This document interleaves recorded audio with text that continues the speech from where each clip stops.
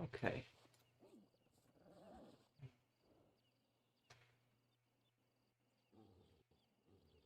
Probably change that to Friday night stream. Wait. Uh, Here we go. Friday night stream. That'll look better for that one. Okay. Hey everyone here.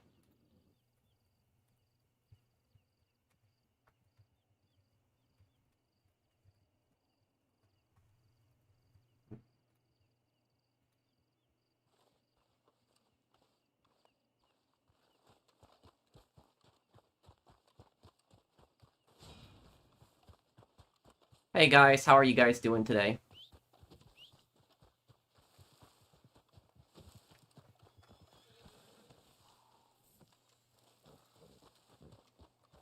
Hope you guys are all having a great Friday. It is the weekend. Thank you, Menace. Yeah, one day probably strike. It's okay, Isaiah.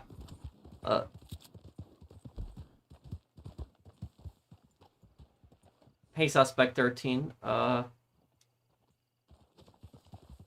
The new cutscenes in Yakuza 0 are terrible. Wait, what's wrong with them? What are your thoughts on Nintendo being able to brick people's Switch 2 over stuff like physical modding and I believe jailbreaking? What do you mean that they can disable their consoles? Is that what you mean?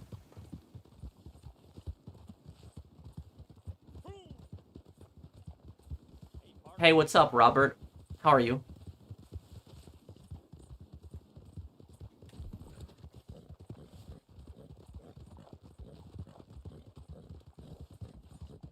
Hey, GB. Don't be a vitamin. I remember that too, yeah. Oh, man. It is my birthday in 4 minutes. So I'm visiting family in New York, so I'm in the East Coast, so Eastern time. So technically, my birthday is in 4 minutes. Happy early, Pro. You're the GOAT. If you don't know already, GOAT stands for greatest of all time. Thank you, Sean. Thank you, Zach. Big money. Thank you, guys. We'll also do a birthday stream later today on Saturday. We'll do something. I just don't know what game I'm going to play. I'll figure something out. We'll figure out something to play.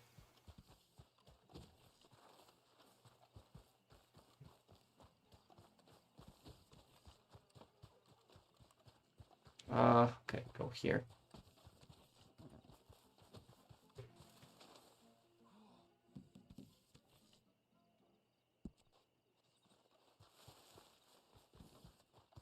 The Ostrupen in the first mission of Road to Hill 30 are troops from the Eastern Front sent over to the Western Front. Oh, okay, Gunner.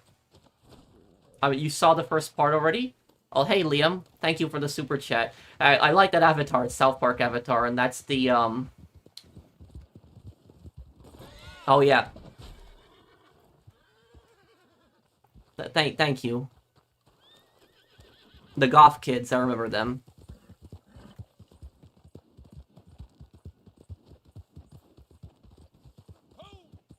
You know, the thing about the Goth kids I'll say about them is that they were such interesting characters that they should have a South Park spin-off just following those characters.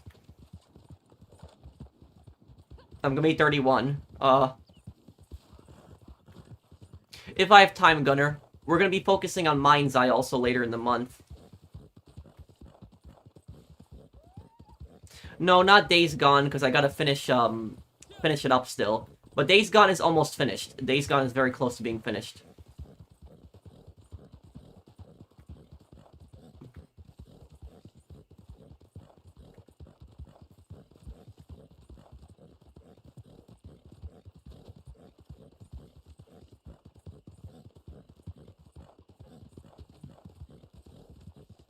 Wait, what, Mista?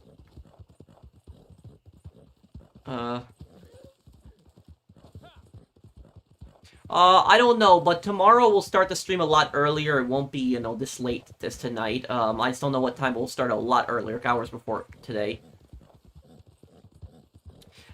The thing about There's co-op for Hitman 3. Wait, what? What I will say, I'm gonna give Mind's Eye a try. I am. And I know some people have been saying the game's gonna suck, but I want to play the game for myself and see what it's like. Before, like, you know, before that.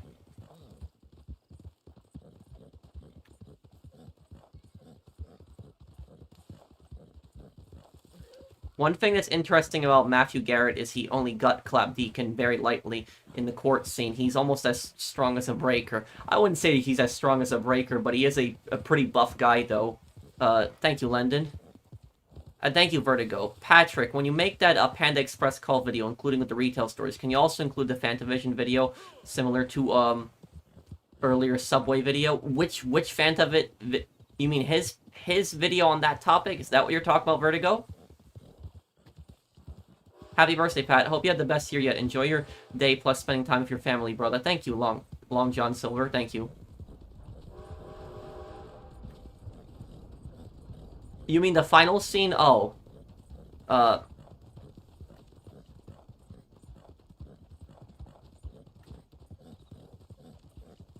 really graduated pre-elementary, middle school, high school, and I'll be done with a year of college before GTA 6. Chilling or sad? Always happy birthday to the GOAT. Thank you, Blinded Eagle. Thanks, dude.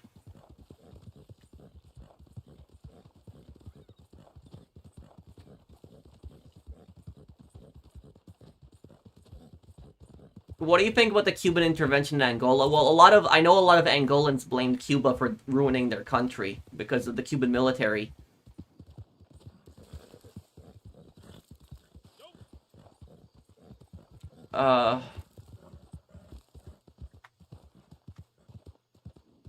But yeah, here's the thing.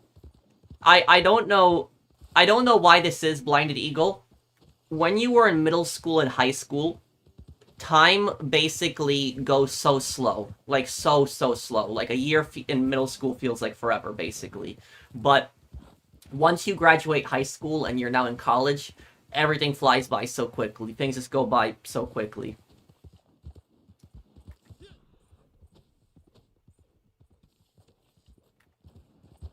Hello from Australia. Hello, Alex. How are you?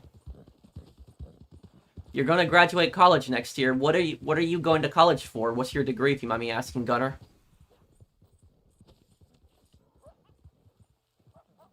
Oh, I think I found her already. Yep.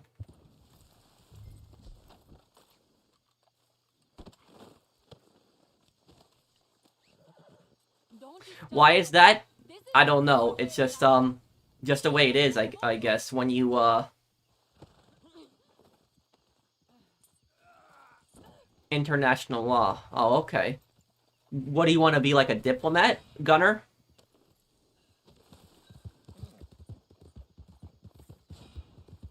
Yeah, possibly, London.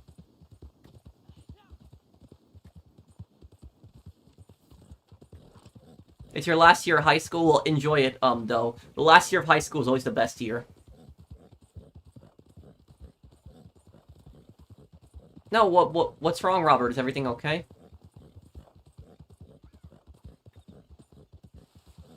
A longshoreman dock not place for incompetent workers? Wait, what are you talking about, Suppressor? Thank you for the super chat. What made you start YouTube? It was just over time, just making videos, and eventually took off, and I got better at it, and Pat speaks the truth regarding time. Thank you, GB. Some years of high school I hated, others I liked. 9th grade I liked, 10th grade was kind of okay, 11th grade I hated, but 12th grade I liked. Tomorrow's your birthday? Oh, it's my birthday right now at midnight. My birthday it's already 3 minutes of my birthday. I am 31 years old now. Was the Reacher the most annoying infected you talked about last stream? It's kind of in a way, but personally speaking, I wouldn't say the Reacher is the most annoying infected. I would say the most annoying infected is probably the runners, the infected wolves, because they run 60 miles per hour and just keep knocking you off your bike. So I would say they're probably the most annoying ones. The breaker and yeah, the breaker, you could just keep headshotting them with the 50 BMG. Oh, hey Zombie Spiral. Yo Pro, how you been? Do you think there is any hope for a Manhunt 3? And if the GTA 4 remake is really happening, do you think it's going to turn out like San Andreas remake? Thank you, Zombie Spiral. Thank you. $100 donation. Thank you. Largest donation today. Thank you, Zombie Spiral. I appreciate it. Everyone give a special shout out there to Zombie Spiral. Thank you, Zombie Spiral. Thank you, dude. I really appreciate it. Thank you, man. But let me answer your questions. Do I think there's any hope for Manhunt 3? No. The reason I'm gonna answer your questions one by one. But about Manhunt 3, I don't think Manhunt 3 will ever come out, ever. I don't think it's ever gonna happen. The reason for that is because Manhunt 2 got an A rating, I believe, which is when a game's an A rating, it is not sold on consoles. So it's pretty much only sold on PC. And Manhunt 2 had to be like severely censored. I think Manhunt 2 is probably the one of the most controversial games ever. If there was like a top 10 most controversial, Manhunt 2 would probably be on it. But about it, the reason we won't see Manhunt 3 is actually the same reason that most of you guys have said. So about close to a year and a half ago, when I finished Manhunt 2, so I finished Manhunt 2 a year and a half ago, I made a poll. And in that poll, I asked you guys, my viewers, what do you think is the main reason that Manhunt 3 has not come out yet? And the choices that I made was, it was political correctness was one. The other one was like it's not profitable. The other one is I'm trying to remember what the choice. It was not profitable, not political correctness. Third one was like not fans didn't want it. And out of all, I forget what the fourth choice was. But out of all the choices that I had, the one that people voted for the most, like 70% of the people voted, was political correctness. So like you guys said voted that political correctness was probably the main reason that Manhunt 3 is not going to come out. And I would agree with that too. Because the political correctness has just gotten so out of control. Like, it is so ridiculous. It is that if a game like that was to be made today, people would freak out about it.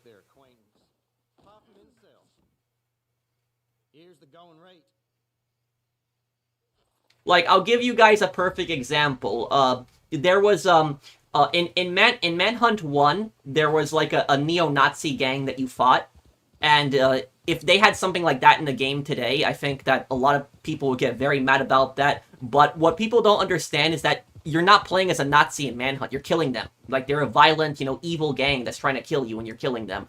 But people would get very upset about that. And then in Manhunt 2, there was a like a neo-Confederate gang. I forget the name of the gang, but they wore like Confederate flags, and they had like KKK hoods. It was like a white supremacist gang. But again, you didn't play as that gang. They were the enemies, and you killed a bunch of them. But having enemies like that in a game, I think that would upset a lot of people today. So it's probably, I would say, the political correctness is a huge part of it. It's also the extreme violence, the violence that Manhunt has. But me personally, the violence doesn't really bother me. Manhunt is supposed to be a game that makes you uncomfortable. It's supposed to be like a kind of like a scary game. And I would consider Manhunt to be a horror game. I would. I know some people might say it's not a horror game, but I would consider Manhunt a horror game personally. Just the theme of it, it's all dark. You don't know where the enemies are. You're hiding from the enemies, running away from them. Even if you're killing them one by one, it kind of is a horror game. But I would say political correctness is probably the main reason. Everybody else has super chatted. I'll answer your super chats in a moment. I'm just finishing up zombies questions here. But yeah, that's probably it. It's probably the political correctness that is probably the main reason that we will not see a Manhunt 3.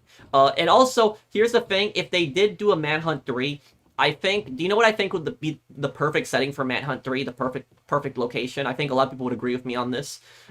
So Manhunt 1 was set in the Rust Belt. It was set in, some people think that it was like Chicago. Other people think that it was like, Pittsburgh, Pennsylvania. Some people think it was Gary, Indiana. But it was like a rundown industrial city, basically, what it was. And a northern rundown industrial city. And then the second game did the South. It was like a parody off of New Orleans. It was like based on New Orleans and Atlanta. So it's like a southern state. But if they do a Manhunt 3, so Manhunt 1 was in the north, Manhunt 2 was in the south, Manhunt 3 should be set in Alaska. And I think that Alaska would be a perfect setting for a Manhunt game. I do really think so. And they could do like some small towns in like the Alaska wilderness, and like something bad happens there, and make it set during the winter. You can't have a game in Alaska unless it's set during the winter. So have it set during the winter. and, you know, be in, like, the woods at night and, like, some small towns. And I can imagine the gangs that they would add in Manhunt 3 if it was in Alaska. Some of the gangs I could picture them adding is they could add maybe, like, a crazy biker gang. Something like that you could probably imagine in Alaska. So, like, a biker gang. They could probably add some crazy survivalist militia. Like, a bunch of, like, guys that, like, you know, survivalists, they stock up on guns and stuff like that. Like, kind of, some kind of, like, militia enemy. They could have that as another faction. Maybe they could also have, like, another faction, maybe, like, a Native American gang of, like, a gang of, like, Inuits, for example. So, like, they could have, like, a bunch of different gangs in there. They could have, like, a biker gang, like, a survivalist gang. Maybe they have, like, a Native American gang, too. So they could have, like, I could see a bunch of different gangs if they did, like, Alaska. And what they could do is they could do it where, the cold, like, the winter, you have to, like, try to survive because it's, like, really cold and, like, get clothing and, you know, add some more features. And maybe there's, like, a mission where there's, like, a blizzard or something like that, and you're trying to, like, avoid the enemies, and you're just killing them one by one through the blizzard, and you use the blizzard to, like, hide from the enemies in the fog. You know, something like that. I think Alaska would be a great setting for a Manhunt game, because when you really think of horror games, you don't typically think of Alaska, but I think that Alaska would be a great setting for a Manhunt game. I do. And let me answer the other part of your question here. Everyone's super chat, I'll answer you in just a moment. I'm just finishing up Zombie super chat here. And if the GTA 4 remake is really happening, do you think it's going to turn out like the San Andreas remake? It's not going to be a remake. It's going to be a port where it'll just be a just basically like the same game from PC ported to console. And I don't think Rockstar is going to allow it to be a glitchy disaster like San Andreas Definitive Edition. I don't think they're going to let that happen again. But I am concerned. There is one thing that I'm really concerned with the GTA 4 port, really concerned. And the thing that I'm really concerned about is I'm really scared they're going to cut multiplayer. I'm really scared about that. Like, really, really scared. Because the GTA 4 is not complete. You can't call it the GTA 4 the complete edition if you don't have multiplayer. And multiplayer is a huge part of the game. So the multiplayer is really fun in GTA 4, and I really, really hope they don't cut it out. If they cut it out, I'm going to be really pissed. And thank you, Sean, for the super chat. Do I think that the PS4 is obsolete since the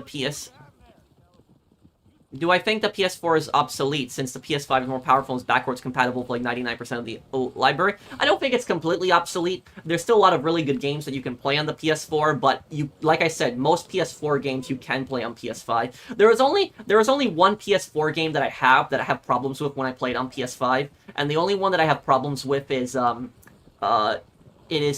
the game called? Sleeping Dogs. Sleeping Dogs has problems. If anybody who plays Sleeping Dogs on PS5, you know what I'm talking about. The Sleeping Dogs has constant crashing issues on PS5. So if you play the PS5 version, there's constant crashing. There's problems with that.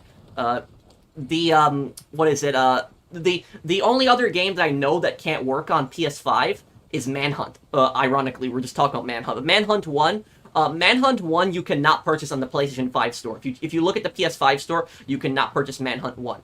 But the thing is, if you already own Manhunt 1 and it's in your library and you install Manhunt 1 on PS5, you are able to start it up, but I think one of the missions is glitched. And I don't think you can, like, pass one of the missions, so it's like one of the missions I think you get stuck on. I remember people were complaining about that like, there's just some backwards compatibility issues with Manhunt. So, Manhunt and Sleeping Dogs are the two games that I know that have problems on the PS5. Thank you, Darren Hall. Who's worse, Ashley the Lost and Damned or Maria GTA? Oh, that one's easy. Ashley. Ashley ultimately led to the death of Johnny. You know, Ashley was just constantly causing problems. She caused way more problems than Maria did. Maria caused a lot of problems, but Ashley was the worst. Patrick, I haven't updated on that streamer. He's gone. Wait, who were you? Are you talking about the greedy streamer? Who are you talking about? QC? Let me see here. In Vietnam, we had to take a national graduation test after our finals in high school. It was pretty stressful for me, but I made it through. It didn't manage to break me, though. Oh, okay. Well, that's good that you passed it. I would say that Matthew Garrett is the strength of a breaker, since if you're in a QTE with the breaker, Deacon still has time to get out of their grip. Maybe.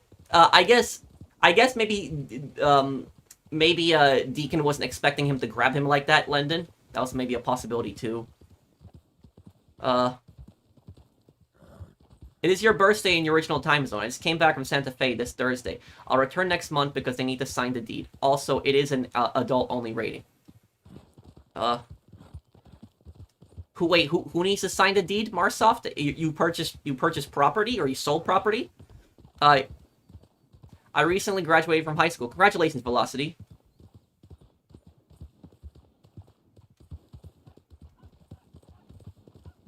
Penguin Zero doesn't guarantee he'll read super chats. Well, I know the YouTuber that you're talking about. That's the guy with the long hair, right? But about him, thank you, Dead Sea Pirate, for the super chat.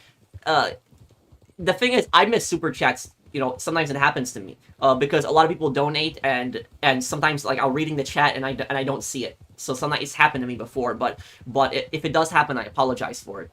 But I don't do that on purpose. But a YouTuber, I don't know if he really said that, but if a YouTuber, you know, says something like that they can't, you know, guarantee they're gonna read super, it's not necessarily a nice thing to say. They shouldn't say something like that. They should say instead that if I miss your super chat, I apologize. That's what it should be more. Not saying, you know, I can't guarantee I'll read the super chat.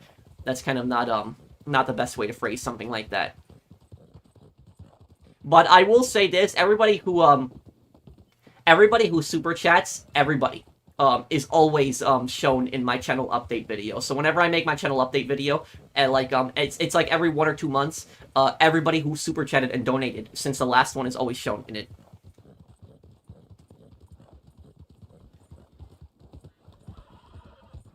Jonathan Ferguson, the keeper of firearms and artillery of the Royal Armories Museum, is working a firearm analysis of Days Gone. It's gonna drop on Saturday next week. Isn't that the British guy who he does like so many of these videos like reacting to all these different guns in games? Isn't that him?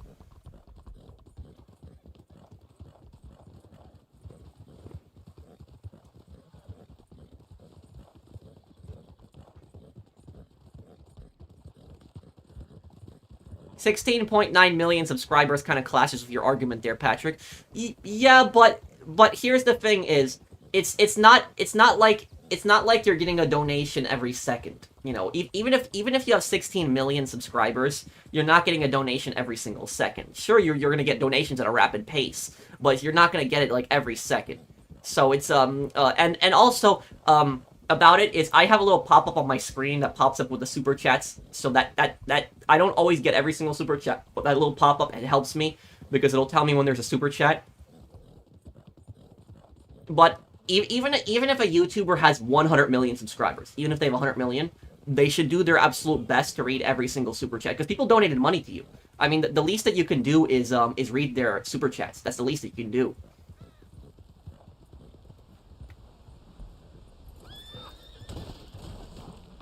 Okay. But I don't know if he said that or not. I haven't really ever heard anything bad about him personally. But that's just let's go here. John Ferguson is one of my relatives. What, the British guy who reviews the guns?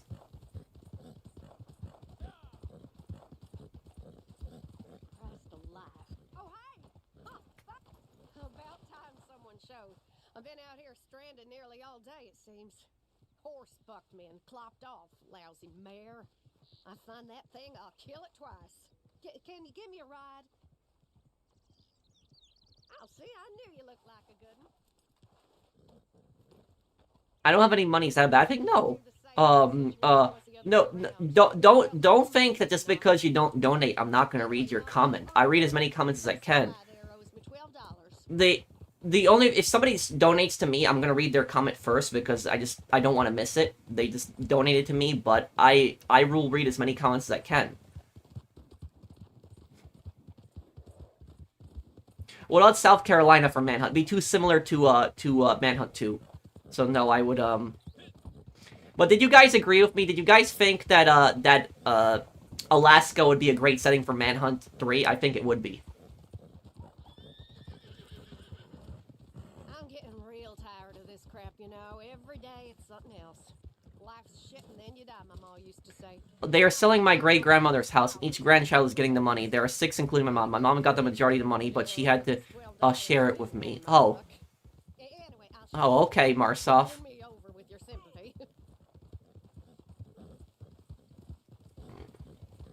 Well, thank you for the super chat. I hope everything is well with you, and I hope everything is okay.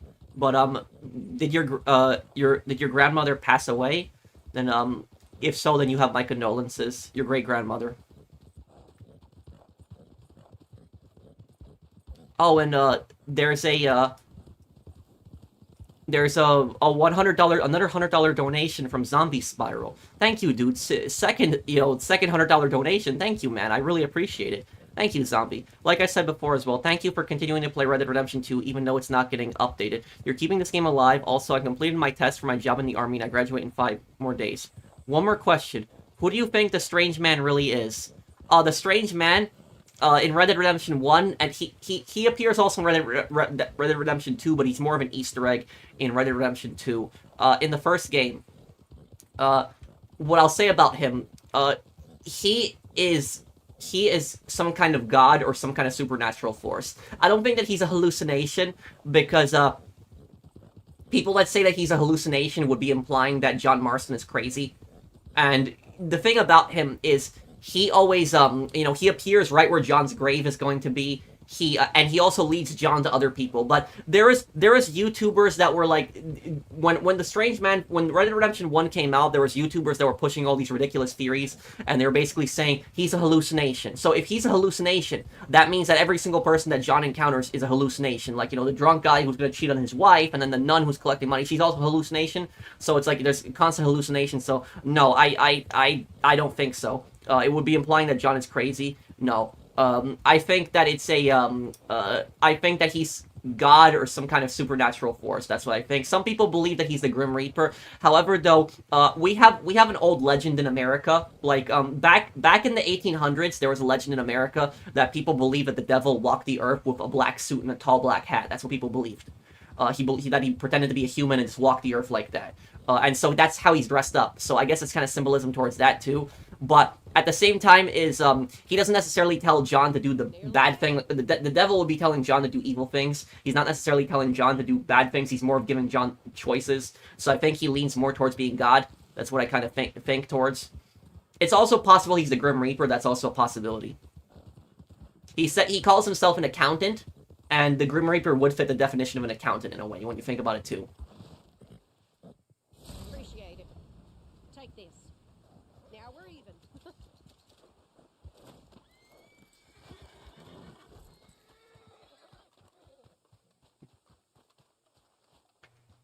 I've been playing GTA 5 for a while now, but I can't find a good solo money method to stick with. Any recommendations? Well, I have an entire money guides playlist. You could check that one out, Lewis. Just look up my money guides playlist on my channel. It will probably help you out. But for solo money guide, buy supplies for your acid lab. Have acid lab upgraded, because you can sell acid lab always with one vehicle.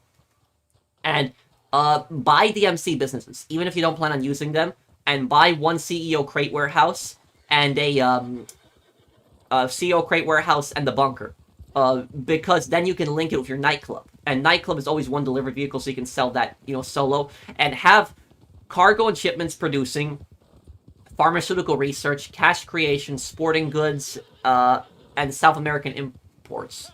Have those 5 things producing, and those are the best ones to produce. And then, like, after like 24 real hours, most of it should be full, and you can sell it for like over $1 million, and you never have to put money into that business. So it's basically free money that you can just constantly sell and keep taking advantage of. But that's what I'll say about it. That one. And you do acid lab. And as for the bunker, you buy supplies once, because one batch of full supplies will always be one delivery vehicle, and you can sell that for a profit still.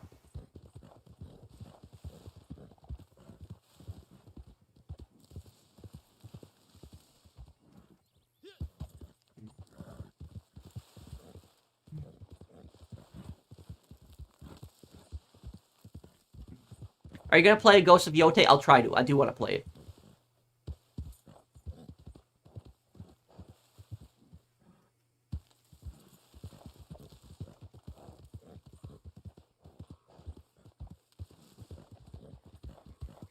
Yeah, that is true, Gunner. The Strange Man was probably in Blackwater during the robbery or Red Dead Redemption 2, and the people probably definitely see them, although he's just a simple suit. Well, he's more than that, though, Lendon. He's some kind of supernatural force. Oh, I gotta feed my horse, right. Makarov is gonna die next year? Possibly. Speaking of which, who is making the Call of Duty game this year? Like, the Call of Duty game that's coming out this October, November? Who's making it? Does anybody know in the comments? Who's making it? The new one that's coming out this year.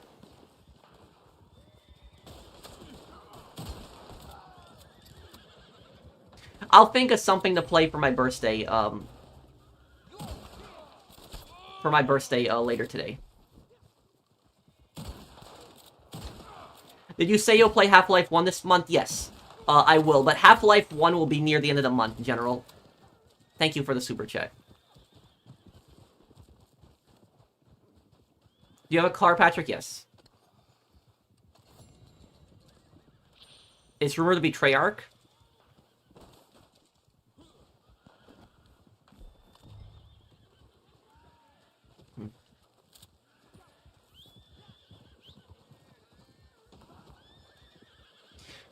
Please, just no more Call of Duty Vanguard, please. And here's the thing, if they decide to do a World War II game, I don't have a problem with that. If Call of Duty wants to go back to World War II this year, I don't have an issue with that. I'll be fine with that. Just please, no Vanguard, please, no more again. Oh, okay, I can look at it later, Robert.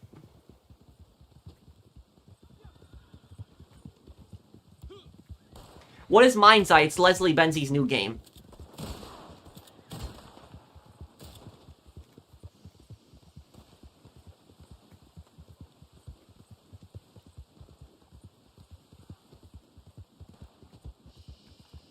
Do you think the Second American Revolution and freedom fighters succeeds? Will it embolden other countries to rise up against the Soviets because of domino theory? Yes. But I could imagine the Soviets nuking America in response to that, in freedom fighters, yeah. Pro, why are protection rackets so hard to get rid of even today? Protection rackets, here's the thing about protection rackets. Protection rackets never happen to large companies because it's too hard to control them. They tend to happen to much smaller people, much smaller businesses. But about protection rackets, the reason a protection racket is so difficult to deal with is because if somebody extorts you and you call the police are going to arrest those people. But the thing about this is that those people were part of a larger organization, and they're being sent there by their boss to extort you. And so they'll get arrested, but the boss is going to know that you basically had them arrested, and now the boss knows that you basically called the police and his guys, and then the boss is going to send over other people to your store, and their guys are going to beat the crap out of you or kill you or burn down your store. So that's why they're so difficult to get rid of, because it's a large organization that's oftentimes doing it. You did good with this. Tumbleweed thanks you. I believe you'll find that figure to your liking. No, you're not, Robert. It's fine.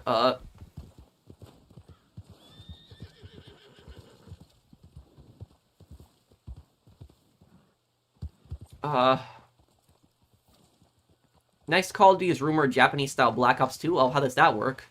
Japanese Black Ops 2? Happy birthday, Pro. Loving the playthroughs. Be careful not to be swamped with so many this month. Thank you, Bunny. Yeah.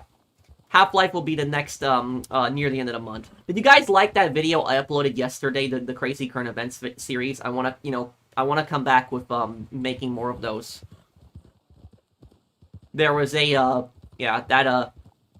want to make more of those Crazy Current Event videos. The one on the subway video I made the other day. What is Mind's Eye about? Mind's Eye is about, it's based in Las Vegas, so the city isn't called Las Vegas, but it's based on Las Vegas, like, it looks just like Las Vegas, but it is based on a city in the desert that's heavily inspired by Las Vegas, and it takes place in the future. I don't know what year, this takes place a few decades in the future, and the main character that you're playing as is some kind of future soldier, and he has, like, some kind of chip in his brain, and this gives him some kind of special, electronic abilities. And there's, like, these evil companies that are, like, trying to, like, control the government. It's something like that. I don't know the full story, but that's at least what I've read into it.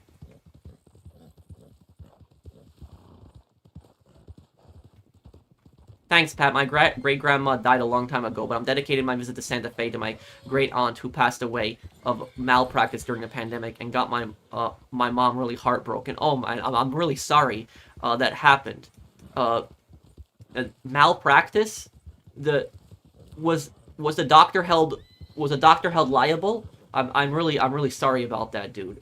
I'm sorry. You have my condolences for that too. Me, more cowboy than you. Oh, thank you. Let's go fishing. Thank you for the super chat. There really aren't that many westerns I've actually watched. My game audio is low. Let me increase it a little bit here.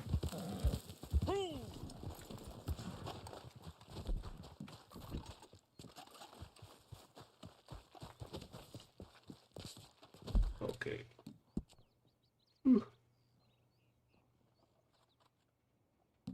The target is a character from James Bond, huh? Somebody said that Hitman 3 is gonna have a co-op mode. What's that about?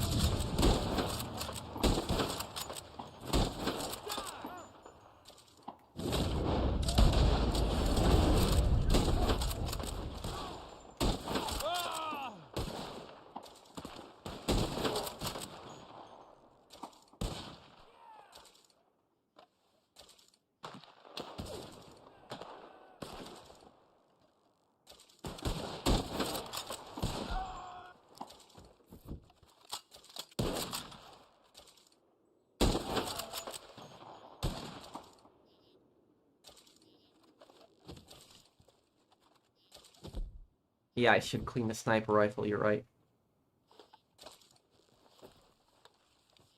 Have I ever heard of, Undertale? No, I haven't. Red Rock is the name of the city, huh?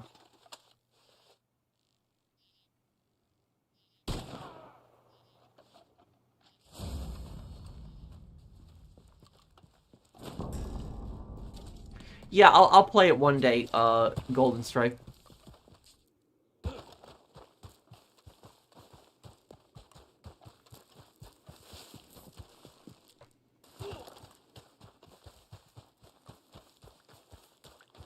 No, I didn't know that, Gunner. I haven't played Homefront: The Revolution. I've played the first Homefront game.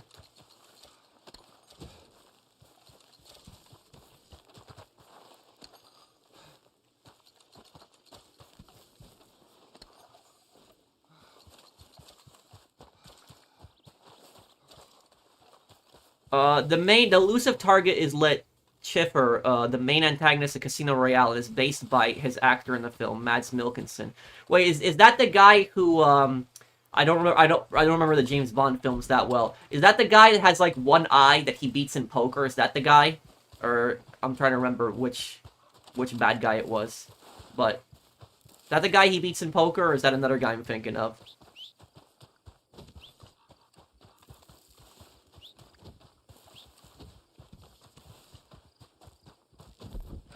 What map is this elusive target on? What's the map that he's on?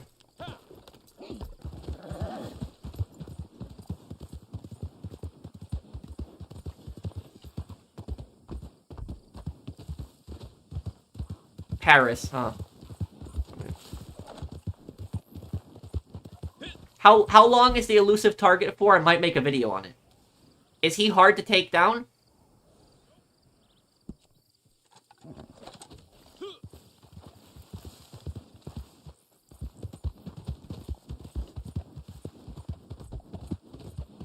Since you terrorize the Bureau of Internal Revenue so much, they will barely try to stop you in Moonshine cell missions, huh? You have until July 6th. Okay, I got a month then. Cool.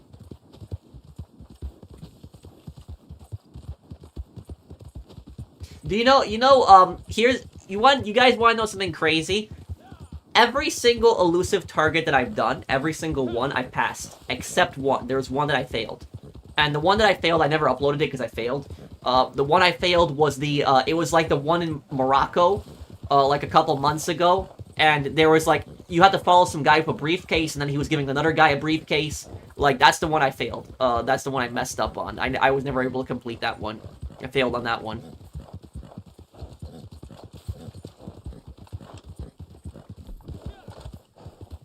Apparently they already hacked the Switch too. What? Thank you, General's Alert for the super chat.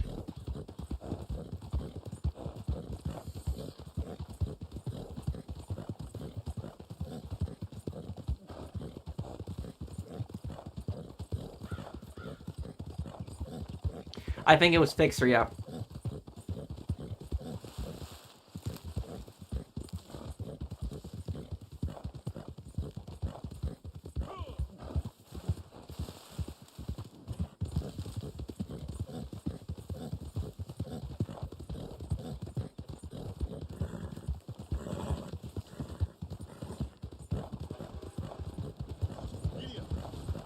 Does Rockstar ever pay you? No. I have never gotten $1 ever from Rockstar. I think I'll get a job soon, so. Oh, well, congratulations, Robert. I hope it works out for you. I hope you get that job. And I hope they're good to you in your job. I hope they're not rude to you.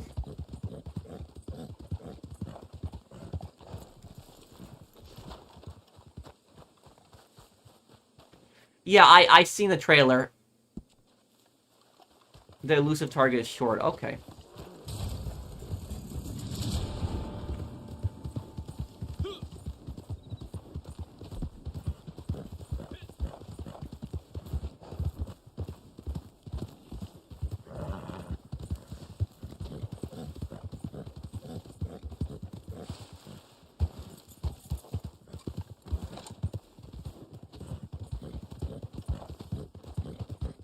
Hey, Pro, do you know who Asmongold is? If yes, what's your opinion on him? I'm pretty sure I know who you're talking about. Doesn't he have long hair? He has long hair, right? I think I've gotten a few videos recommended to me from him, but I think he was the guy who... I'm trying to remember. I think he was the guy who did a video on the cocaine in the White House. I remember I got a video recommended to me like more than a year ago. Like this guy in long hair, and he was talking about like cocaine in the White House. I think that might have been him.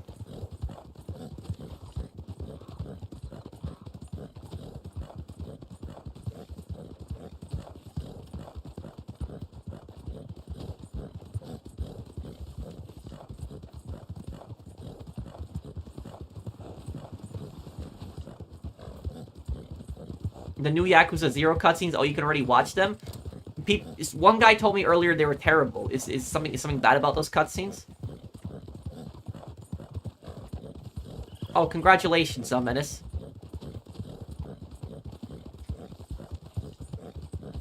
Is 2 to 3 days a week good? What, you mean for a job? It's not, for your first job, it's not bad to be working 2 to 3 days a week. What's your pay at that job, if you mind me asking? Will I be doing Oblivion Remastered in the future? Yeah. The thing is, though, is here's the thing about Oblivion. I planned on playing Oblivion on the channel. I did. But the thing about Oblivion is Oblivion Remastered completely threw off my schedule. Like, everything was just completely thrown off by it. Because I didn't expect Oblivion Remastered to just come out of nowhere. Like, it just dropped out of nowhere like that. Like I thought it was going to come out near the end of the year or something like that, and I would have played it. $14.50. Oh, for your first job, getting $14.50, that's pretty good for your first job. My first job, they paid me, what, $8.62, $8.65 an hour. That's how much I got on my first job. So it was, yeah, that's pretty good, then. What country is the most powerful criminal organization and why? Mexico, Mexican cartel. Because literally, the cartel control parts of Mexico. Like, they literally have an army. And they have, like, APCs, and they have, like, hundreds of soldiers. They control politicians in Mexico. There's police chiefs that are in their pocket. The Mexican cartel. Mexican cartel, definitely in the West, is the strongest, like, Western, gang.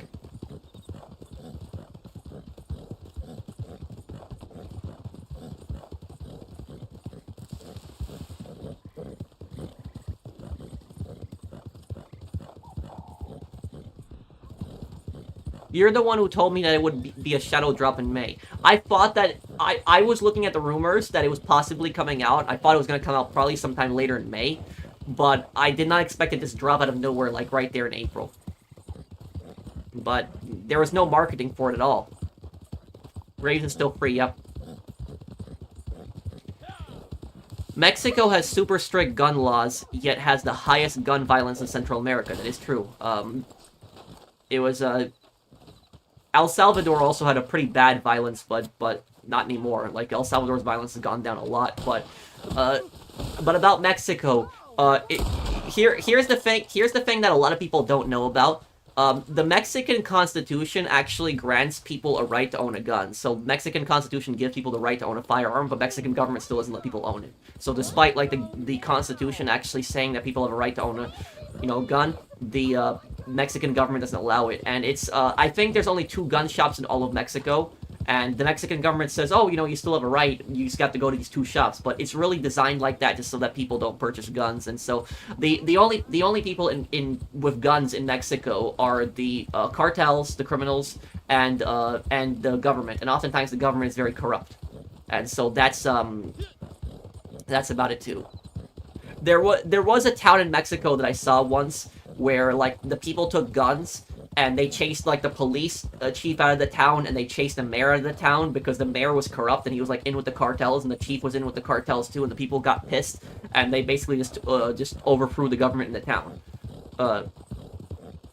But yeah, I think that people in Mexico should be able to own guns to protect themselves, because that's the amount of this cartel violence it's really horrible. It's evil. It's disgusting.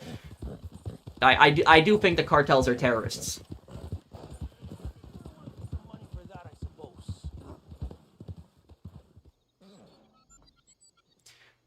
This is going to be a long ride. Sure. Can you comment on it with here, Phoenix? My friend's sister and husband worked there. Witnessed hellish cartel violence. Those 2 gun shops in Mexico are military armories. Typically, they only allow revolvers, hinge action shotguns. Yeah, it's horrible.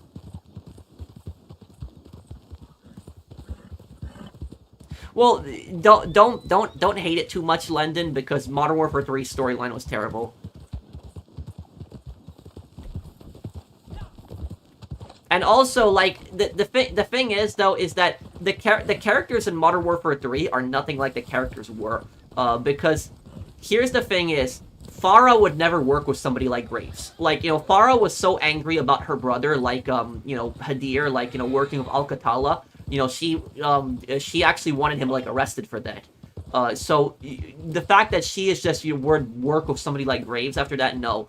And do you know what character also makes no sense? What character makes no sense is Captain Price. Captain Price in the new Modern Warfare game makes no sense. I actually liked Captain Price in Modern Warfare 1 and 2. Like, the new Modern Warfare games, I actually liked his design in the new ones, like his character, his personality. But then in Modern Warfare 3, his personality makes no sense. Here's the thing is, the Captain Price that you saw in, like, Modern Warfare 1 and 2, if he found out that, like, what Graves did, Captain Price would chase Graves to the end of the world to kill him, basically. He would never in his life ever work with him again. And then in Modern Warfare 3, it's out of nowhere, like, they just all start working together after that whole betrayal. Like, it was such a poorly written scene, it was so stupid.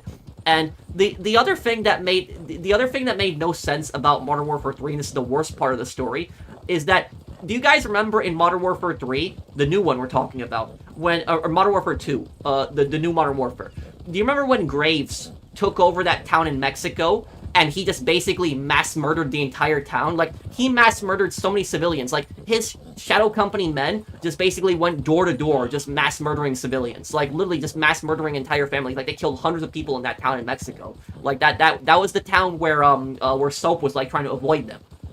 So, like, Soap was, like, wounded, and then Graves, like, just went and massacred an entire town of civilians. Something like that would have caused an international, incident. Like, American mercenaries going into Mexico and just massacring a town. That would have been a very bad international incident. That would have been everywhere in the news, something like that. And then when they did, like, that hearing of, like, Graves and stuff like that, they did not even mention that at all, like, during the hearing. Instead, it was all about the missiles that General Shepard brought into, like, into Urzikstan. They never even mentioned the entire massacre that he did in Mexico. And then so like literally Soap and Ghost like witnessed Graves just mass murder so many people in Mexico. And then in Modern Warfare 3 they're like, okay, let's work together again. You're literally working together with a guy who just mass murdered a bunch of civilians. Yeah, it's like, okay, yeah, let's work together again. It made no sense. It was so poorly written. That was such a terrible story. That entire, I don't know what the developers were smoking when they made that story. It was such bad writing in that game. And Makarov was such a dumb character in the reboot. Like he was just so poorly written. That's why Makarov was just terrible too. It was whole storyline. And then it was and then I remember the really dumb thing about Makarov was just stupid too. And I'm talking about the new Modern Warfare story. But here's the other thing that makes no sense to me. The Makarov's group is the Russian Ultra-Nationalist Party. That is the name of it, the Ultra-Nationalist Party. And yet Makarov's second in command is an Australian guy. Like he is Australian. Makarov's second in command, Nolan. And Nolan is not a Russian name. I was a bit confused by that. Like, that the guy, his second in command is Australian. It makes no sense why an Australian will be his second in command in an ultra-nationalist group. Ultra-nationalists are extreme racists. They hate anybody that's not from their country. So, like, it's like, it is like, ultra-nationalists think that anybody that's not from their country is inferior to them. So, and nationalists and ultra-nationalists are different, where a nationalist is just somebody that might love their country, want to do what's best for their country, but an ultra-nationalist, on the other hand, is an extremist. It is somebody who basically thinks that their country is better than everyone. They think that other countries are inferior to them. They think that their country should control other countries. You know, something like the Nazis. That's what an ultra-nationalist is. And so, like, and the second in command of the Russian ultra-nationalist party is an Australian guy. That makes no sense. None whatsoever in Modern Warfare 3 storyline. And the thing is, I thought that he didn't sound Russian, but then when you read his description, it says that he's from Australia, when you read his description. So I don't know what they were thinking with Modern Warfare 3 storyline. That whole thing was just weird, it was just poorly written, it was terrible. And then they also had that Russian, like, oligarch banking woman. Do you guys remember the banker woman? Like, the woman who, like, funded Makarov's, like, terrorist group? They had her, like, as a new character, and she was such a forgetful character. You didn't even remember what her name was. Like, it was, like, she was such a joke of a character.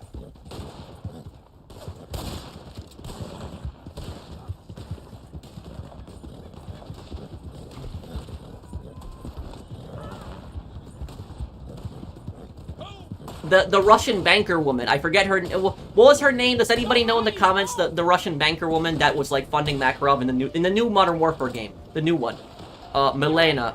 That was her. Yes. So, and do you know what made no sense to me? Also, like, there is so many plot holes in that game. I can even just keep talking about all the plot holes. Remember that part when, like, Soap and, like, what was it? Soap and Ghost basically said, oh, all your money is gonna be frozen. Like, you will never be able to touch your money again. Like, they open up that laptop for her, and they show her, like, oh, we're gonna take all of your money and stuff like that. That makes no sense. None.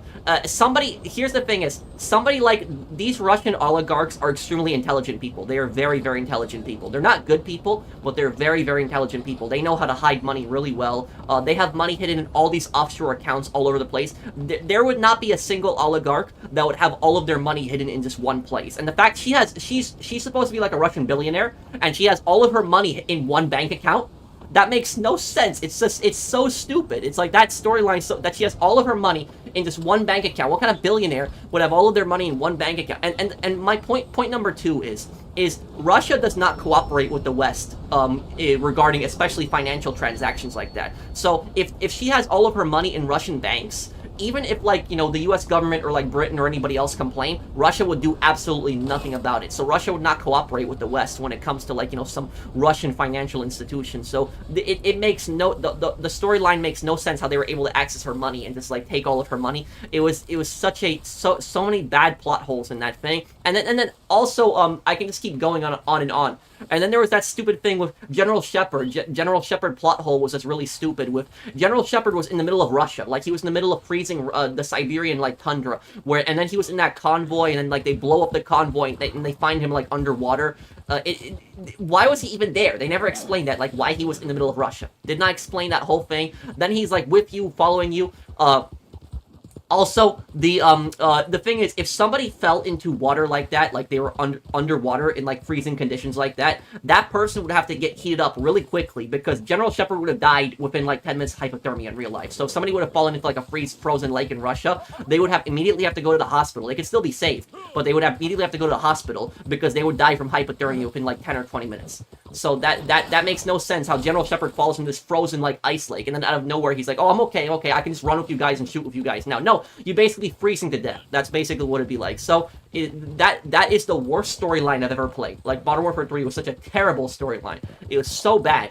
And I personally think that Modern Warfare 3 was such a bad storyline that it was even worse than Call of Duty Vanguard. As bad as Call of Duty Vanguard was, at least Call of Duty Vanguard was only one game. That was it. Where Modern Warfare 3 was a series. Because Modern Warfare 3, by being such a bad storyline, ruined the storyline in Modern Warfare 1 and 2. So it had a chain reaction where I just don't get it because the thing is, though, is Modern Warfare 2019, the 2019 game, is one of the best Call of Duty games ever. I think most of us can agree with that. The 2019 Modern Warfare was one of the best Call of Duty games. Like, that was such an amazing Call of Duty 2019 Modern Warfare. It was a great one. It was absolutely amazing. I had no problems with the first, Modern Warfare, the new one.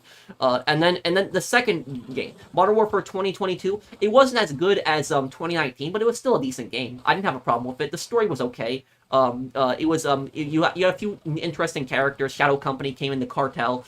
It was still a decent storyline. But then Modern Warfare 3 came. Modern Warfare 3 ruined everything. And then you remember that scene in Modern Warfare 2 where like Hassan is gonna kill like Soap, and then Ghost just snipes Hassan and like saves Ghost at the end of the game. Like that scene was ruined now because of Ghost's stupid death in Modern Warfare 3. So that entire scene was ruined because Soap's dumb death in Modern Warfare 3. It was terrible. Yeah, and what the hell even happened to Alejandro? Where the hell was Alejandro even? Like Alejandro was one of the most popular characters. Alejandro is probably the most popular character in Modern Warfare 2. Like people really liked him as a character, and then he just disappears. No more Alejandro in Modern Warfare 3. Like that was just such a terrible storyline. It was I don't know what the developers were thinking. Yeah, I know, but it did turn into a bit of a Modern Warfare 3 rant, but I hated the Modern Warfare 3 storyline so much. I even did like an hour-long video just ranting about the storyline because of how much I hated it. And then don't even get me started on those open combat missions. Ugh, the open combat missions, disgusting. Just disgusting.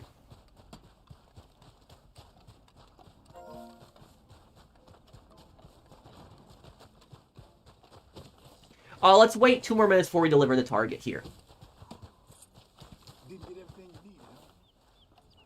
Makarov's Kony has Irish, Somali, South Korean, Greek, and Armenian members. Well, the thing is, for Kony to have different nationalities, it kind of makes more sense because they are a Russian mercenary group, so they're gonna be recruiting like mercenaries from different countries, so that kind of makes sense. But the Russian ultra nationalists having an Australian be second in command of the Russian ultra nationalist party makes no sense. That is it makes no sense on that. Wait, what do you mean, Mister? Don't forget, Pat, 4 hours. 4 hours, yeah. 4 hours, 4 hours long storyline. It was terrible. In a way, Gunner,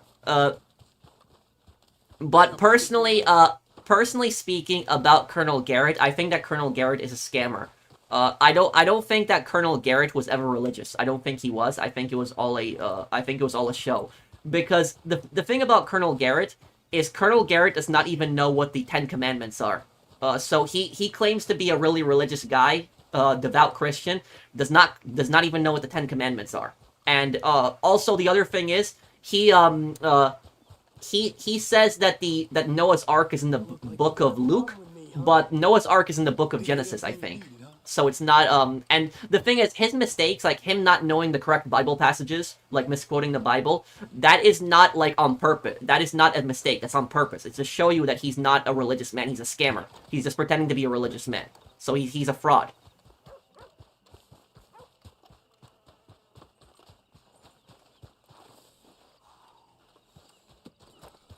You change your mind? He ran out the back door, yeah. People made memes out of that, about that when I was raging about Makarov killing Soap. I was like, where the hell did Makarov go? Did he run out the back door? And people kept, like, making memes out of that. Makarov ran out the back door. Yeah.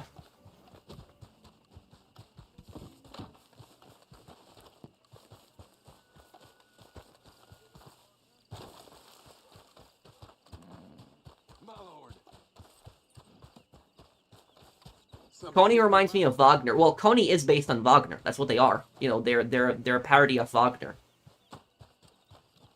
Didn't get everything you needed, huh? The thing about Coney, Coney are not did not come up in Modern Warfare 3. Coney are actually in the first Modern Warfare 2019 game. So remember the mercenaries that are protecting Barkov's house? Those are Coney.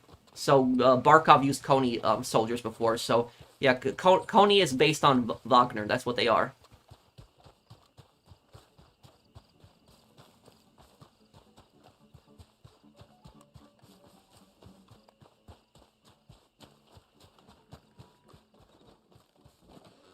Well, I guess that draws a line under that one. Here's what we're paying for corpses.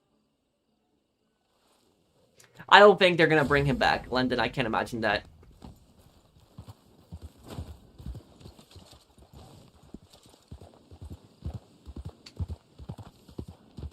Pat, my advice to you when you play GTA 6, just turn off the comments entirely until you finish the game to avoid spoilers for yourself, even though they're 100% going to show spoilers on YouTube. Because, here's the thing is, Blinded Eagle, there's no point in me turning off comments.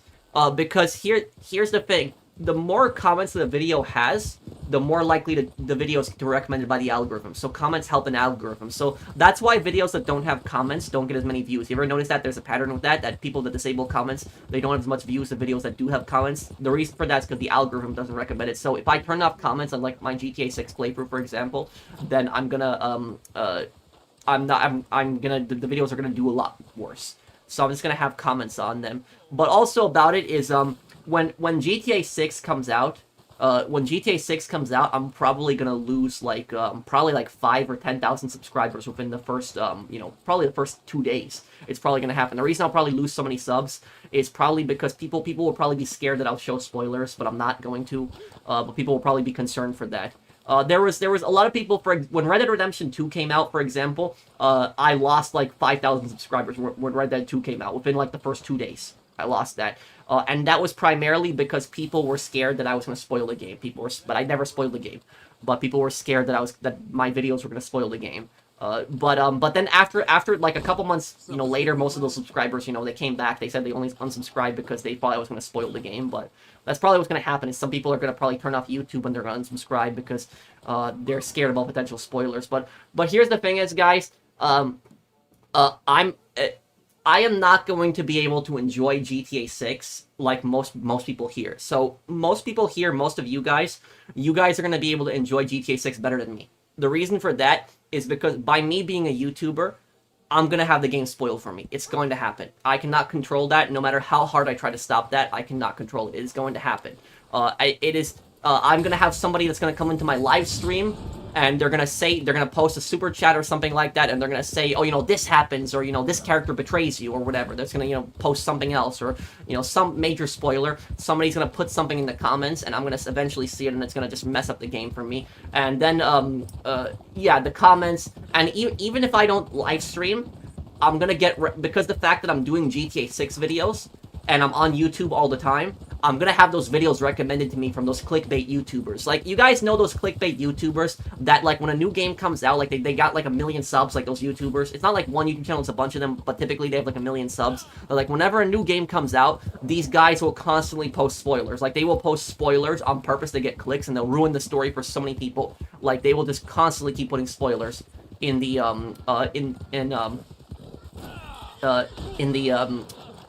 in titles, and not necessarily like Mr. Boss. It's there are other channels out there, like the channels that upload like the full game videos, like those channels that like upload the whole game in like one video, and then they upload like smaller clips, also like scenes. Yeah, like Shirako, like that. I would say that too. It was yeah, there are people out there like that like they know what they're doing, and I would say that they're posting spoilers too when they do stuff like that. But yeah, I'm gonna get spoiled GTA 6, guys. So I'm not gonna. So if you're not a YouTuber, you're gonna be able to enjoy GTA 6 better than me. But if you're a YouTuber, especially a YouTuber that does like GTA videos, you will not be able to enjoy it. And it's not the same thing for me. It is also the same thing. Dark Viper AU, Gilly Master, TGG, all of us all of us are gonna get the story spoiled, so we will not be able to enjoy it. So I know Dark Viper AU, he's like really excited for GTA 6, but he's one of my good friends and I really like him. But it's only a matter of time until somebody spoils the game for him. So somebody is going to spoil the game for him too, and the same thing for TGG and the same thing for Gillies. Somebody's gonna do it. Somebody's gonna spoil the game for all of us and ruin it. It's gonna happen. It's you should have seen when I played Red Dead Redemption 2. When I played Red Dead Redemption 2, I've seen so many people that were spoiling it, and there was people that came into my live streams and they gave me like a $2 donation, and the reason it was $2 is because when it's a $1 donation you can't type a message, but if it's a $2 donation they can type up a comment, and so people would post like $2 donations, and they would basically write Micah kills Arthur, the end. So, like, people did that to me. Like, they gave me, like, a $2 donation, and then they would write, like, Micah kills Arthur, the end. And this was, like, right when Red Dead Redemption 2 came out. Like, people would donate that to me and just say that to me. So, like, and the thing is, I didn't know whether that was true or not, but judging by a bunch of people were posting it, and then eventually, I saw it happen, and it was, like, that they ruined it for me. So that was it. And I gotta say, excuse my language, but, whoever does something like that is an effing asshole. Like, somebody that does something like that, it's like, why would you do something like that? Like, just donate money to somebody and then try to ruin the game for a YouTuber. Like, a game that a YouTuber has been looking forward to for years. Like, Red Dead Redemption 2 is a game I was looking forward to years. And for somebody just to do something like that, that's just complete asshole. Somebody that does something like that.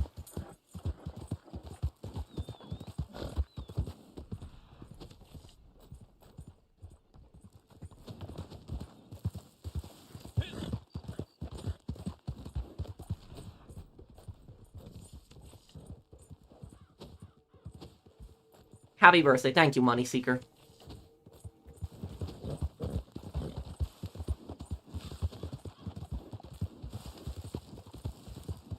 Okay, Phoenix. What about posting a super chat with a good game tip? That's not a spoiler. That's just, giving people advice. Oh, I'm gonna play GTA 6 story. That's the first thing I'm gonna do. Before I even touch the multiplayer, I'm going to finish the storyline.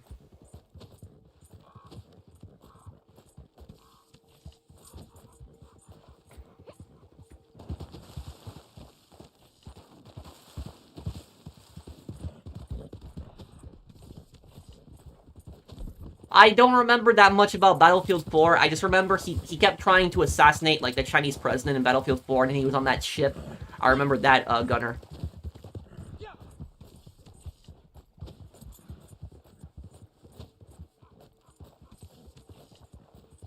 Metal Gear Solid 2 later next month.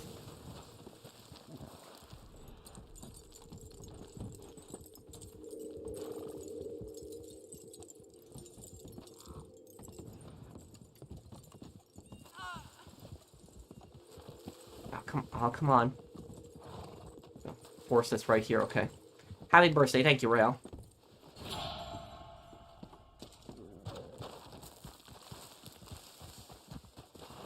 I respect your mom since I think she's the type of person who needs the job to make herself physical and mental. You said that she is not retiring. Yeah, my mom could have retired like 2 or 3 years ago, but she just wants to keep working. She says it's going to be a bigger retirement for her. But that's the type of person my mom is. My mom doesn't want to stop. She wants to keep working. And I've told her several times that, retire, I can take care of you. You don't have to work anymore. But she wants to, keep working. So there's nothing I can really do about that. So that's her choice. That's, no, Robert, what is that?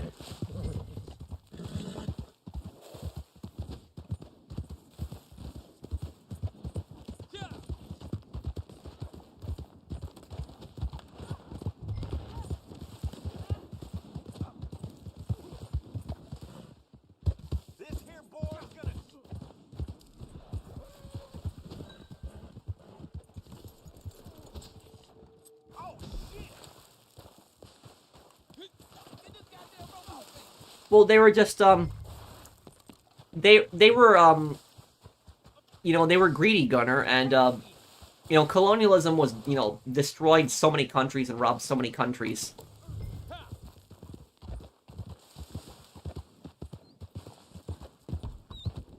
I'm interested in playing the 007 game, yeah.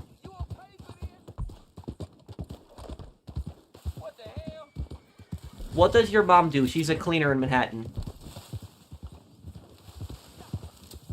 I'll probably play the original Half-Life. Happy birthday. Thank you, Deso. Thank you, dude. Thank you, Deso. Thank you for the super chat.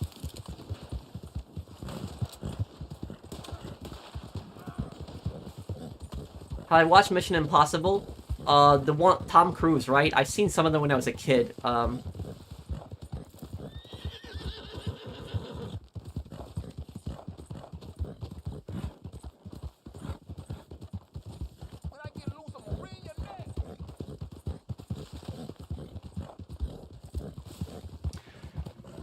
Without getting political, what are your thoughts on Hassan Piker? I think he's a scumbag. That's what I think he is. I think that he's a, you know, the thing I'll say about Hassan Piker is, do you know what Hassan basically is like? Hassan is like the left-wing version of Andrew Tate. That is pretty much what he is. Where, you know, Andrew Tate's like the big scummy guy on the right, Hassan's like the big scummy guy on the left.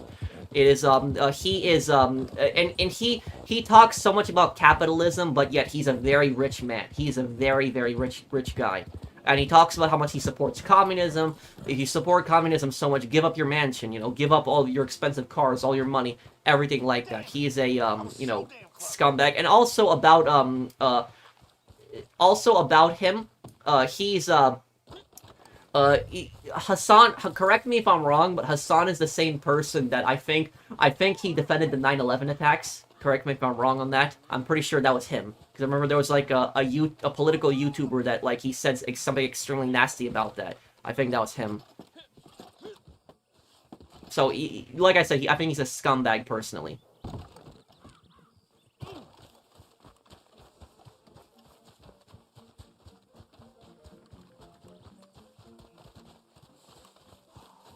Happy birthday. I hope it's been a great one. Thank you, Crest. Thank you for the super chat. Something slip your mind? Hey, don't be starting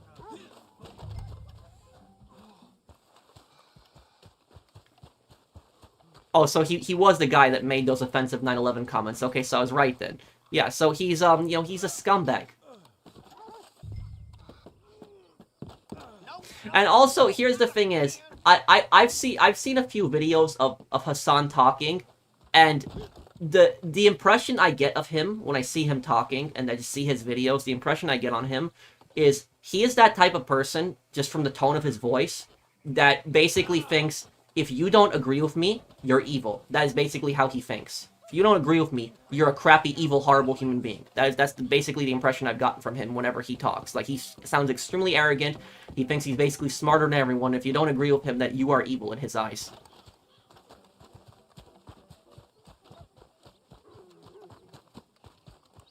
Didn't get everything you needed, huh?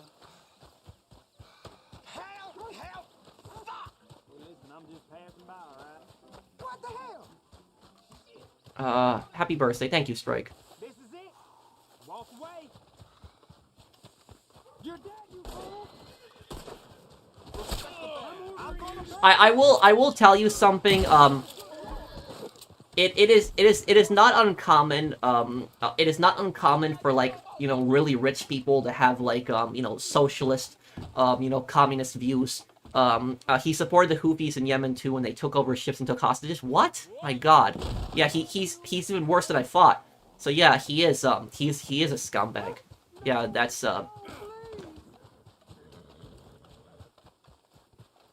But what I was saying, I'll tell you guys a story. I'll tell you guys a story. There was this guy that my dad grew up in the same town with this one guy, right? And I wouldn't really say they were friends. More of like acquaintances, or more of like kind of maybe like school buddies at time, but not really necessarily friends. But anyways, about this guy that my dad grew up in this town with. So, you know, my dad grew up in the Iron Curtain. You know, he grew up under a communist system. And what happened is, this guy that my dad grew up with, he actually lives, like, you know, 45 minutes from us in New York. And my dad found him on Facebook. And this happened, like, 5 years ago. So, like, 5 years ago this happened. It was, like, summer of 2020. It was, like, August of 2020 when this happened. So my dad finds this guy that he went to, went to school with in the same town. that they grew up together in Poland, and he finds him on Facebook, and then he reaches out to him. He's like, "Oh yeah, I remember you," and then the guy says, "Why don't you come to my house? You and your wife and your son, you guys can come to my house. You guys can have dinner." It started off friendly, and so we go to his house. The guy that my dad grew up with, this guy's rich.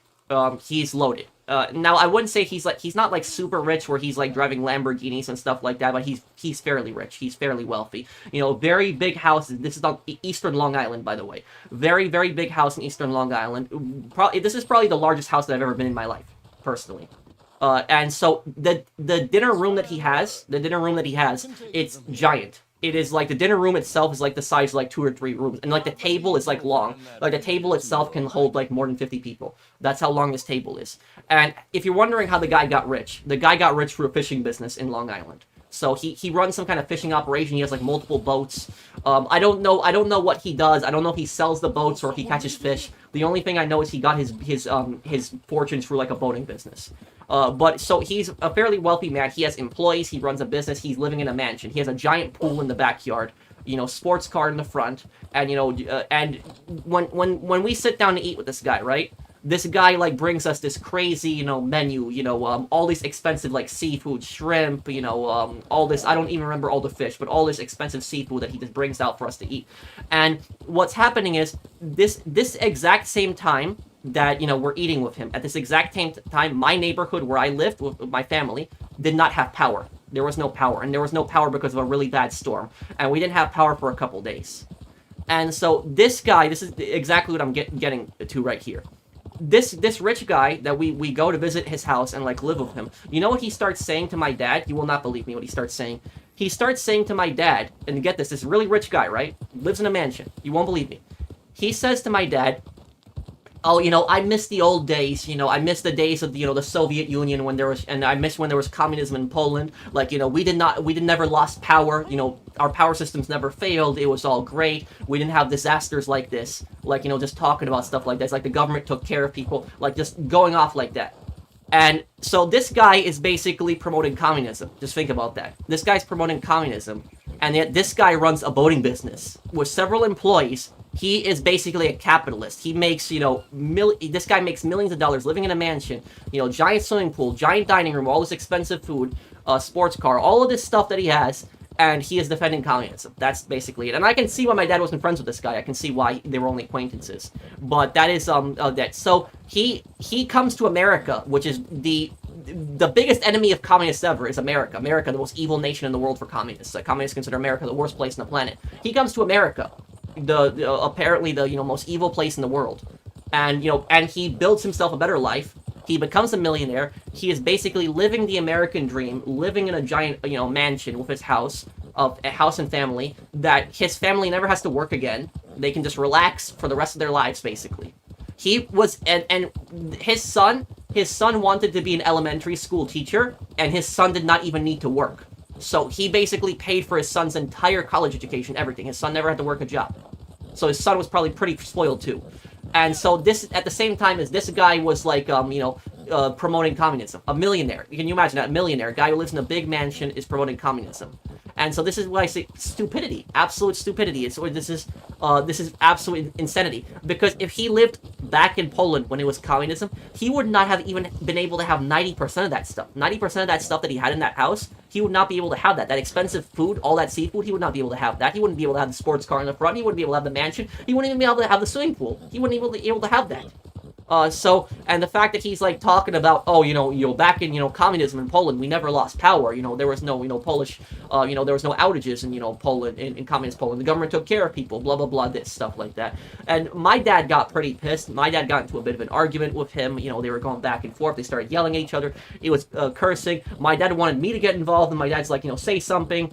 And I didn't want to get involved, and I just said, I'm not getting involved in this. And then we ended up leaving, and my dad basically, started yelling at me when we were in the car. He's like, why didn't you say anything? Why didn't you defend America and stuff like that? And I said to my dad, I said, listen, I agree with 100% of what you said. I think the guy's an idiot. I think, communism's a failed system. The reason I didn't want to argue with the guy is because I was a guest in his house. The guy was an idiot, but I didn't want to start drama with the guy because I was a guest in, it was like I was in the middle of dinner with the guy. So I didn't want to get into a verbal shouting match and argument with the guy in the middle of his house. So I didn't agree with anything that the guy said. My dad got kind of pissed at me that I didn't argue with the guy, but I didn't want to say anything because I was eating in the middle of the guy's house. And I didn't want to, create a drama and create a scene. But that was basically that. But here's the thing about this is my dad left his phone at the guy's house, and the next day I had to go pick up the phone, and it was kind of awkward when I went there to go pick up the phone. So it was like it was kind of a little bit of an awkward situation. But that was that. And he blocked my dad on Facebook too. It was a bit of an awkward situation having to go back and get the phone, but.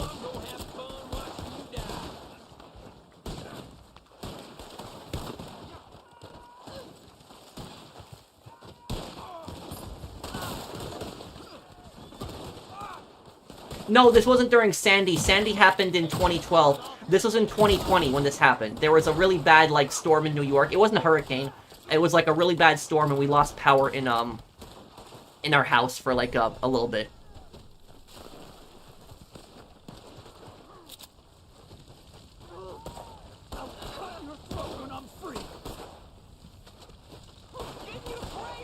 Pro, are you a millionaire? No. I wish I was a millionaire. I would say that I live comfortably. That's what I would say. I do run a rental property business, but I'm not a millionaire. Are you still in touch with that guy? No. No, not at all. You know who the hell I am? Hey now, easy. Oh, you seen the last of me, I guarantee it.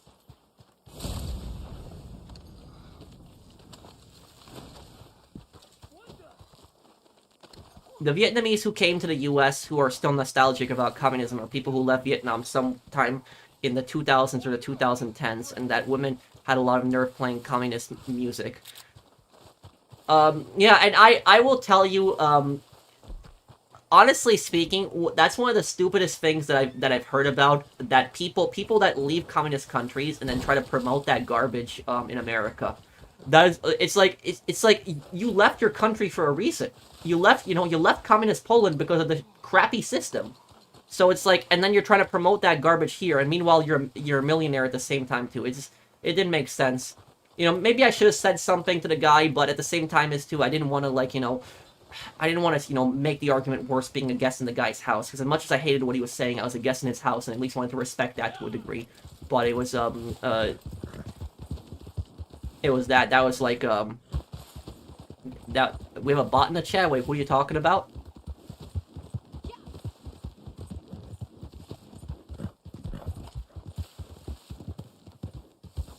Dead game, GTA better? No, dude. Red Dead's a great game too. It's fun to play. Thank you though for the super chat, Vision.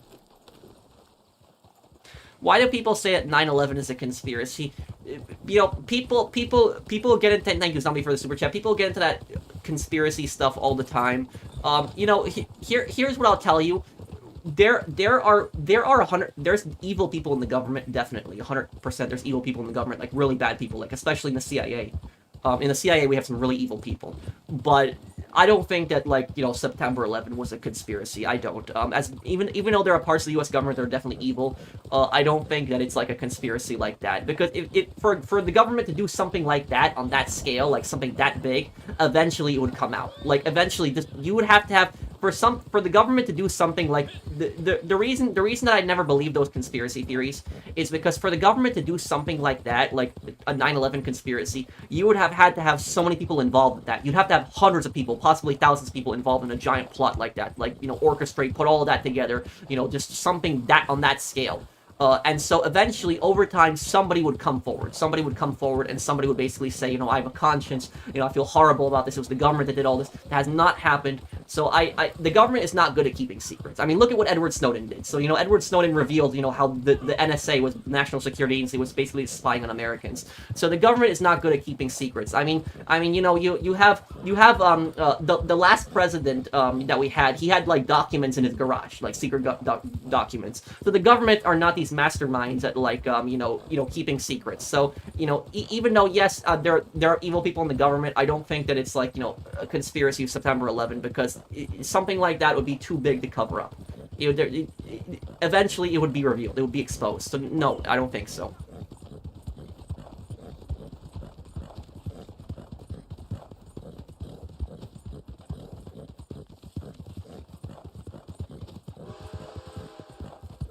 No, I've never played Narcos, but I want to play the Warriors one day.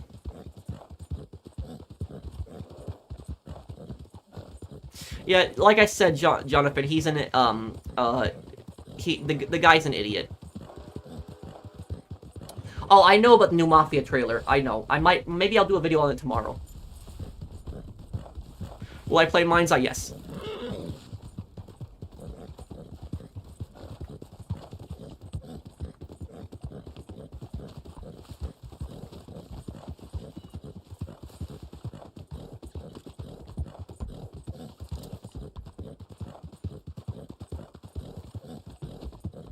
Wait, why is the, we never read comments? I do read comments. Wait, and what's wrong, Robert?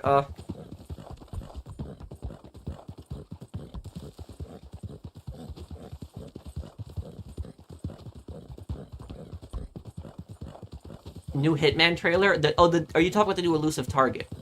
Are you more hyped for Mind's Eye or Mafia? Mafia, the Old Country. I'll play Mind's Eye, but I care more about Mafia, the Old Country. Do you think your dad's friend was some high-ranking party official or military official in Communist Poland? Guy was probably sheltered during the Communist era. Maybe. I don't know. I didn't ask my dad about that. Yeah, that's,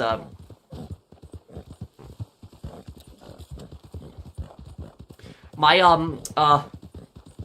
uncle, he has, that's from my mom's brother-in-law, who married my aunt, my mom's sister. My uncle has kind of like a bit of communist views. I wouldn't call him a full communist, but he has kind of like some of those views. He lives in Poland still. There's still people in Poland that still hold some of those views, but they're not as common anymore. But there's still some people that have those views.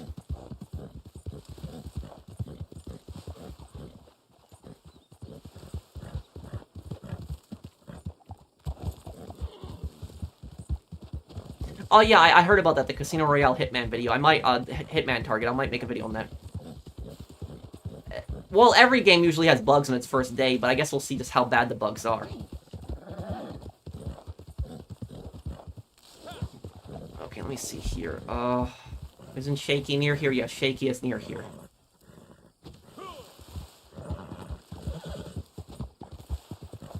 Well, I don't want to get into that too much, London. It's really sad what's going on. And, I just want peace and the violence to stop.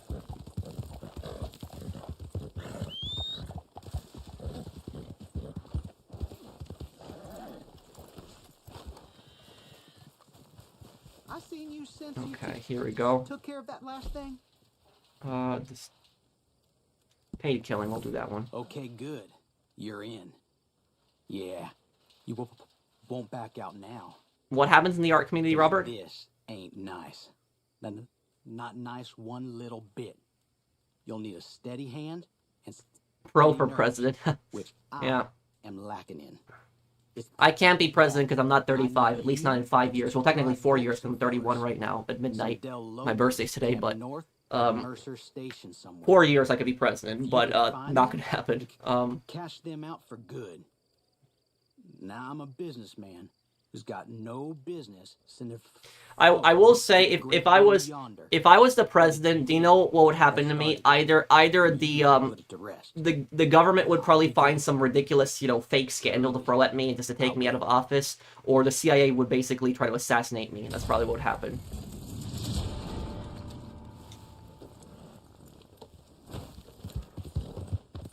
Thank you, Richard. Thank you guys for wishing me happy birthday. Thank you guys.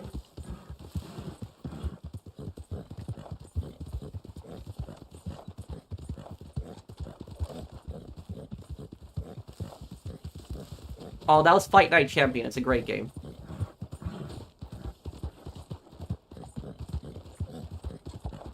How did you learn to be yourself? Did you ever struggle being yourself in the past? No, I wouldn't say so. But I would say that, do you know who struggles to be themselves the most? YouTubers, actually. Because YouTubers are not, a lot of times, not like themselves. I am, off camera, I am pretty much the same as I am on camera, so there really is no difference. The thing about my channel is, I don't try to be funny in my channel. I'm not somebody that's, you know, I'm not gonna make you laugh necessarily if you come to. Sometimes I say funny things, but whenever I say funny things in the channel, it's not intentional. It usually just happens. People consider something I said funny, but I'm not a funny guy. I'm not somebody that like you know, puts on these crazy shows that like a lot of YouTubers do. I'm just myself. But my expertise is not necessarily making people laugh. My expertise is more explaining things. Like when it comes to explaining things, I would say I'm pretty good at that. Just explaining things, talking about subjects, like describing subjects. That's what I would always found my my strength in. Like especially for like lore videos. Don't kill this one target. The one target I tied up, don't kill him, guys. We're gonna let the timer drag out. But that's typically what I've been good at, is explaining things. Like, I mean, just look at my guides, for example. Like, my GTA guides. If I was a funny guy, I wouldn't really be good at something like that. But that's what people have found most helpful about me, is I'm good at explaining stuff. I would say my commentary is probably what I'm good at.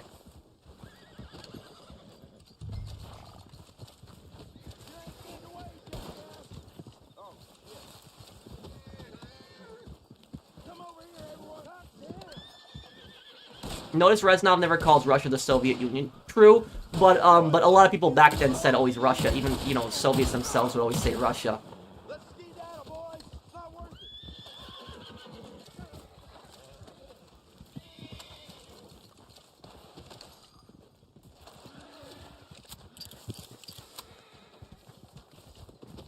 I'm not gonna forget this. USA.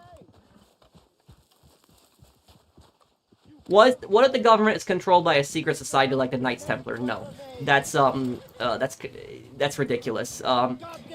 Here's what I will tell you something. We do have kind of a secret society in a way. We kind of do, that control the government, but it's not necessarily the Knights Templar. Do you know what it is? It's a society that's actually kind of public. The military-industrial complex.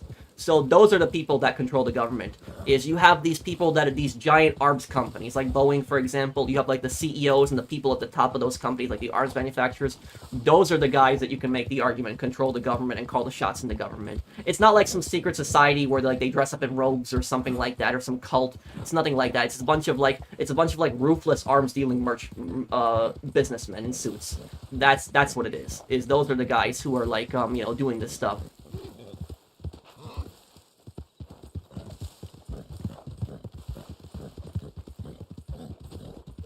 No, not Freemasons, no. The thing about the Freemasons is the Freemasons were blamed throughout history. Like, throughout history, they were constantly blamed about all these conspiracies. Like, there's all these conspiracies about Freemasons. Freemasons never really did anything bad. Like, there was all these crazy conspiracies about them. Like, a lot of famous people were Freemasons. Like, George Washington was a Freemason, for example. Thomas Jefferson was. You know, there's a lot of, you know, people that were free. I think Ben Franklin was also a Freemason. But Thomas Jefferson and Ben Franklin and George Washington were not evil people. So it was like these people making these conspiracy theories about, like, you know, Freemasons and stuff like that. The Freemasons, what they basically were, they were like a club of people. They were a club of people that got together. Like, they like to read books. They like to read books, discuss things about like society and stuff like that. But they weren't they weren't like this evil group that was like plotting to take over the world. It didn't happen like that.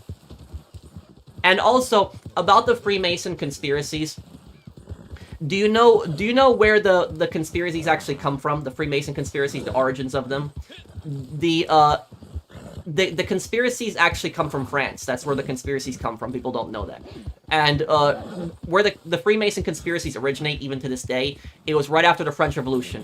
When the French Revolution happened, you had really, like, really rich people, like aristocrats, people in the church, and like, monarchists who were basically like, pushing these conspiracies, and they were saying, oh, the French Revolution happened not because people were upset, but it was a bunch of Freemasons. That's basically what their answer was. And the reason that those conspiracies took power is because the monarchists could not accept that the people in France hated them. The aristocrats could not accept that people hated them. They couldn't accept that. And so they had to find a reason why they were overthrown. For them, it couldn't have been that people hated them. It couldn't have been that reason. That can't be the reason why people overthrew them. So in their minds, they needed to come up with an excuse on why people overthrew them. And they basically said, oh, it was the Freemasons. It was this shadowy group that had, tricked people and manipulated people, and so the French Revolution happened and the American Revolution. And the same thing with the British. The British basically blamed the entire American Revolution on the Freemasons. They did the same thing, where they said, oh, the American Revolution was caused by Freemasons, and George Washington was a Freemason, and, a bunch of this other stuff. And when they're doing something like that, they're completely ignoring the reasons that the revolution happened in the first place. The reason the American Revolution happened is because Americans were not treated fairly to the British. They were born to British parents, but they weren't treated fairly. They weren't able, they weren't given the same representation. They were taxed higher. They were pissed. They were not treated fairly. They were being dictated by a king that was, thousands of miles away. People were angry about it. So it had nothing to do with some, shadowy group of Freemasons that were like, said, oh, let's overthrow King George. It's nothing like that. It's people that were pissed. That's what I would say about it. And the same thing with the French Revolution. The French Revolution was caused by a lot of the same things that the American Revolution was caused by, but it was also caused by a lot of like economic disasters. Like people in France were very poor. Like France was basically put up into three classes. It was the third estate. The third estate was anybody that was a not born of aristocratic birth. So if you were a merchant, you were in the third estate. If you were a farmer, you were in the third estate. If you were a poor person, like the peasants, they were the most common in the third estate. The second estate, that was the aristocracy, I believe. The aristocrats, like that elite group of people born to a specific bloodline. And then the first estate, that was the church, the clergy. Or unless I'm mixing up the first and second estate. And what basically happened was, the third estate had to pay all the taxes in the country. Necker, he was the King Louis's financial advisor. Necker basically told King Louis, if we want to get out of debt, the best way to get out of debt is to put a 5% tax on everybody. So just 5% of your income paid to the government. Everybody pays equally 5%. So whether you're a rich person or a poor person, everybody pays 5%. King Louis basically said, nope, we're not doing that. Instead, what I'm going to do is I'm going to take taxes off of the rich, off the aristocracy, and off the church. I'm not going to tax the church. I'm not going to tax the aristocracy. And I'm going to tax the third estate, which are the peasants. And that pissed people off. So when you had really poor people that were, paying all of these taxes in France, you had, like, people that were paying, like, they were paying a family tax, a church tax, monarchy tax, income tax, property tax, food tax, all of these taxes that poor people were paying, the third estate, the peasants, and then the aristocrats, they were paying basically nothing, no taxes. It pissed people off, and people were starving. And the taxes in France were so high, because the third estate were also farmers, the taxes were so high that farmers saw no point in bringing their food to the cities in France, because the taxes were higher than the profit that they were making. So what the farmers did was they just sold locally instead of selling to the cities. They didn't bring their food in the cities. That's why there was famine in Paris. That's why Paris started starving, because the farmers didn't see a point in bringing the food to Paris because the taxes were too high, and people starved to death. People collapsed. When there was that march on Versailles, where all the women marched to Versailles, most of those women were malnourished. They were, starving. They didn't have anything to eat for days, a lot of them, because of the starvation. And this was caused by France's terrible, tax policies, and they're, treating the poor basically like garbage. And that's why the French Revolution was so violent. Why, people were, it was so extreme, where they were cutting off people's heads and, all this stuff, because think about it this way. Imagine that you are like a poor person that's like living in revolutionary France in that time period, right? And you are working, you're working 7 days a week, basically. You don't even have a day off. And you're working really hard all day long. And at the same time as you see your wife and child starving to death. And then at the same time, you see these really rich people, these aristocrats, born into a specific bloodline, and these people are making fun of you. They look down on you like you're nothing to them. And they're given all these privileges. You're not given anything. They pay no taxes. Meanwhile, you see they're throwing lavish parties with cake and wine, and your family is starving. How are you going to react to that? I think anybody would be furious. You would want those people dead. Anybody would want those people dead at that point, because it's just, your family is starving, and meanwhile, all these aristocrats are basically living the life. You know, and so that's why it got so violent, where you had like mobs of people basically went into these aristocrats' houses and just basically beat them to death. Chopped off their heads and put them on stakes because people were pissed in France about like they were starving to death, and these people had like bankrupted the country, they had stolen from the country, stolen from the poor, and people were furious. So the French Revolution wasn't caused by a bunch of Freemasons that were just plotting, saying, "Oh, we're gonna overthrow the king." It didn't happen like that. It was people that were basically pissed off that the aristocracy in the church were basically treating them like crap, looking at them like second-class citizens. They paid the poor paid all the taxes, the rich paid nothing. People were pissed, and they overthrew the government. And that's basically what happened with France. The people that come up with those Freemason conspiracies, that it was the Freemasons that caused the French Revolution, it was created by the aristocrats and the monarchists, because they could not accept that people were pissed off at them, that did not like them, and that's why they overthrew them. They had to come up with another reason why people overthrew them, and so that's where that entire conspiracy basically comes from.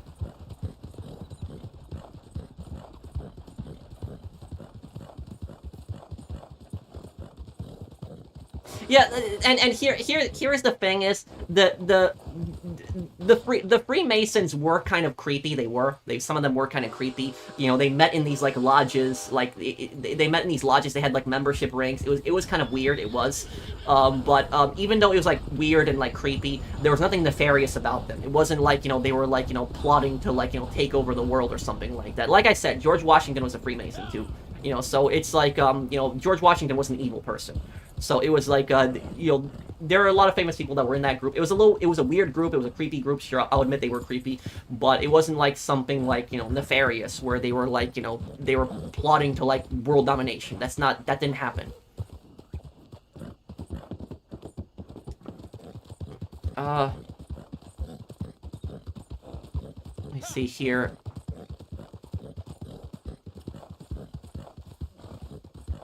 What, mister? Oh, thank you, Brandon. Thank you for wishing me a happy birthday.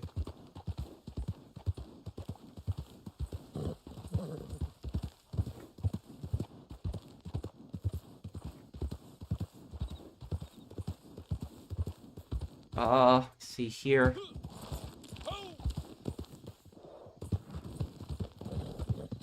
What's your question, Ruben?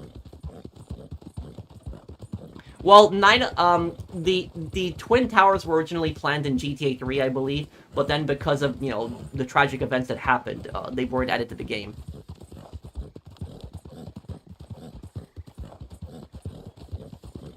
Oh, okay.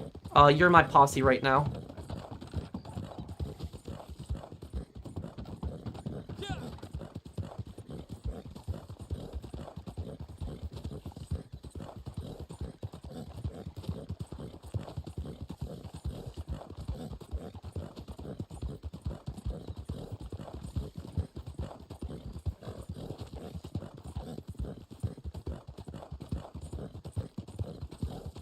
There's a big misconception about Marie Antoinette. She hosted a lot of charity events and adopted orphans. While she was ignorant about class division, still she wasn't evil. Mark, I'll tell you something about that, though.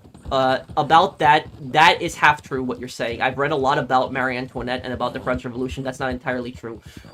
Here's what's true and what's not true. Did Marie Antoinette host charity events? Yes, that is true. But here's the thing about that.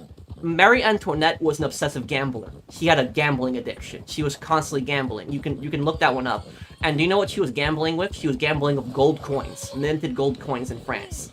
And so she spent hundreds of thousands of dollars gambling.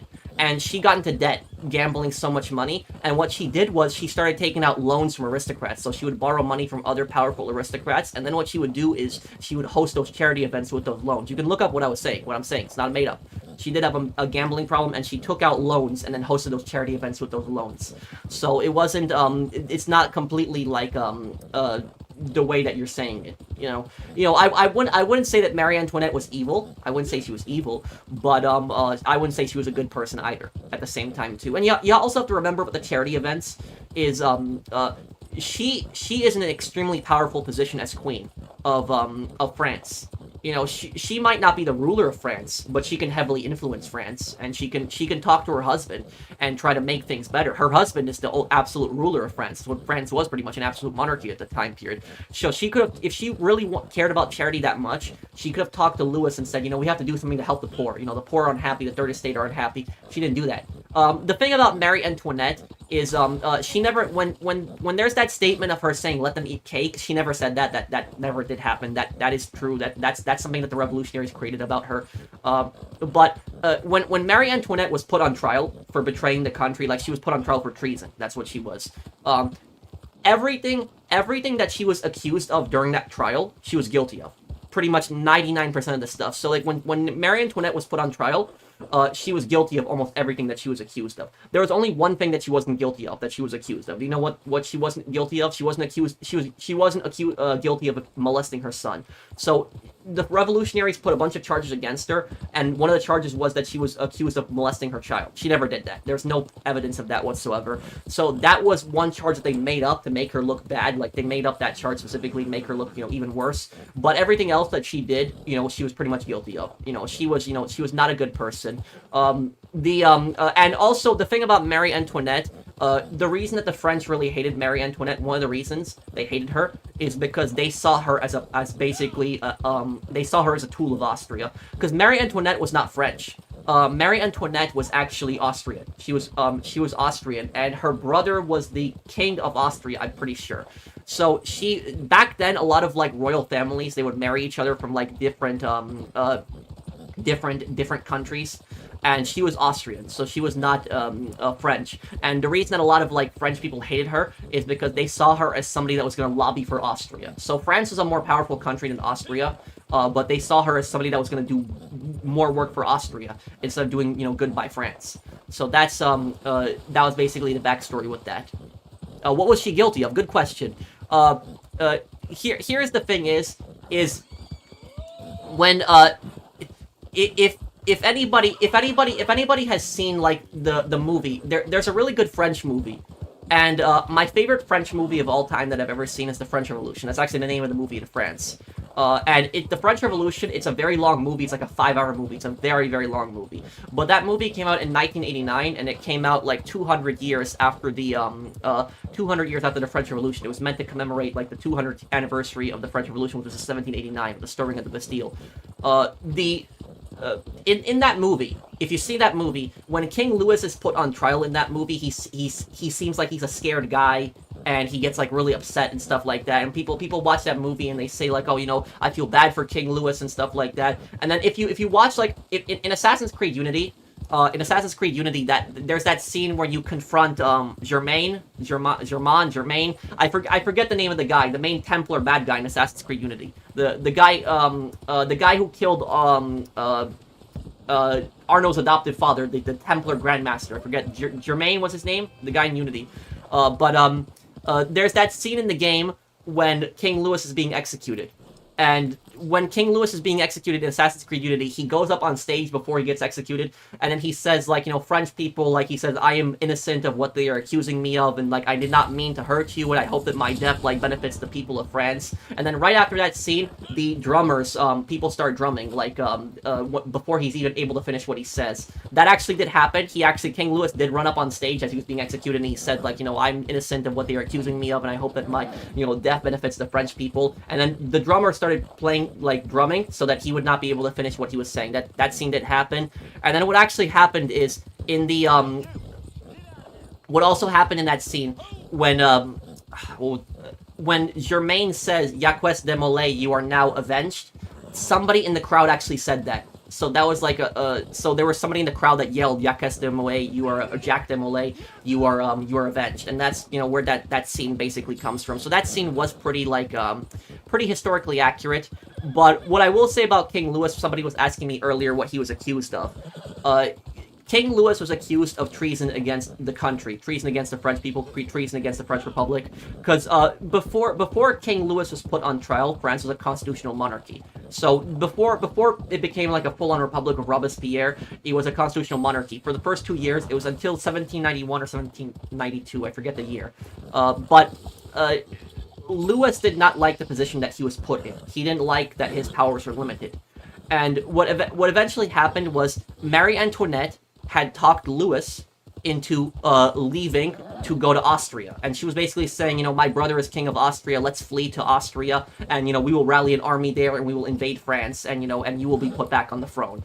And that's what Louis was guilty of. So what Louis basically did is Louis had dressed up as a peasant, pretended to be a farmer, and he had fled towards the Austrian border with his wife. And they were going to go to Austria, and they were basically going to get an Austrian army to invade. Now let me ask you guys this question.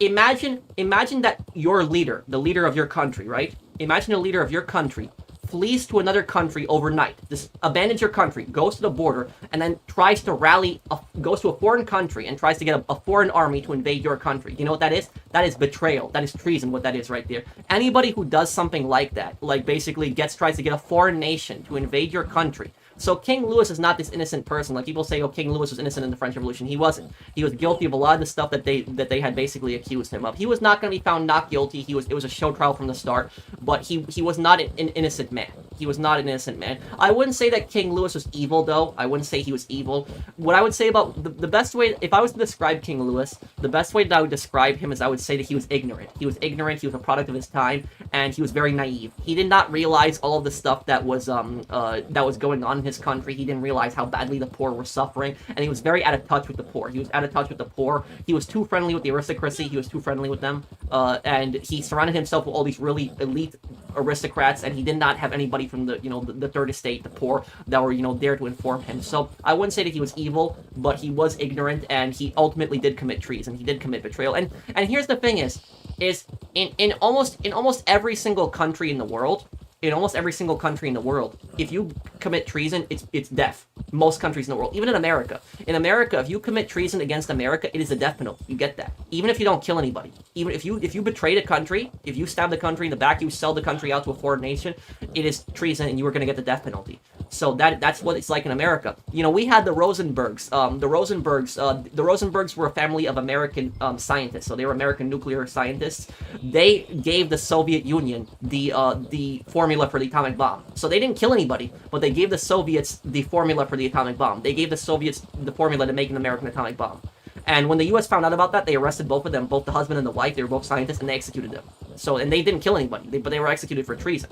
So that's what people don't know, is that in most countries, you're going to get executed. If you betray the country, that's one of the gravest crimes ever, betraying your country, betraying your homeland, betraying your people to a foreign, adversary. That is one of the worst crimes that you can possibly commit. So Louis did, and here's the thing, is if Louis never did that, he might not have been executed. Might not have. And Louis's betrayal spiraled the French Revolution out of control, because what ended up happening is when Louis got executed, France became a republic, and then Robespierre, came to power. Robespierre was a madman. Robespierre was a psycho. So Robespierre came to power, and if Louis would never had committed treason, France might have stayed a constitutional monarchy, and maybe all that violence that happened in the Reign of Terror wouldn't have happened. But it was basically a chain. It was Louis's betrayal. Louis gets executed, then Robespierre comes to power, and then you have the Reign of Terror, which ended up happening. But that's one thing I don't like is the French Revolution is personally my favorite subject in history to read about. It is my favorite topic to read about. And I generally don't like it when I see these comments of people, like these people leave these comments and they say like, oh, King Louis was innocent, he was a good guy, and stuff like that. He didn't deserve to get executed, he didn't deserve to get his head cut off. He tried to get a foreign nation to invade his country, a foreign army. Who would not want somebody like that to be put to death? That is treason. He betrayed his country. Maybe he was not happy with the conditions that he was put in, but that's no reason to have a foreign country invade his nation. And if the Austrians came into France, how many French people would the Austrians have killed? Thousands of people that they would have killed when the Austrians would have invaded France. And Louis might have been put back in power if the Austrians had invaded France and were successful. But what would have happened then is that the Austrians probably would have demanded payment, and then Louis probably would have been a puppet for them, and then he probably would have had to give up part of France. If Austrians would have been like, okay, we want this chunk of France to be now a part of our country. Austria was a very imperialistic country. It was not a democracy at all. It hated Republican values. The Austrians hated republicanism. They really hated that. They wanted to kill the French Revolution. So there was Louis committed treason. He betrayed his country. And that's why a lot of like French people like to this day like they hate King Louis because of that. They see him as a traitor because he betrayed his country. So ironically, King Louis is actually more popular with foreigners than he is with French people. That's what people don't know. Like a lot of people that say like King Louis is a good guy, they don't know France's history fully. Like King Louis really messed up his country. He's one of the most incompetent leaders ever. King Louis is one of the most incompetent leaders. The only king that I would say would be probably more incompetent than King Louis would probably be Nicholas of Russia. Nicholas of Russia was probably more incompetent than Louis was, but I would say he was a pretty incompetent guy. Thanks for the Mercenaries playthrough, and I'll watch Brothers in Arms game later on. I always enjoy your videos. Thanks for the entertainment. Here's my thank you for your video. So thank you, Logan. Thank you, dude. Thank you for the super chat. I hope you guys don't get too bored when I do my history commentary. But yeah, that's ultimately what I'll say. Robespierre is very evil. Well, the thing about Robespierre, what I'll say about Robespierre is a very complicated person. Robespierre definitely died an evil man, but the thing about Robespierre, what a lot of people don't know about Robespierre, is when Robespierre was a young guy, like when he was younger, he was a good guy. Like before he became in power, he was actually a decent human being. He was a nice guy. There was nobody really said anything bad about him. And the thing about Robespierre is Robespierre is not like a lot of the dictators that you have in history. Like, for example, like Stalin and Hitler, Mussolini, like, these guys like Mao. All of these guys, when they were younger, they were really bad people. Like, Stalin was a psycho when he was a young person. Hitler was like, a raging ultra-nationalist when he was young. Very racist man. Mussolini, the same thing too. So it was like a lot of these guys were not, these dictators were not, good people when they were younger, when they were even when they were kids. But like Robespierre, on the other hand, Robespierre was a decent guy when he was younger. He was actually a good, honorable guy. But the thing about Robespierre, what I'll say about him is Robespierre, he went insane. That's what I would say about him. Is he was a good man that ultimately went insane. Is like the French Revolution killed his brain, and he just basically went mad. And Robespierre didn't go mad of power. That's not what I would say about him. But let me explain a little bit about Robespierre. Robespierre abolished slavery. People don't know that. He did. Robespierre is the first leader in European history to abolish slavery. People don't know that. People say that it was the British who abolished slavery first in Europe. No, that's false. The first major leader in Europe that abolished slavery was Robespierre in France. So he abolished it. He ended it. But the reason that Britain gets credit for ending slavery first is because the British ended slavery in 1830s. When Napoleon came to power after Robespierre's, death, when Napoleon was the first consul, and then later when there was the Napoleonic Wars and there was the uprising in Haiti, Napoleon reinstituted slavery. So Robespierre banned slavery, but then Napoleon reinstituted it. So Robespierre ended slavery. Robespierre wanted a society in France where the poor would have a greater role. Somebody that was poor could basically rise up through society, and they would basically be equal to an aristocrat. So an aristocrat would not have all of this power over like a poor person. So he was a pretty decent guy when he was younger. He supported human rights. He supported freedom of religion. He did not want the church to have all this power. He did not like monarchy. He wanted the poor to have better lives. But what went wrong with Robespierre? Why did he go from being such a good person to such a psycho? What ended up happening? What happened to him? It was he went insane. That's what pretty much happened. So like, the difference between like Robespierre and like a dictator, like a lot of them, like for example Stalin. Stalin was always an evil man. But Robespierre, on the other hand, he went insane, and anybody that's gonna go insane is gonna start doing horrible, evil things. But the reason that Robespierre ultimately went insane and he did the Reign of Terror and he started doing all of his evil things was because the French Revolution was his life's work. That's what it was. And Robespierre opposed the death penalty. People don't know that. When he was in the French Parliament, the National Assembly, he opposed the death penalty. He did. At one point. But then later on, he became the biggest advocate of the death penalty. The reason that he went insane is because he spent his entire life on the French Revolution. That was his life's work. It was everything that he had worked for. It was his dream. It was his dream to basically create a France where anybody could basically rise up. Everybody would be, equal. It wasn't that the aristocrats would have all this power. The church wouldn't have all this power. It was a society of freedom, individuality, brotherhood. That was ultimately his dream of France. It was a country of liberty. But what ended up happening was, in the later stages of the revolution, there was a lot of traitors in France, a lot of people that were betraying the revolution. So there was a lot of monarchists that were in France. And these monarchists that were in France, they wanted to bring back the monarchy. And these monarchists were not good people. They weren't. they might, these guys might have opposed Robespierre, but just because they opposed Robespierre does not make them good people. These monarchists, if they had overthrown Robespierre, do you know what they would have done? They would have basically put themselves in power, and then they would have killed anybody that was revolutionary. They would have done the exact same thing Robespierre was doing with the Reign of Terror. They would have just done their own monarchist Reign of Terror. So a lot of these monarchists were, not good people in France. They wanted to bring back the old system. They wanted to bring back the system where the third estate, the poor were being oppressed, and the rich and the aristocrats in the church basically had all of the power. And Robespierre, there were so many of these traitors. Like, there was an Austrian conspiracy. Like, there was hundreds of people were arrested for conspiring with the Austrians. So there was people that were helping the Austrians for their preparation to invade France, and also helping the Prussians. So there were basically French people that were selling out their country, selling out the Republic, betraying the Republic to these foreign nations, these monarchies. And what ended up happening at that same time, this got to Robespierre. And Robespierre started getting paranoid. He started getting paranoid in his mind, and he started basically thinking, like, how many traitors are around me? Is this person a traitor? Is this person a traitor? Are they counter-revolutionary? Are they against the revolution? Are they going to bring the monarchy back? And Robespierre, the difference between Robespierre and, like, another dictator, a lot of dictators throughout history, they knew that they were doing evil. They knew that. I've read a lot about Robespierre, and from reading about him, I am fully convinced that he never believed that what he was doing was evil. He never did. He always thought that he was doing the right thing. He always thought that he was, fighting for the poor. He always thought that he was fighting for people's freedom and, liberty, against the aristocrats, against the church, against the monarchy. And so he basically thought that I cannot take any risks. I cannot take any chances. If this person's possibly a traitor, I have to eliminate him. I have to get rid of him. And this went to Robespierre's head, and Robespierre basically believed that there was this crazy, giant conspiracy of people that were out to get him and the revolution. And his worst nightmare was that the revolution would basically be ended and the monarchy would be brought back. And to ensure that that never happened again, he was going to accuse anybody that he thought was possibly counter-revolutionary, possibly traitor, of being, a traitor, and execute them. A lot of innocent people got killed by Robespierre. A lot of people did in the Reign of Terror. They got their heads cut off. So a lot of innocent people were executed. And, for example, the Girondists, in revolutionary France, there was two main parties. There was the Jacobins and the Girondists. Robespierre's party was the Jacobins.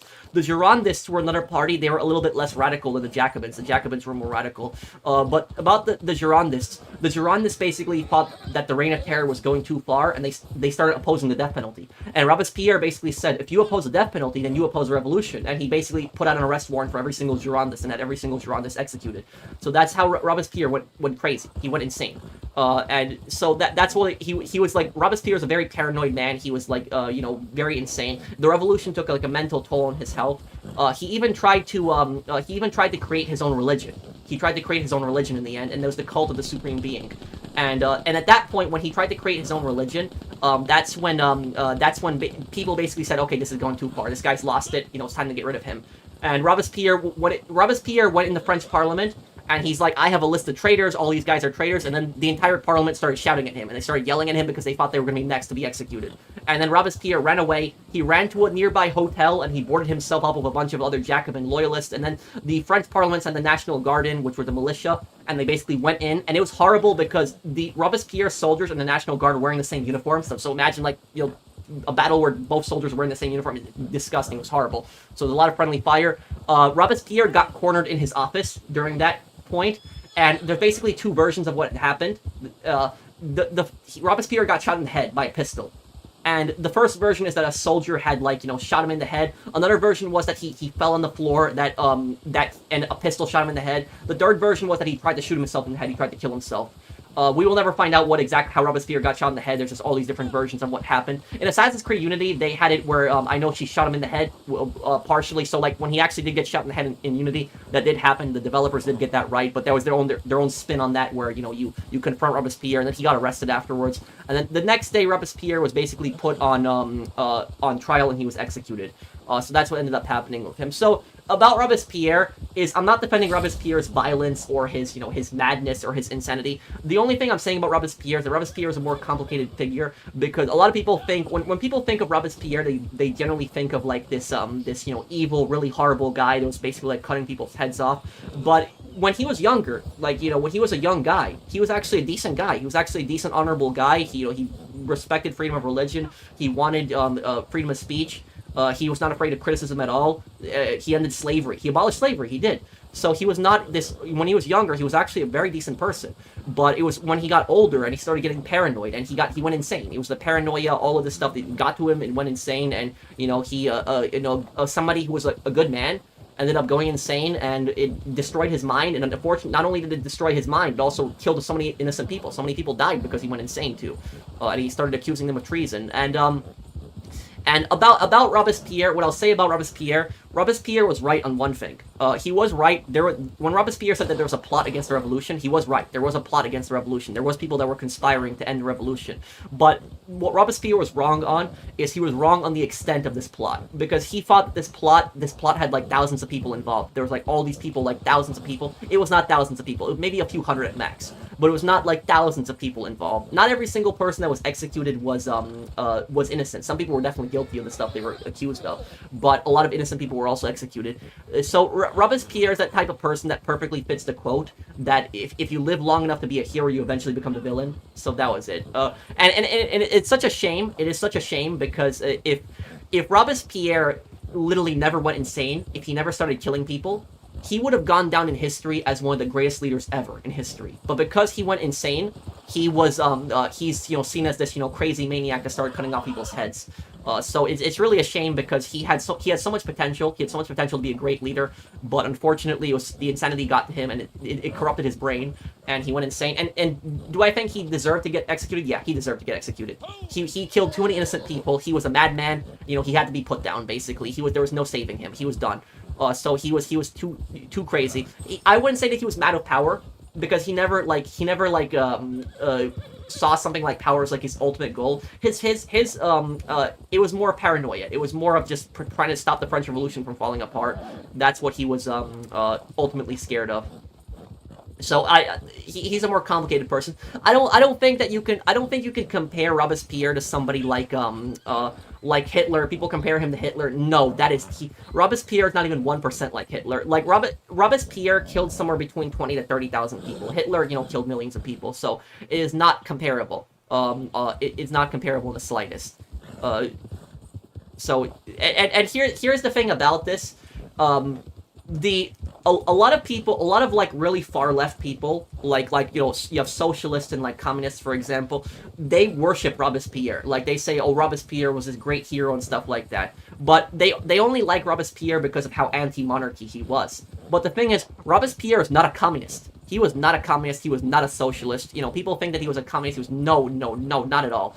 Robespierre was a classical liberal. He believed in free markets. He did not want the government getting involved in the economy. He was an individualist.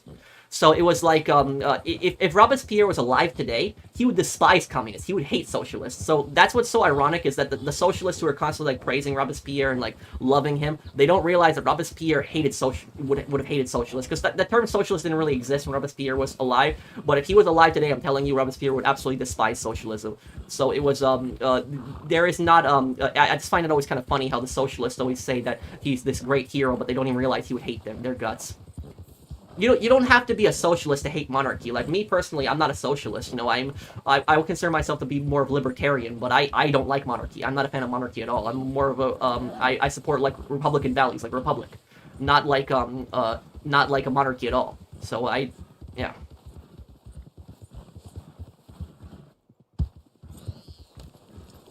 Let me look. I missed a bunch of comments here.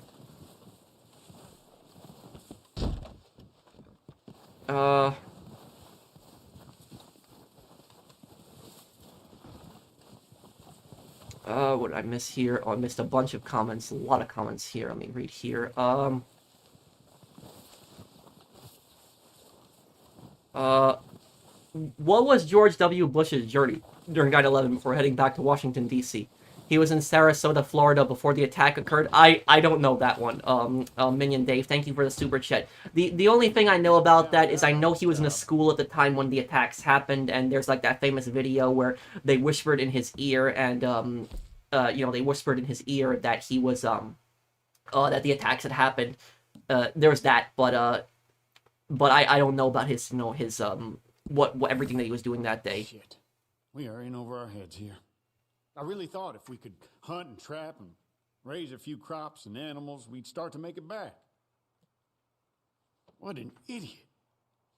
I mean, I know Maybe I in a way, a play YT. sometimes, but even so. Sorry, I know this ain't your concern. But you can help me with something here. I'll find a way to pay you. I'd just appreciate it if you didn't mention to Sadie. Thank you.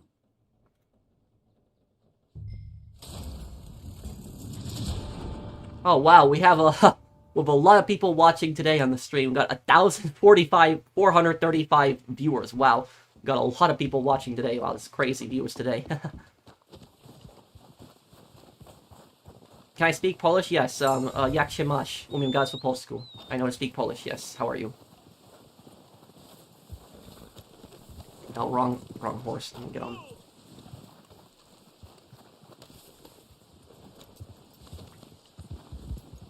This is probably the most amount of views I've ever had on a Red Dead stream. Thank you, everybody who's enjoying this stream. If you could drop a like, it would help me out a lot. And if you're new to my channel and you enjoy my content, do subscribe to me. If you like my commentary and stuff like that, it does help me out a lot. I do really appreciate it. Thank you, everybody, for stopping by today. Let me read a bunch of comments here. Would there be a lore video about Tony's hit on the Made Man before the events of Liberty City stories and some analysis of what the family does that Made Man? Here's the thing is, about that, I want to make a video on that thing one day that you're talking about, but the video that I make one day on that, it's not going to be like a lore video specifically covering that subject. It's going to be instead like a video talking about GTA theories that fans get wrong all the time.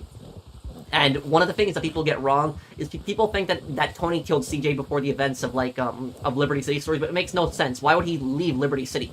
You know, if he killed CJ in like, you know, San Andreas, it makes no sense. And CJ was not a made man. CJ was not part of the mafia, so that theory makes no sense. John Doe psychopath in 7. Wait, what? What are you talking about, Lyndon? Also, if anybody likes my history commentary, I uploaded a video today on Brothers in Arms Road to Hill 30 on the D-Day anniversary. If you want to check it out, I do a lot of historical commentary on that.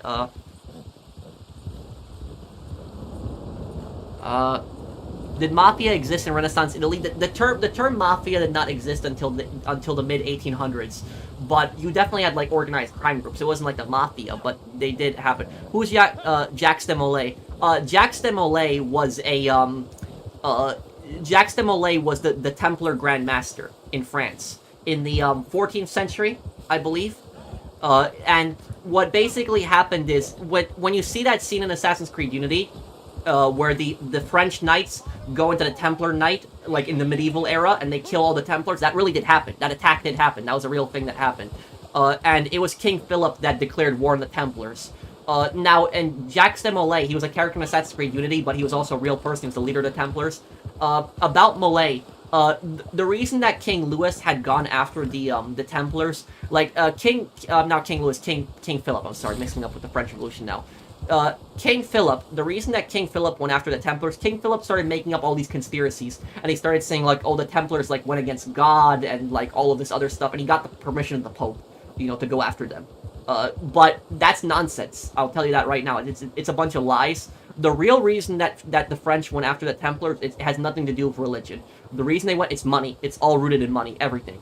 The reason that King Philip killed the Templars and eliminated them is because the Templars were some of the biggest bankers in Europe. They ran a very successful banking operation. They made a lot of money.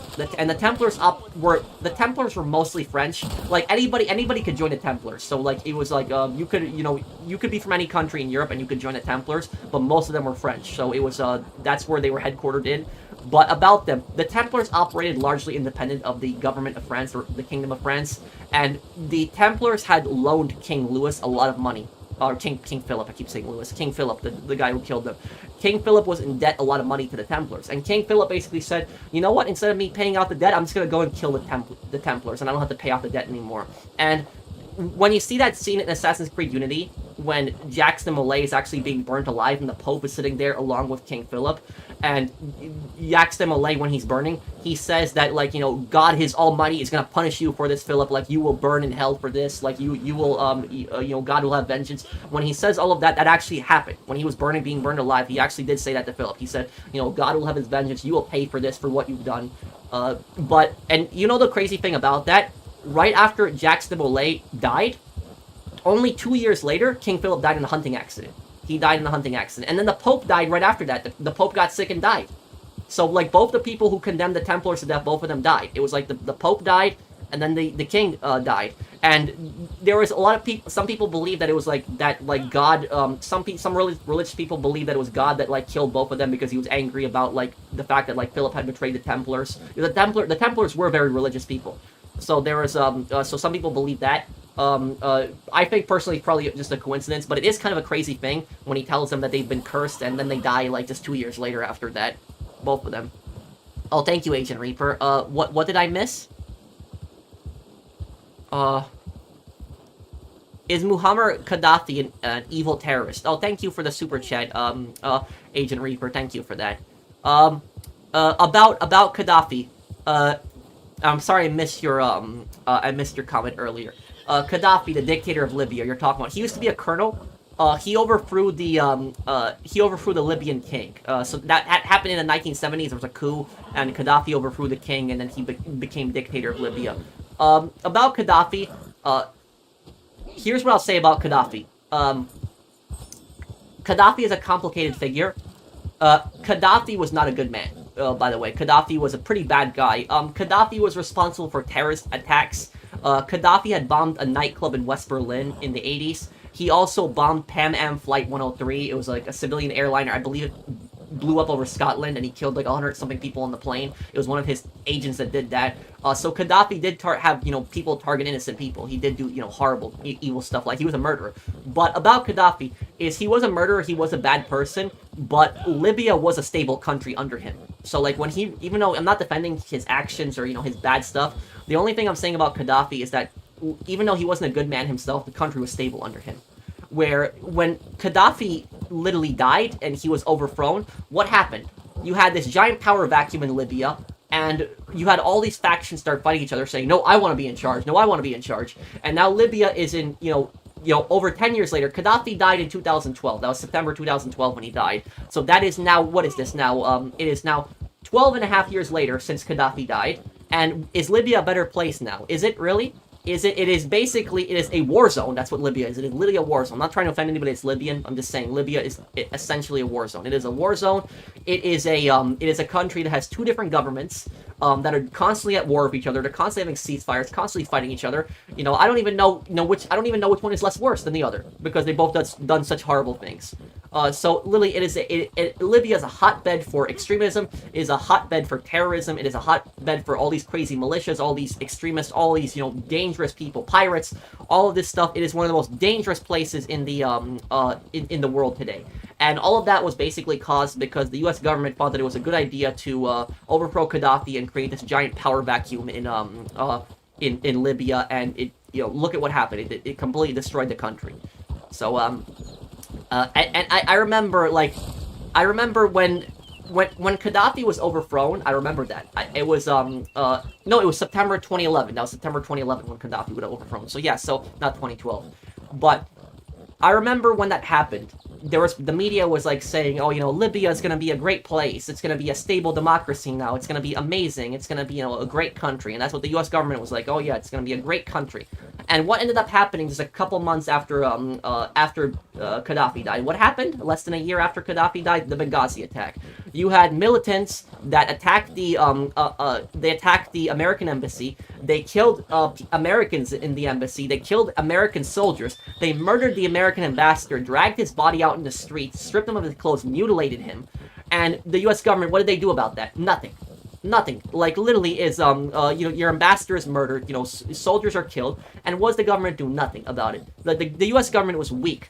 And I will tell you something, I'm not to really get involved in politics, When I was younger, in like high school, I supported Obama, but that made me really hate Obama, like that stuff. Like when I was in high school, or right after high school, a little bit in college, I really hated Obama after that. I really hated him because of that, because I blamed him for that whole Benghazi thing that happened, and the fact that he did nothing about that, like nothing, like all those people that died. And what did he do? What did he do about that? Nothing. So that's personally, I basically lost my faith in him, and I really didn't like him anymore.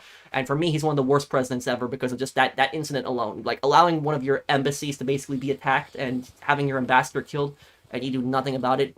So I don't really want to bring politics into this, but that was that's just answering the Libya question, is Libya became a very unstable country, and it was the U.S. government, like I said, thought that it was a good idea to overthrow Gaddafi, and what did they do? It became a giant, disaster.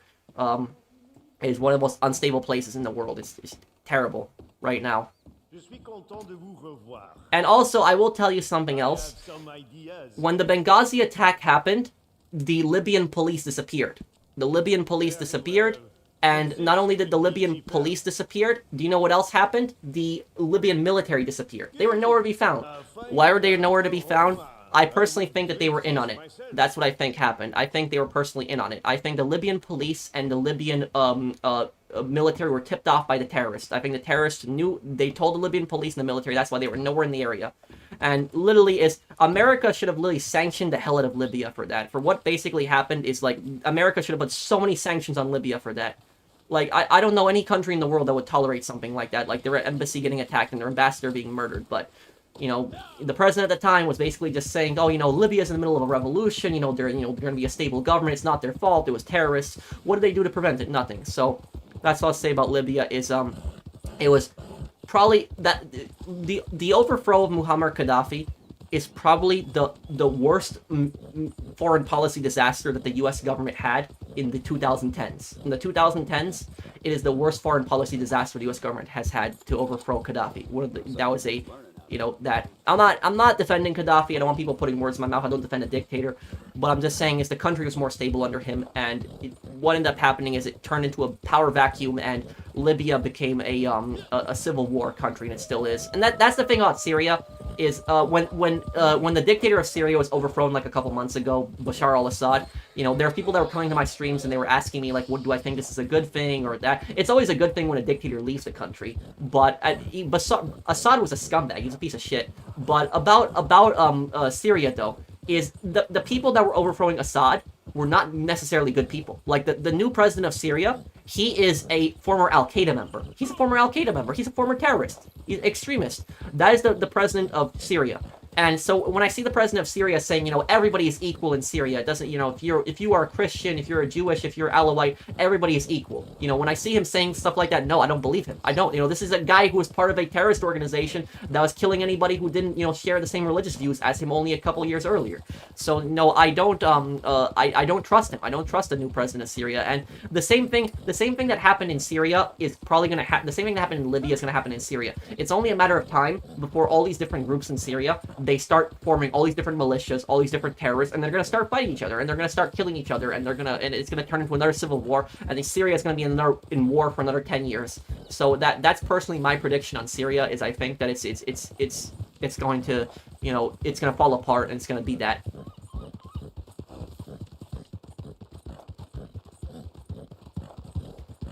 Thank you, Long John, thank you.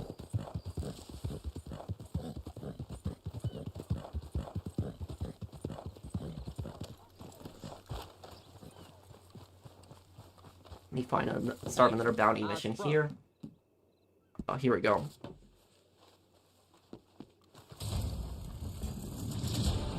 Wait, and there was a super chat I missed earlier. I'm sorry, let me look. Eid Mubarak, everyone. Mubarak, are you talking about the former vice president of Egypt who later became a dictator and was overthrown in 2011? Is that what you're talking about? But literally, I will tell you something. Do you know what the best way to overthrow a dictator?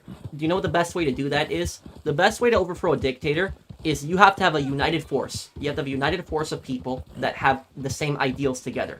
That is the best way to do it. Because when you have a cause, and everybody is basically united in that cause, everybody is together in that cause, when you overthrow the dictator, there is at least a there is at least a goal afterwards. Oh, it's a holiday. Oh, I'm sorry, my mistake. I was thinking Mubarak, the former president of Egypt. I'm sorry about that, my mistake there. But what I was basically saying, I apologize, everyone. It was my mistake. I read that too quickly. I thought it was, I thought you were asking, a bunch of people were asking me about dictators before, and I thought when I read that too quickly, Mubarak, I was the dictator of Egypt. I'm so sorry about that. But no, I apologize.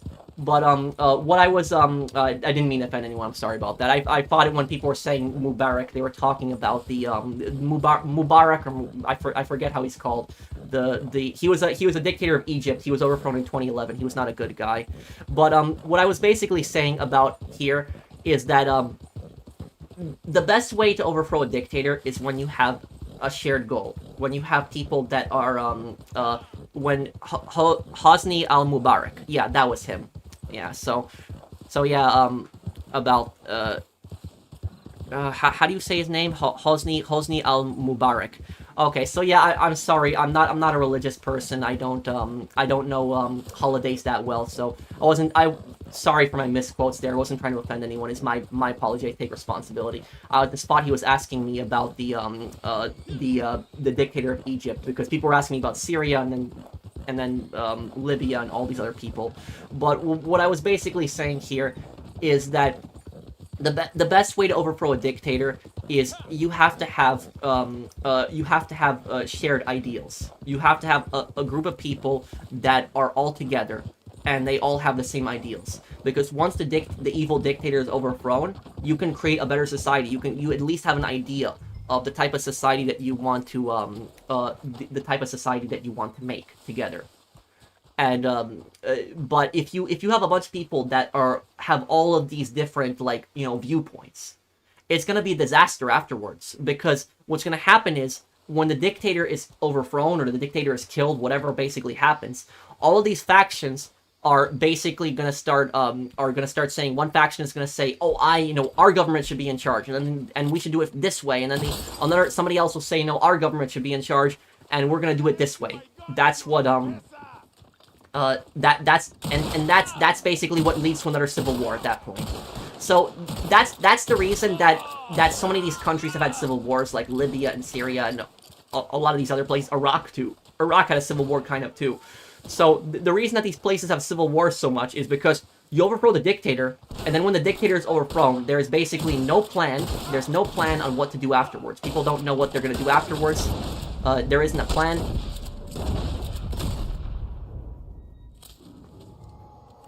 I mean, if you take a look at my country, for example, if you take a look at the United States, we had kind of a dictator in a way too. We had King George, King.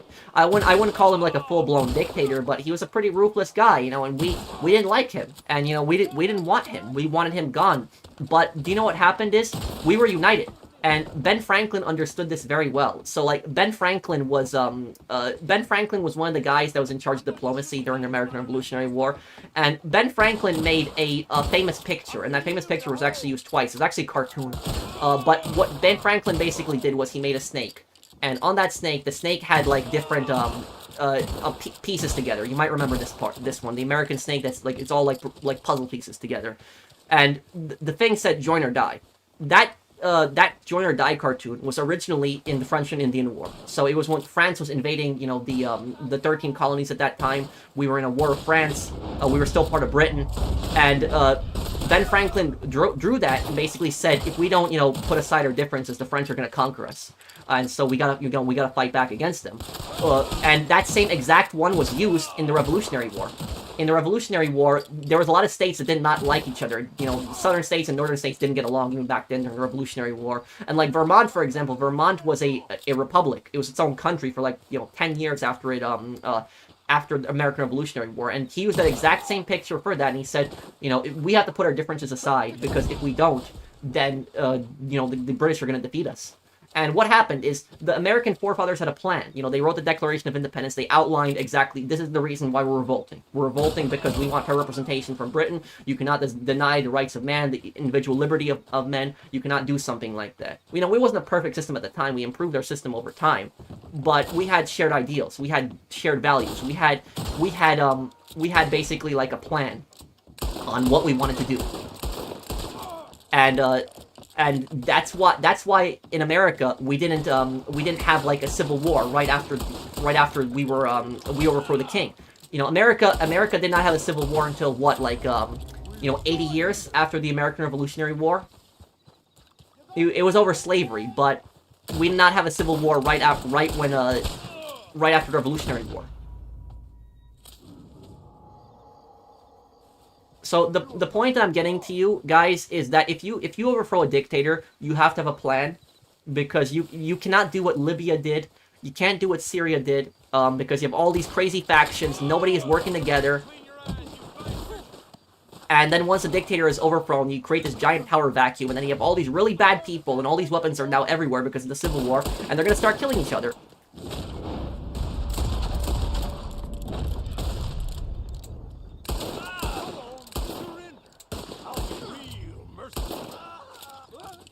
You should have left well enough alone.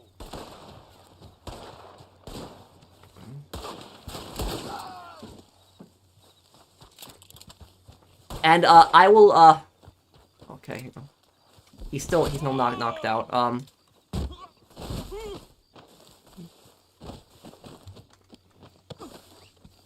This is the dumbest thing you've ever done. Now, I wanted to say another thing about this here. Do you like Western-style music, like banjos? I'll listen to any kind of music.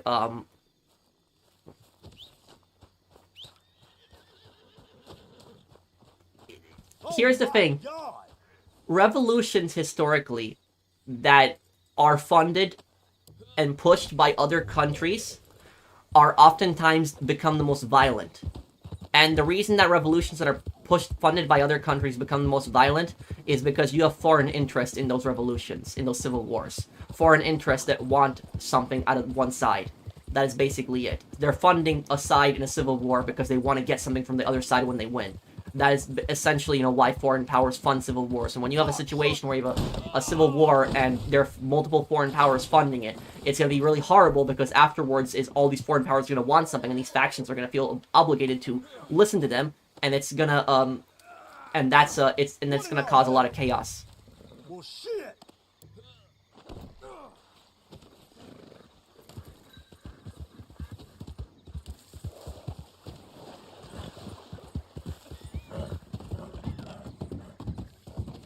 Yeah, I mean, that is what happened with the Arab Spring. It was, like Russia and Assad, but, yes, Chase, but you're forgetting that we did the same thing, though. Russia supported Assad in, who the hell is this guy?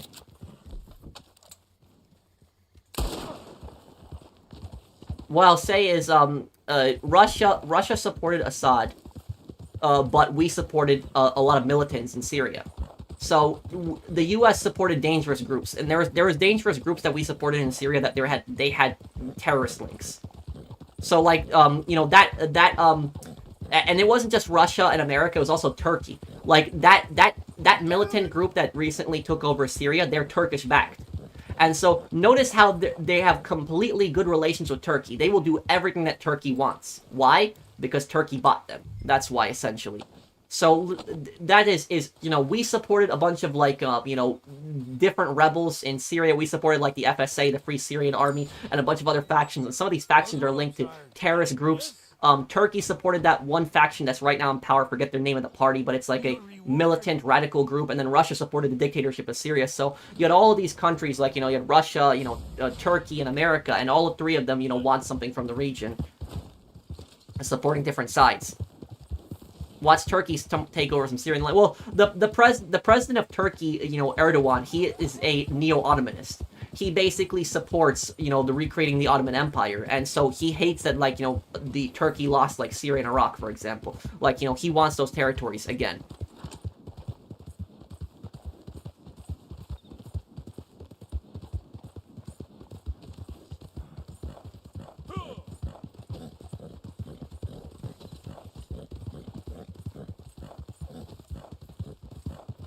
Learning about history that I ever did in school. Well, thank you, dude. Iran, yes. Iran also has interest in Syria, but Iran doesn't just have interest in Syria. They have interest in Iraq. Like, one of my best friends, he's from Iraq, and he tells me these really horrible stories. Like, I hear these really horrible stories from him about how, like, Iran supports these dangerous militias in Iraq and is, like, terrorizing Iraqis and just, doing all of this bad stuff. So, like, Iran is trying to turn Iraq into, like, their puppet state. They're doing the same thing with Syria.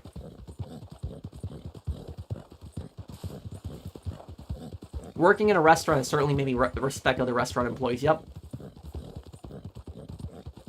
You know, speaking of which, you know, I'll tell you something. Well, as a Turkish person, I think you should stop on fixing the economy and stop arresting opposition. Yeah, and you know something crazy about like something crazy about Turkey though, and like Erdogan specifically. OYT. I'll tell you this about it. There was a what was it there was a city in Turkey. I don't remember the city's name. You might know this, OYT. You're Turkish, so you might know what I'm talking about here. There was a city in Turkey, like last year. The mayor of the city won, and the guy who won the mayor, who became the mayor in the city in an election, was a Kurdish guy. He won the election in a major city in Turkey, and I was just so surprised by that because of just the fact that like Erdogan is such a racist against Kurds. Like, he really hates Kurdish people. He's extremely racist against Kurds. And I was just so surprised by that like a Kurd won in like a major like Turkish city. And then only like a month later, like Erdogan arrested him. Like, had the mayor arrested. And it was like some ridiculous charges, something with like not registering with the election or something like that. It was something stupid. And then it caused a bunch of protests. So I was really surprised that a Kurdish guy won like an election in like a major Turkish city. But what I wasn't surprised by was that he had the guy arrested. I wasn't surprised by that. But you might know. Do you know what city I'm talking about, OIT? I just remember it happened in Turkey. I don't know the city that it happened in, but I remember I read a story about that. But yeah, that is that. Probably a southeastern city, doesn't surprise me.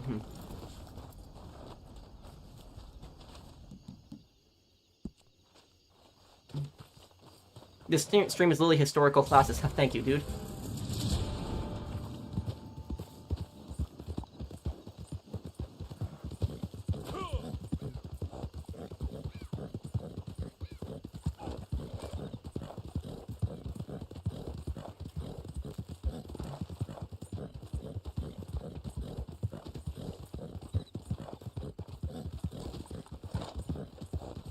Well, I will tell you I will tell you about that, London, is I don't support either side in that situation. I don't support Israel, and I don't support Palestine. I don't support either side in that conflict. I'm on the side of peace. I just want like the violence and the killing to stop. It's really horrible what's going on. So many innocent people have died on both sides.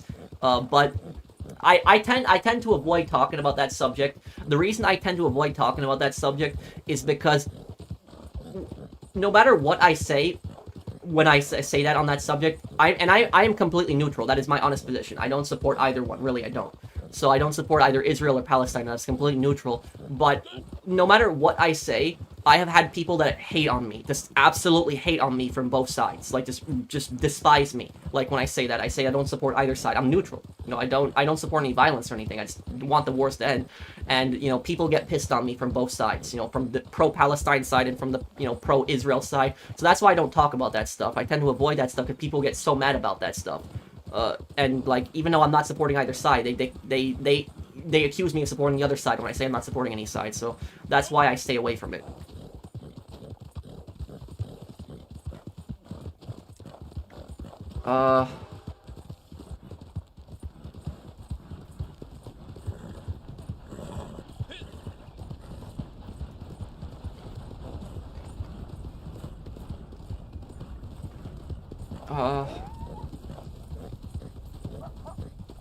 Kim Yo-jong is the Princess Azula of North Korea. Are you talking about Kim Jong-un's sister? His evil sister?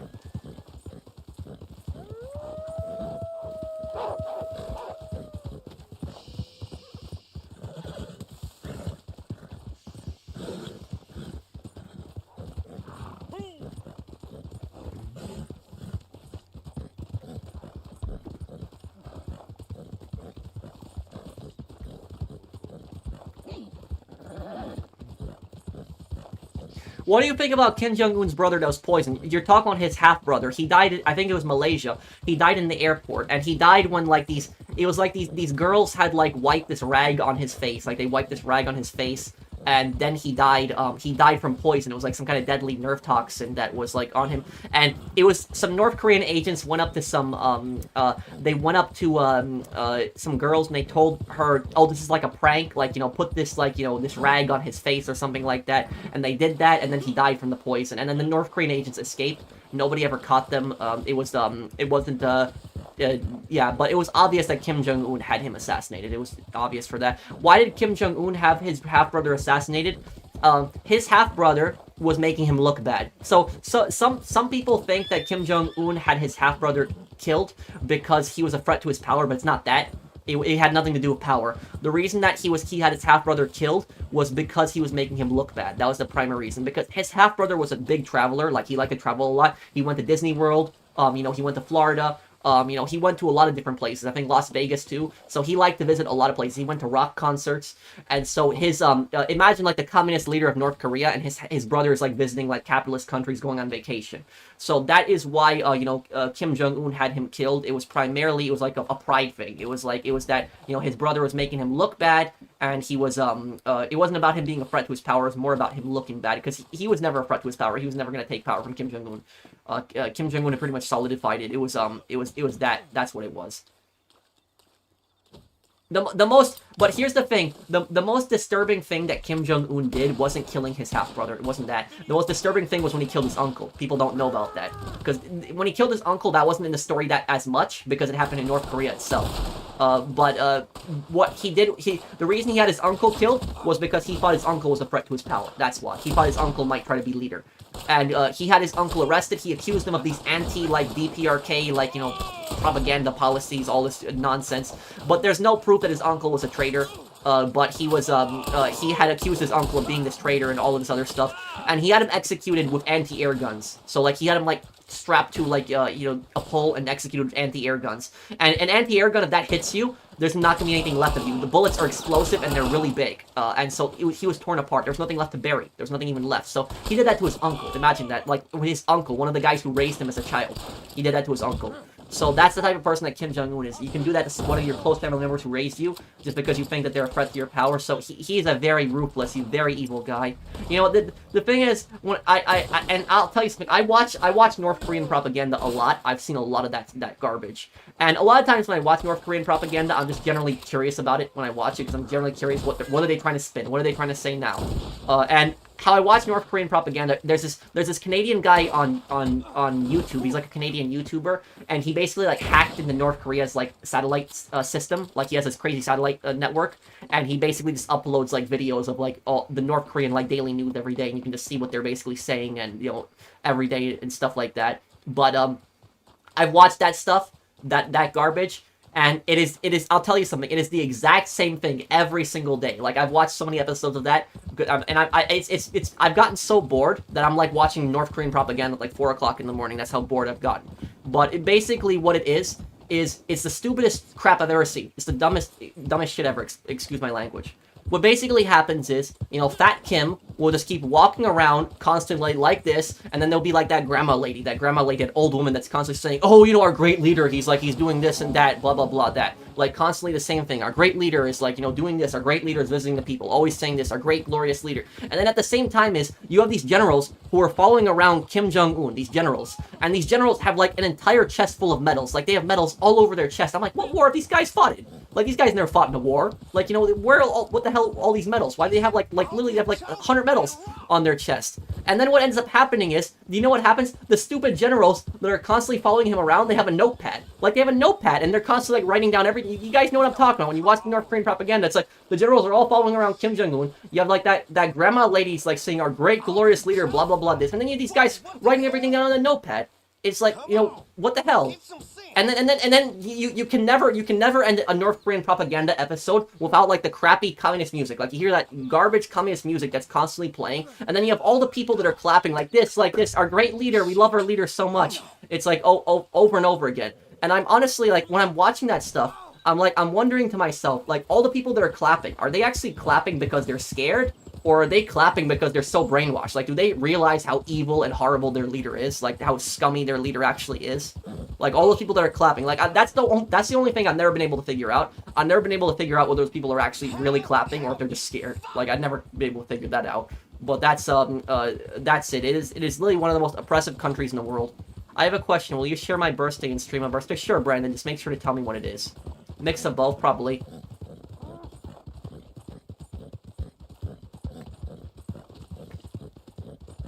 You know the one thing that I was disappointed in, the one thing that I was so disappointed in, when North Korea launched like a $500 million battleship the other day, like their most advanced battleship, like a $500 million battleship, and you know what happened? The battleship just flipped over and just sunk. And the one thing that I was disappointed by is that they didn't have that on camera. I would have loved to see that on camera on the North Korean propaganda, like cut the feed right now. Like, I would have just loved to see that right then. That was it. But I'll tell you this. Somebody's getting executed for that. Like, oh yes, somebody's getting executed for that. Like, that stuff, like, oh man, yeah, somebody's getting killed for that. Kim Jong-un is killing somebody for that.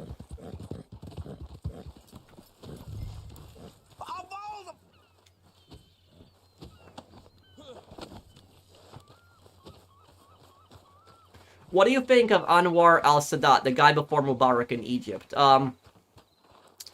I don't know much about him. The only thing I know is that I know that the Egyptian president was assassinated, and Mubarak was the he was the vice president of Egypt, and then he took power, he became president, and he declared martial law, and he kept Egypt in martial law for like 30 years, and he used that basically to keep power. And then in 2011, a bunch of students started protesting against him, and it led to the his overthrow.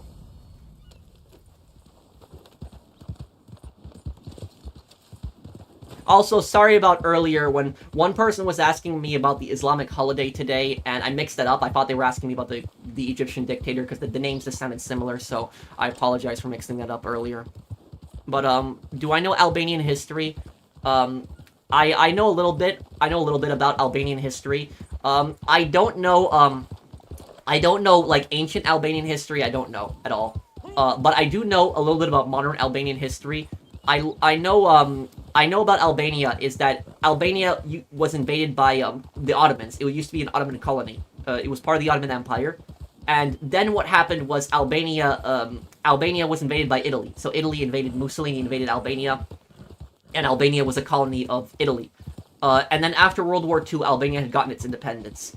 And Albania became a communist country, and you had Enver Hoxha, I forget how to say his name, the dictator of Albania. And he was basically Albania's Stalin. That's what a lot of people call him, the Stalin of Albania. Complete psycho, set up so many camps in Albania, killed so many innocent people, and he built so many bunkers around the country because he was constantly scared the US was going to invade Albania. But I'll say, Albania was a bit of a weird country, communist Albania, and the reason that it was so weird is because communist Albania had sided with China, where pretty much every single communist country in Europe had sided with the Soviet Union. Albania had sided with China. So that was like one weird thing that I found about Albania. Yugoslavia was the only other communist country that didn't side with the Soviet Union. Romania sided with the Soviet Union until like the 80s. But it was Yugoslavia and Albania were the only communist countries in Europe that did not side with the Soviet Union. Yugoslavia was neutral, but Albania hated the Soviets. They sided with China.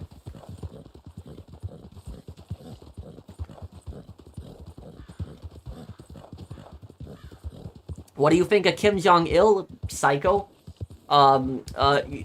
Kim Jong-il had kidnapped. You know what the craziest thing that I've heard Kim Jong-il do?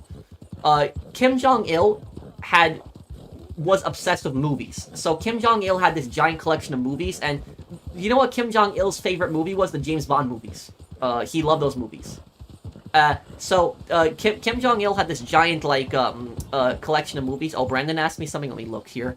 My birthday is September 10th. Okay, Brandon. Just tell me when it's gonna, like a few days beforehand in September, and I'll share your stream when you do it. I can do that for you, Brandon.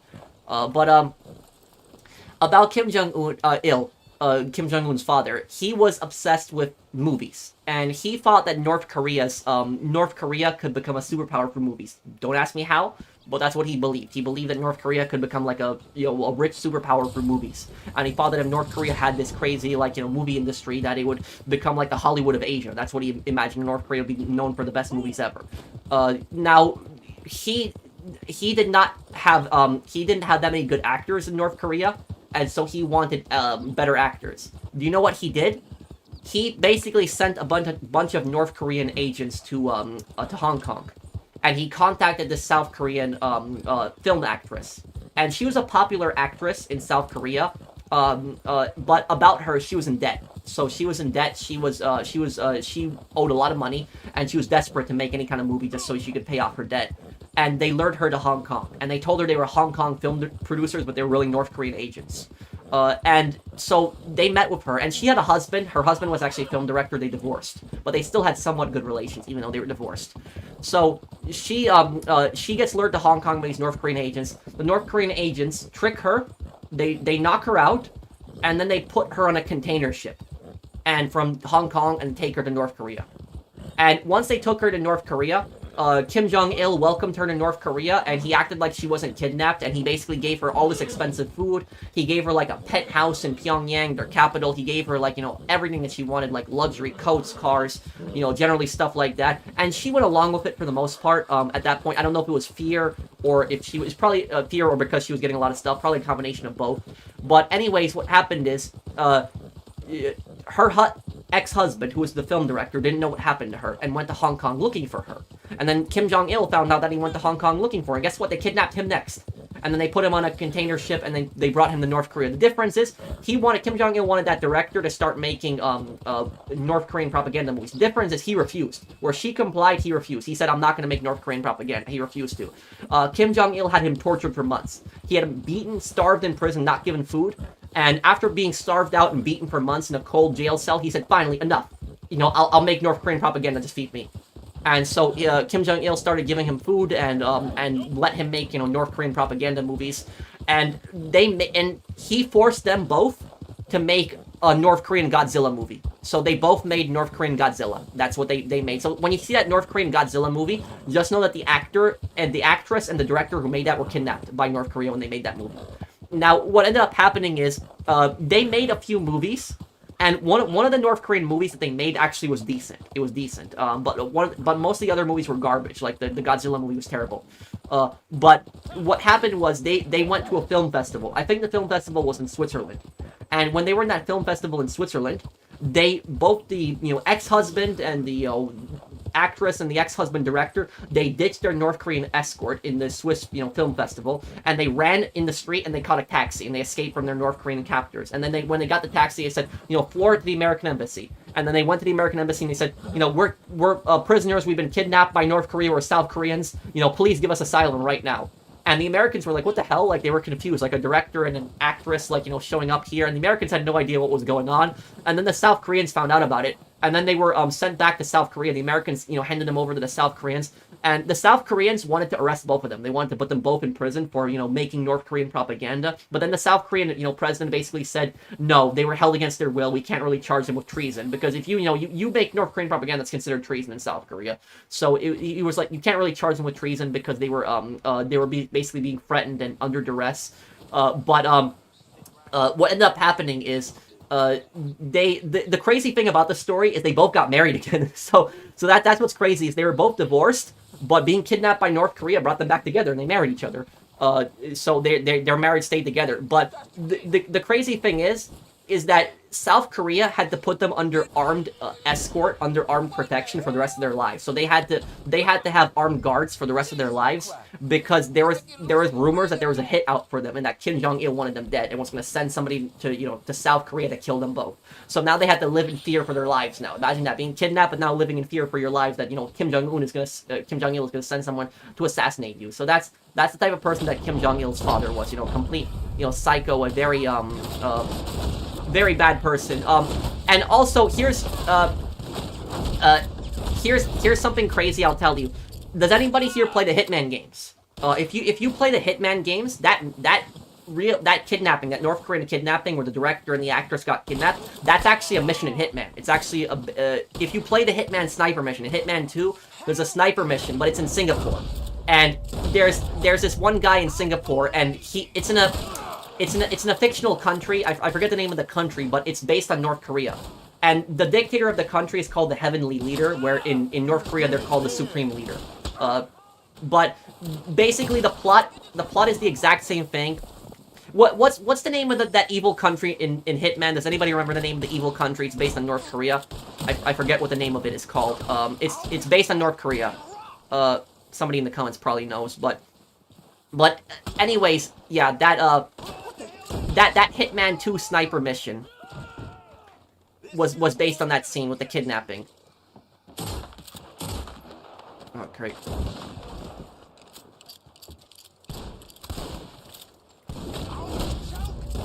Okay, yeah, getting pretty good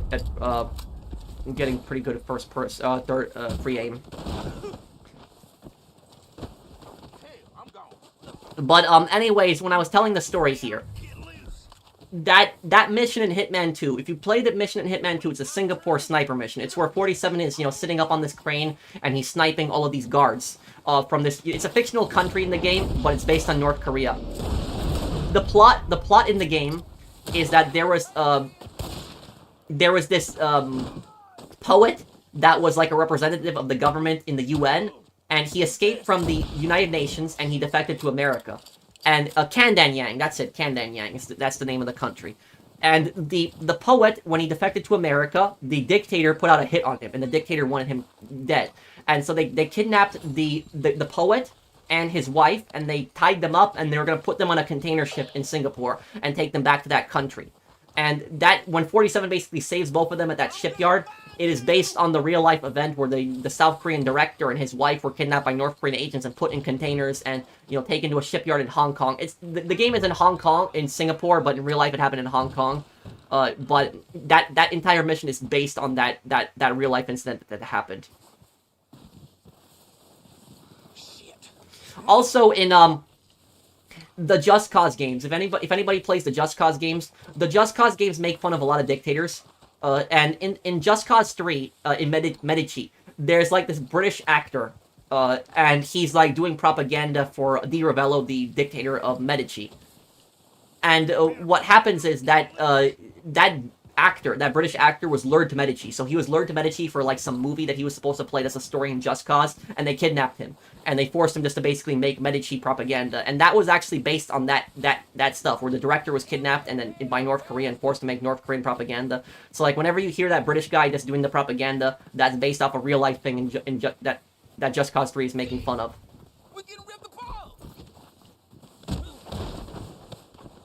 Do you know any New Zealand history? Yeah, I know a little bit about New Zealand. New Zealand, I think, is the most southern country in the world. Correct me if I'm wrong on that. I think it is the most southern country in the world. But New Zealand is a very isolated place compared to the rest of the world. Australia is right next door, but it's a very far away place for most other countries. But New Zealand is different than Australia, where New Zealand is a little bit colder. It's colder than Australia.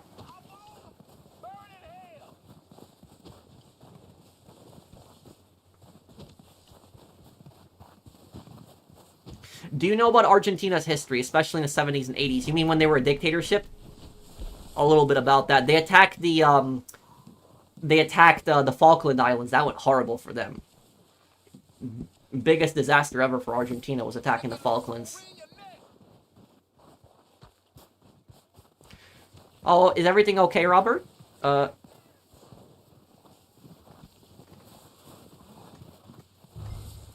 me see.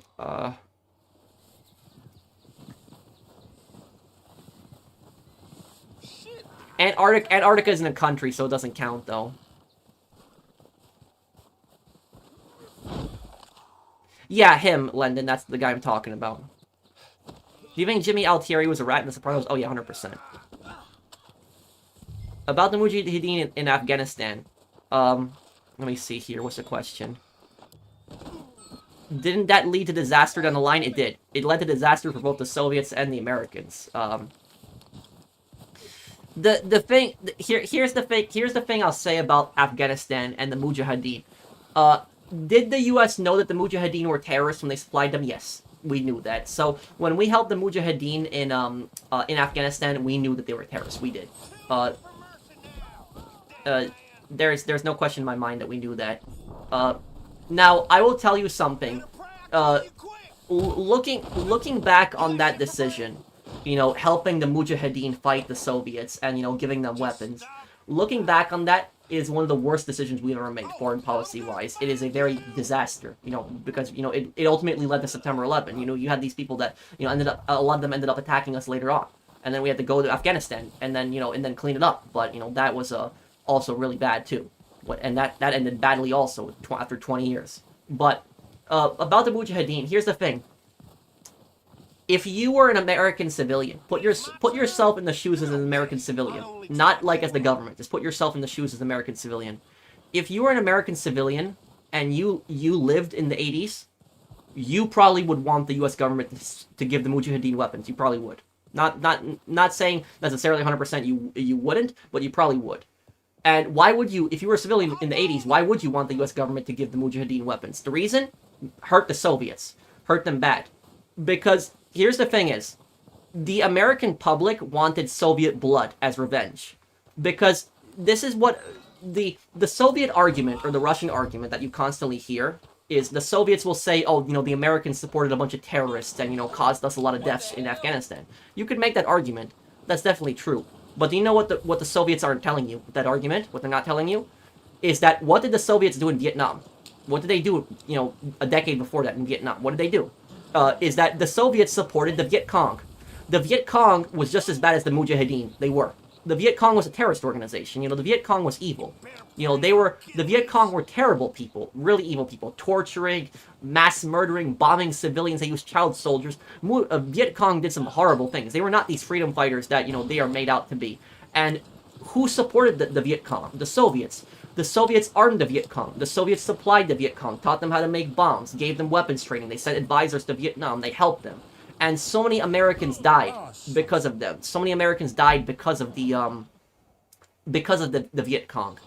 Yes, the Soviets did that. They supported the Viet Cong who were terrorists. That's what the Soviets aren't telling you about that. So when the Americans supported the Mujahideen, and they supported terrorists, that was karma, basically. That was karma for the Soviets. It ended up biting us in the back. It ended up hurting us too in the end. But we weren't thinking about that at the time. It was pretty much just karma. It was that, because they supported terrorists against our soldiers, so we did the same thing. We supported terrorists against their soldiers. People don't think about that. They don't think about the fact that the Soviets had supported terrorists in Vietnam that had killed so many of our soldiers, killed so many Americans. And, it's one thing, if somebody's like a soldier in the North Vietnamese army or whatever, that's one thing, right? But if somebody is like a Viet Cong soldier, right? And they are like torturing American soldiers to death. They're just like torturing them. You can't do something like that. You cannot torture a prisoner. That violates basically all the rules of war, doing something like that. And here's the thing is, the argument is not whether Vietnam was a justified war or not. That's not the point. The argument here is that when somebody surrenders, a soldier surrenders, you cannot do something like that. You cannot beat them, you cannot torture them, you cannot starve them. But that's what the Viet Cong did. They were cruel to prisoners. If you were an American soldier and you were taken prisoner by the Viet Cong, you had very little to no chance of surviving. You had a very little to no chance of surviving. If you got taken by the North Vietnamese army, you at least had a chance of surviving. But if you got taken by the Viet Cong, you almost had no chance of surviving. Now, put yourself in the shoes of an American civilian in the 80s, right? Imagine that your son or daughter, or your son, I should say. Imagine that your son died in Vietnam. Or imagine that your brother died in Vietnam. Or imagine your dad died in Vietnam. And because your dad died in Vietnam, because the Soviets decided to support the North Vietnamese, the Soviets decided to arm the North Vietnamese and decided to arm the Viet Cong. Now the Soviet army is going into Afghanistan, and your government asks you, do you want us to give people weapons, the people that are fighting the Soviets? You would say, yes, hell yes, I want you to do that. I want them to bleed. I want them to hurt. I want them to suffer right now. That's what you would be saying. If you lost somebody in Vietnam, you would be wanting the Soviets to bleed. And that's basically what it was. Afghanistan was America's revenge in the Soviet Union. So looking back on it now, it was probably a bad decision looking back on it. We should not have armed the Mujahideen. I'm not saying we shouldn't have. It was a bad decision because they were terrorists and they ended up, betraying us, and they attacked us, and they attacked New York and they killed, how many people? They led us into, Afghanistan, into another war. But I will say this, though, at the same time, that you have to also understand the American public's view on it. And you have to understand why the American public supported the Mujahideen at the time. We supported the Mujahideen because we were basically pissed that they had killed so many of our people. They had killed so many American soldiers, and we were angry about that.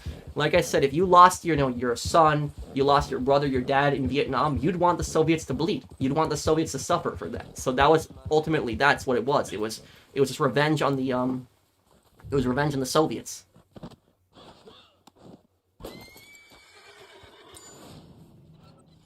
Why can't I just pay you and bury them here? Would a Viet Cong member get charged if they were caught nowadays? No. If a Viet Cong member was caught nowadays, they would be paraded as a hero. Vietnam parades them as heroes today. Happy birthday, Pro. I wish you the best. Thank you, Carlos. Thank you, dude.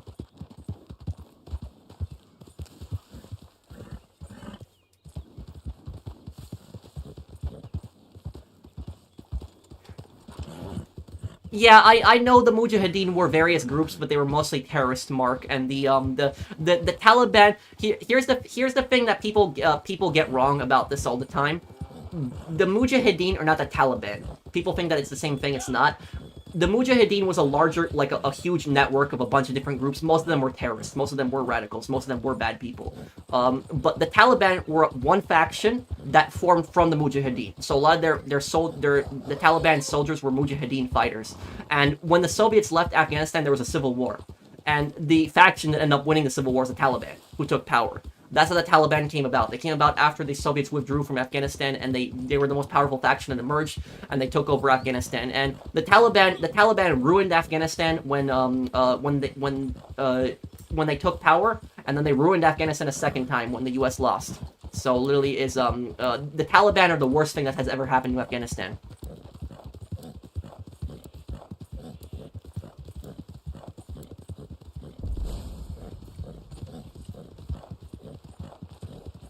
Hey, Pro, I just looked it up. He was a mayor of one of Istanbul's provinces, Esenyurt province. Guy's name is Ahmed Ozer. He was a member of the CHP, main opposition party, when he got arrested. And what were the charges? Were they dropped?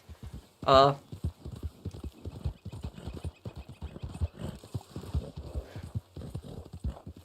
you have to remember, Lendon, Garrett doesn't even know what the commandments, the 10 commandments are. He claims to be a religious man, but then he asks Captain Curry he asked him what the 8th commandment was? Indonesian history. Indonesia, I don't know much about ancient times, but I can tell you about modern times, if that's okay. About Indonesia, I guess people from all over the world are asking me about their country's history, but about Indonesia. Indonesia was historically a Dutch colony. The Dutch had colonized Indonesia. And after the Dutch had colonized Indonesia, the Japanese actually later invaded Indonesia. That happened in December 1941 is when the Japanese invaded Indonesia. And the Japanese invaded Indonesia right after Pearl Harbor. The Japanese launched a massive offensive. They invaded Philippines, they invaded Guam, Wake Island, and they pushed down towards Malaysia, Indonesia. And Japan's goal in Indonesia was to secure gas. That was the primary reason they had pushed down to Indonesia. They were trying to secure gas fields. But to fuel their war machine. Now, when Japan was in Indonesia, Japan actually committed really horrible atrocities against the Indonesians. So they did some really bad things. They committed numerous massacres, numerous atrocities. They treated the Indonesians like crap. They treated the Indonesians really horribly. And the thing is, when the Japanese first came into Indonesia, a lot of Indonesians actually welcomed them when they first came in. The Indonesians thought that they were going to liberate them. Because the Japanese... Here's the thing is, the Japanese never called themselves the Japanese Empire. The Japanese Empire is a term that we Americans use. So we Americans, we call them the Japanese Empire, but the Japanese never really called themselves the Japanese Empire. They called themselves the Greater East Asia Co-Prosperity Sphere. That is basically their term, what they call it, but it's essentially the Japanese Empire. It's just a fancy term for the Japanese Empire. But about the Greater East Asia Co-Prosperity Sphere, it was a propaganda name. The reason they didn't call themselves the Japanese Empire, they called themselves that, because it was a propaganda name. Because when you think about it, Greater East Asia Co-Prosperity Sphere, it sounds a lot nicer than Japanese Empire. When you hear the term Japanese Empire, that sounds brutal. It sounds bad. So the whole title, it was created as propaganda. And what the Japanese would basically do is they would hang these propaganda posters. And they brought these posters into Indonesia. And they basically say, all Asians are equal. And they would say, like, this is Asian liberation. It's like, we Asians are liberating you from the, the European colonizers. That is what the Japanese were saying. But what that reminds me a lot of is it reminds me, as somebody who has Polish ancestry, it reminds me a lot of what my people went through, because the Poles went through something very similar. When the Russians occupied Poland, they did the exact same thing the Japanese did. They would say Slavic Brotherhood. They would say all Slavs are equal Slavic Brotherhood. But it was never Slavic Brotherhood. It was never that all Slavs are equal. It was essentially Russian domination. That's what it was. The Russians treated every single Slav that wasn't Russian like garbage. And they tried to destroy Polish culture. They tried to destroy the Polish language. They tried to Russify them. They tried to ban the Catholic Church. Tried to force Poles to be, Russian Orthodox. So that was it was a little similar to what the Japanese did, where the Japanese would go into these different areas like Korea, China, Indonesia, and they would say, we are all Asians are equal. But in reality, it was just propaganda. In reality, the Japanese treated anybody that was not Japanese like garbage. They treated them like subhumans. They treated the Chinese, the Koreans, the Indonesians, the Malaysians, the Vietnamese. They treated them all like subhumans. They didn't see them as people. They were horrible. They were evil. They treated the Indonesians horribly. And not only did the Japanese oppress the Indonesians and massacre them, the Japanese also conscripted the Indonesians. They conscripted thousands of Indonesians into their army, and they forced the Indonesians to fight in their military. And that's if you actually play the game Call of Duty World at War. In Call of Duty World at War, some of the Japanese soldiers are not Japanese. You can actually hear them speaking Indonesian in that. So I don't know if you know that attention to detail there. The Indonesian guy that was asking me about that. In Call of Duty World at War, a lot of the Japanese soldiers that you fight are actually Indonesian draftees.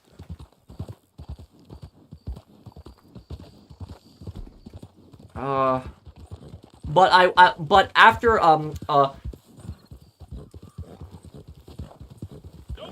what do you think about Red Dead Redemption physics in GTA 6? I think it will run on the same engine as Red Dead Redemption. Yeah.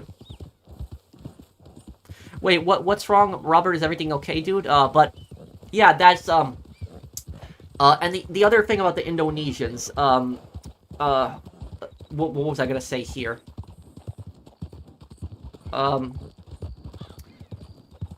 Oh yeah, okay. So about Indonesia here.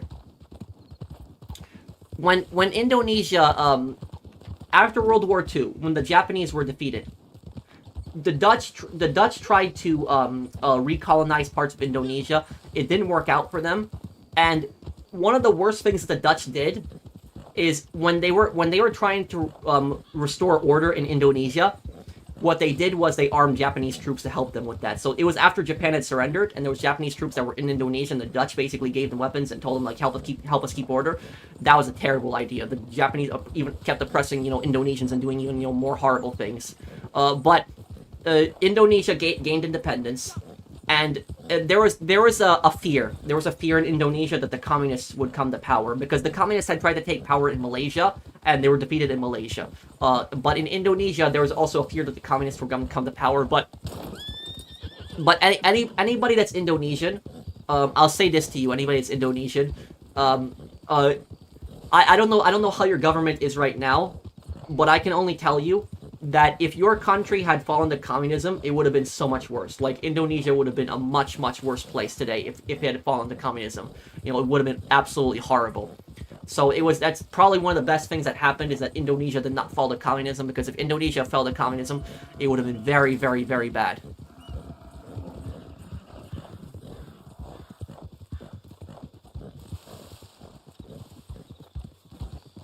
So that's why there are some European people that have origins from Indonesia, places like Belgium or Netherlands. Yeah,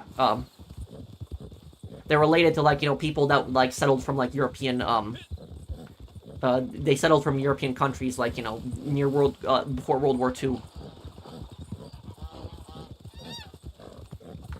What's your question, Gretty?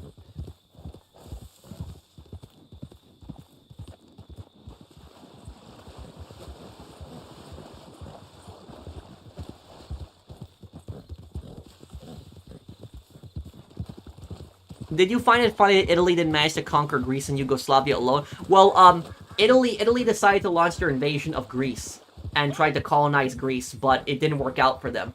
And the reason that Italy suffered when they invaded Greece is because Greece was very mountainous, and the Italians didn't know how to deal with that type of warfare.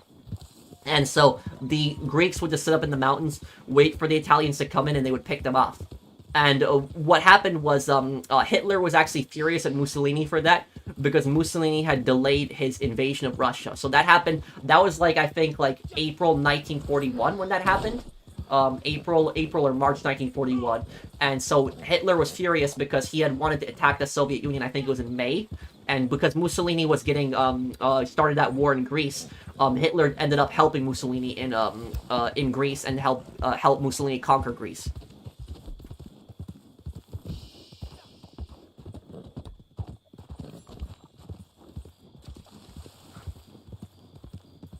Oh, I don't know. I didn't look at them, Robert.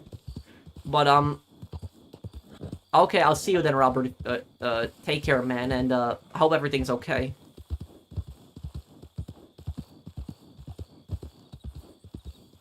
Okay, I'll see you, Brandon. Take care. Can I cover Mexican history? What part of Mexican history? Mexico has a long list of history.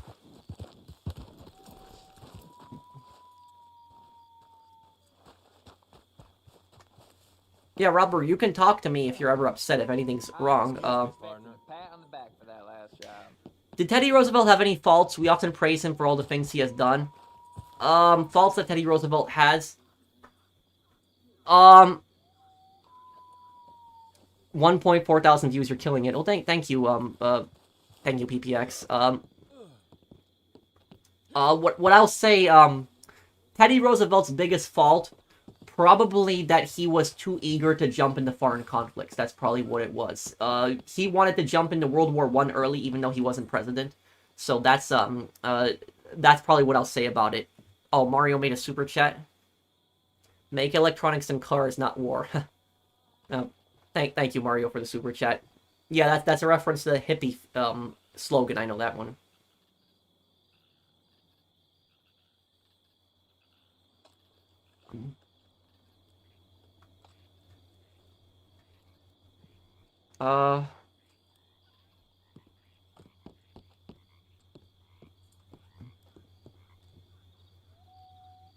What about the Inca Empire? Here's the thing. The Incas were psychos. A lot of them. They were very warmongering. They were very advanced. They were, the Incas had running water. You know, and imagine that like 600 years ago, they had sinks of running water. They did. So the Incas were very advanced in technology. There's no doubt about that. They were a very advanced civilization, but they were very psychotic when it came to wars. Like, the Incas would declare wars on a lot of tribes, a lot of civilizations. A lot of the other tribes that were around the Incas had to spend money on their military because they were basically scared of the Incas attacking them and invading them. So the Incas were very violent in a lot of their conquests. They did human sacrifices also. The Aztecs did as well.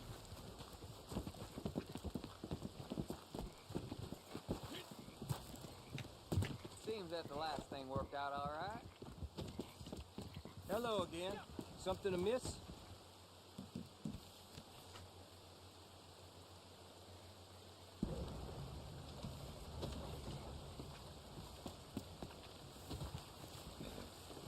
The Incas are from Peru. I believe that is correct, yes.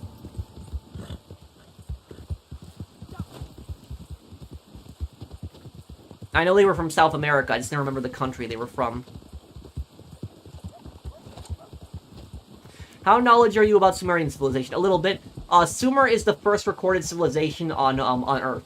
It's the first one. So it's, out of all the main civilizations, Sumer is the first recorded civilization in human history.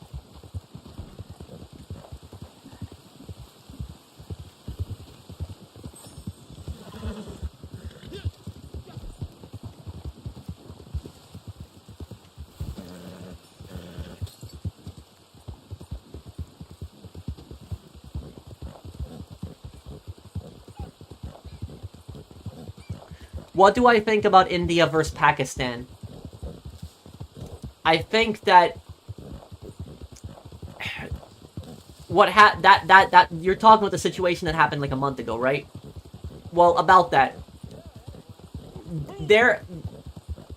Pakistan has a massive problem with extremism, a massive problem with terrorists. And what's happened was a lot of terrorists crossed from Pakistan into India, especially into the Kashmir region, which Kashmir is a region that's controlled by India, Pakistan, and China. I think India is the largest part. Pakistan is part of it too, and then China is also there. I don't even know why China's there. China has no claim to it whatsoever. But it's a very mountainous province in northern India, and that is the part of India that has the most amount of extremism and the most amount of terrorist attacks. And what happened was a month ago, there was a horrible terrorist attack that happened in Kashmir in India, where these terrorists had walked, and some of them were from Pakistan. They had captured a bunch of tourists, and they were basically just like looking at their licenses and looking at their IDs and looking at their names. And if they read off a name that they did not like, or they didn't think that they were of a specific religion that they didn't like, they killed them. They murdered them. They killed them. They killed like 30 people. I think it was 30 people that they killed. It was extremely brutal. And what happened was, right after that attack, India had demanded answers from Pakistan, and Pakistan was very vague on that. Pakistan would not give them direct answers on that. India wanted these people. Pakistan was very unhelpful with that. India then got really angry, and India basically took a bunch of their planes and had bombed like camps in Pakistan that had these terrorists in it. And then, Pakistan retaliated, and they fired like some drones at India.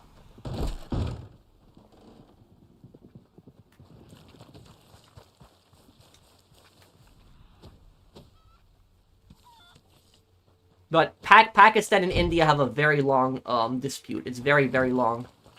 Wasn't Bangladesh used to be part of India? No. Bangladesh used to be part of Pakistan. It used to be called East Pakistan. And Bangladesh wanted independence from Pakistan in 1971.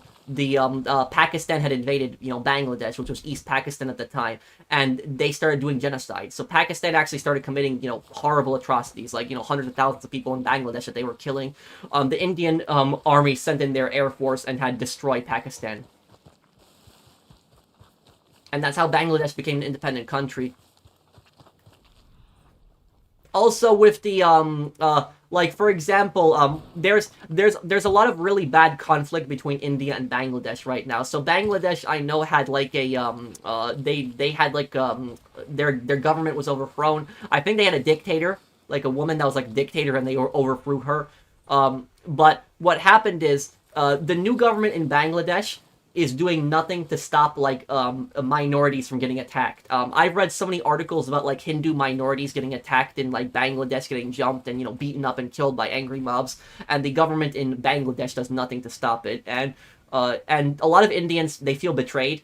And the reason a lot of Indians feel betrayed by that is because a lot of India came to the defense of Bangladesh. So like when Bangladesh was getting attacked by Pakistan, and Pakistan was, committing atrocities against them, India came to defend them. But now, there are people that are, doing really racist attacks against Hindus in Bangladesh, and the Bangladeshi government is doing absolutely nothing about it. And so I can understand why a lot of Indians are pissed about that.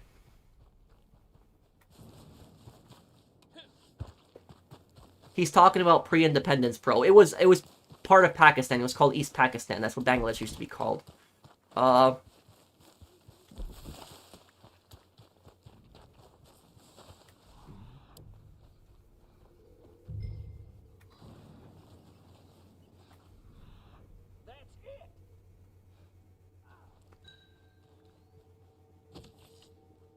Pro, I heard a comment recently that Stefan Bandera is the only person who can make Russians and Poles agree with each other. What do you think?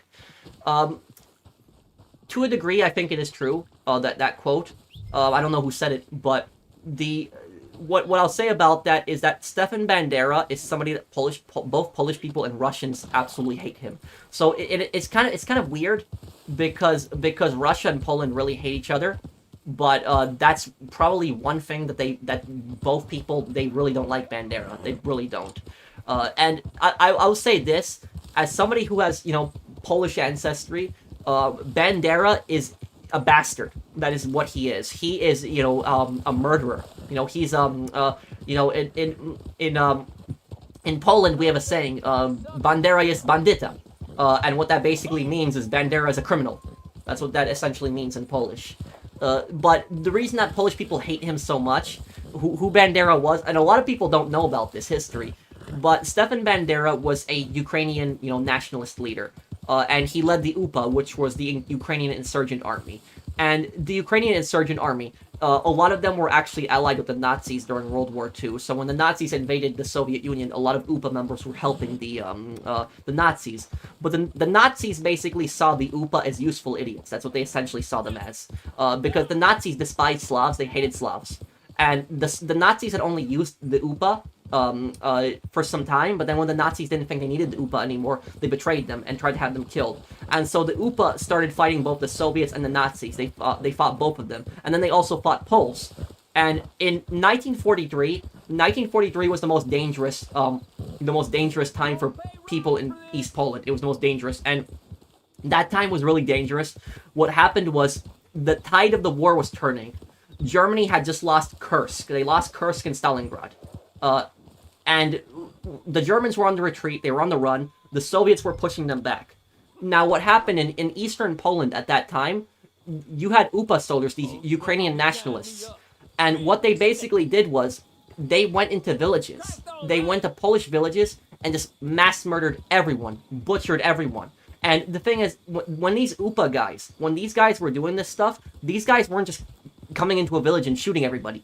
They used really horrific things, axes, cutting off kids' hands, cutting off kids' heads, burning people alive in their homes. These were extremely brutal. There are pictures on Google that you can look up of the victims of the Volyn genocide. Don't look them up though; it will scar you forever if you just see what they did to children. But it was that's what the Ukrainian nationalists they did to Polish kids. It was disgusting. It was pure evil. It was like only a monster could do something like that. Like it's like those guys. They had no souls. The people that did that stuff. But the UPA had murdered somewhere around 200,000 Polish people. Some people even think it's even higher than that. Some people think it's closer to 300,000. But it was Poland considers this genocide. They consider it genocide and targeted racial genocide of Poles. And the Ukrainian government to this day does not acknowledge it. It's Russia surprisingly actually acknowledges it, but I think the primary reason they do that is because of their conflict with Ukraine. But the thing is, this is what people don't know a lot of times is if you watch the media, if you watch this is people don't watch the mainstream media, because when people watch the mainstream media, if you watch the mainstream media, you would think that Poland and Ukraine are like the best of friends. You would think that Poland and Ukraine are like brothers and they both the countries love each other. No, that's not true. Poland and Ukraine have historically not liked each other. They've even been enemies through a lot of their history. And this Bandera thing that's happened in Ukraine, this is the biggest conflict between Poland and Ukraine. And this Bandera stuff is the reason. This is the reason Poland and Ukraine will never be friends. They will never be friends because of this thing that's happened. And the thing is, Poland has better relations with Germany than it does with Ukraine. And the reason that Poland has better relations with Germany than it does with Ukraine, even though the Germans had committed really horrific acts against Poles, is because the Germans don't deny a lot of the stuff that they've done. The Germans, basically admit we've done really horrible things to Polish people, and they apologize for a lot of that stuff. So the Germans have admitted to the horrible, atrocities they committed against Poles, but the Ukrainian government, on the other hand, has not. Now, I'm not saying every single person in Ukraine, has these, these views, but the problem is that the Ukrainian education system defends Bandera. So in Ukrainian textbooks, history textbooks, they regard Bandera as a hero. They say, he's a hero who fought for Ukrainians, freedom and independence, but they completely ignore the part that he basically genocided 250,000 Polish people, doing stuff like that. It was extremely brutal. I would highly suggest anybody who's interested in this history to watch the Polish movie Volyn. Watch that movie. There's English versions that you can watch of it, but it's a pretty historically accurate movie. And the movie is also very fair to Ukrainians, because the movie also shows good Ukrainians, like Ukrainians that stood up against that and didn't support those horrible things that UPA was doing.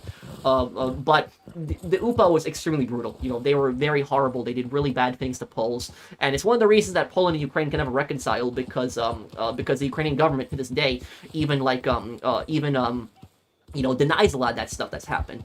And the thing is like Zelensky, who is like, I don't want to bring politics into this, but Zelensky, who is the president of Ukraine, a number of years ago, he was asked, what does he think of Stefan Bandera? Does he think that he's a hero, or does he think that he's a villain? And Zelensky basically said something like, some people consider Bandera a hero, some people consider him a villain. He did not outright condemn him.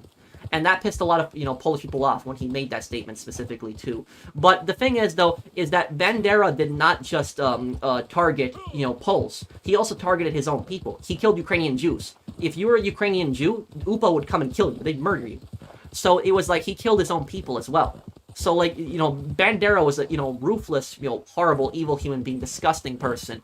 And that's personally why a lot of Polish people, they get really angry about that. Really, really angry when they see, like, statues of Bandera in Ukraine. It really upsets a lot of Polish people. They get really mad about that. Like, my parents get really mad about this. Like, my dad specifically, he gets very furious.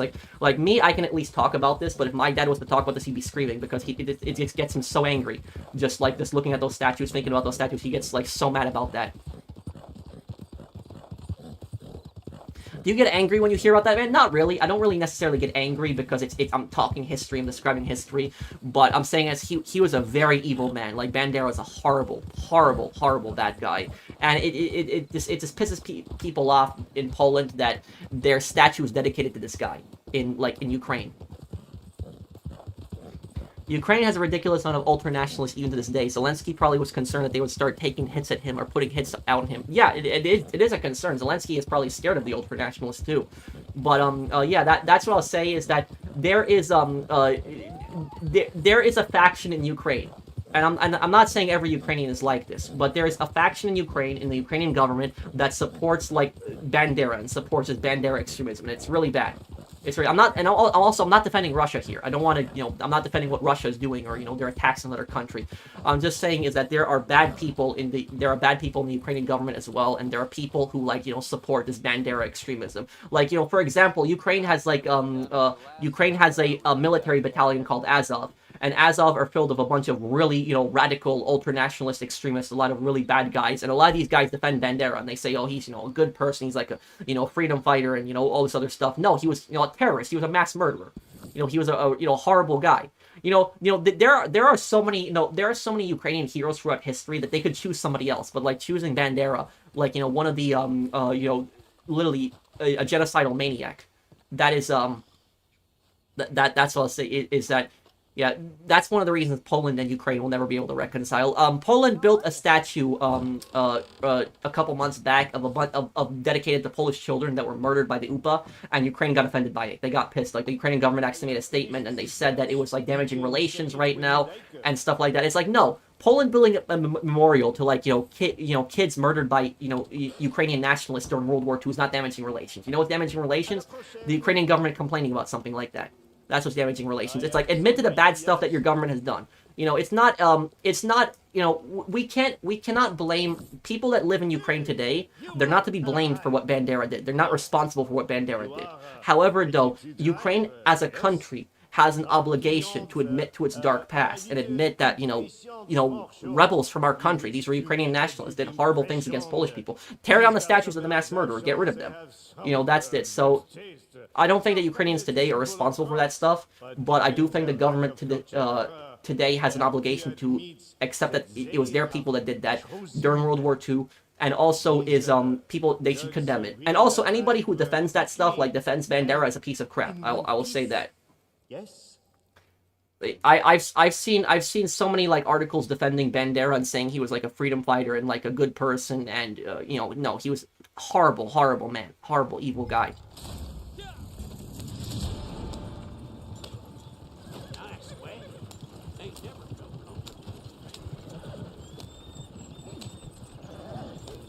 Wait, what are you talking about, Robert?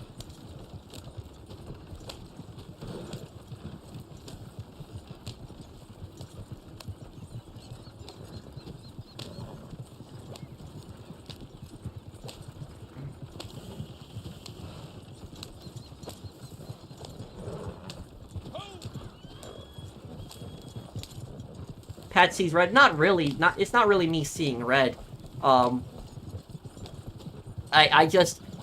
It just personally, it gets me upset. That's what I would say when I see people defending a maniac that genocided my people, and basically they say, oh, he didn't do any of that. That's all, nonsense. When no, it did happen. Anybody who denies stuff like that is a piece of crap.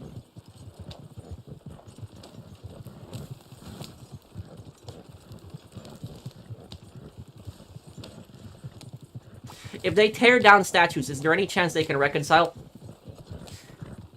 If Ukraine, today or tomorrow, tore down every single statue of Stefan Bandera, it would not fix relations right away, but I guarantee it would make a lot of Polish people happy, and it would be a step in the right direction towards fixing relations, definitely, 100%.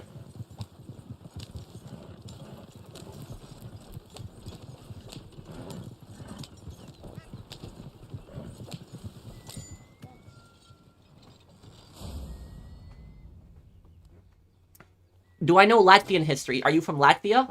But yeah, I know about a little bit about Latvian history. So, about Latvia. Latvia, it was, small country in the Baltics. It is in the middle of the Baltics, where Lithuania is below them, Estonia is above them. They border Russia also. Latvia was betrayed by the Soviet Union. So the Soviet Union betrayed Latvia, stabbed them in the back, basically. What happened with Latvia, and it didn't just happen to Latvia, it also happened to Estonia and Lithuania. Here's what happened. In November of 1939, Stalin launched the Winter War. And the Winter War is technically not part of World War II. It's a war that happened during World War II, but it's oftentimes seen as a separate conflict. So it's just a war that happened during World War II, but it's oftentimes seen as a separate conflict. But about the Winter War.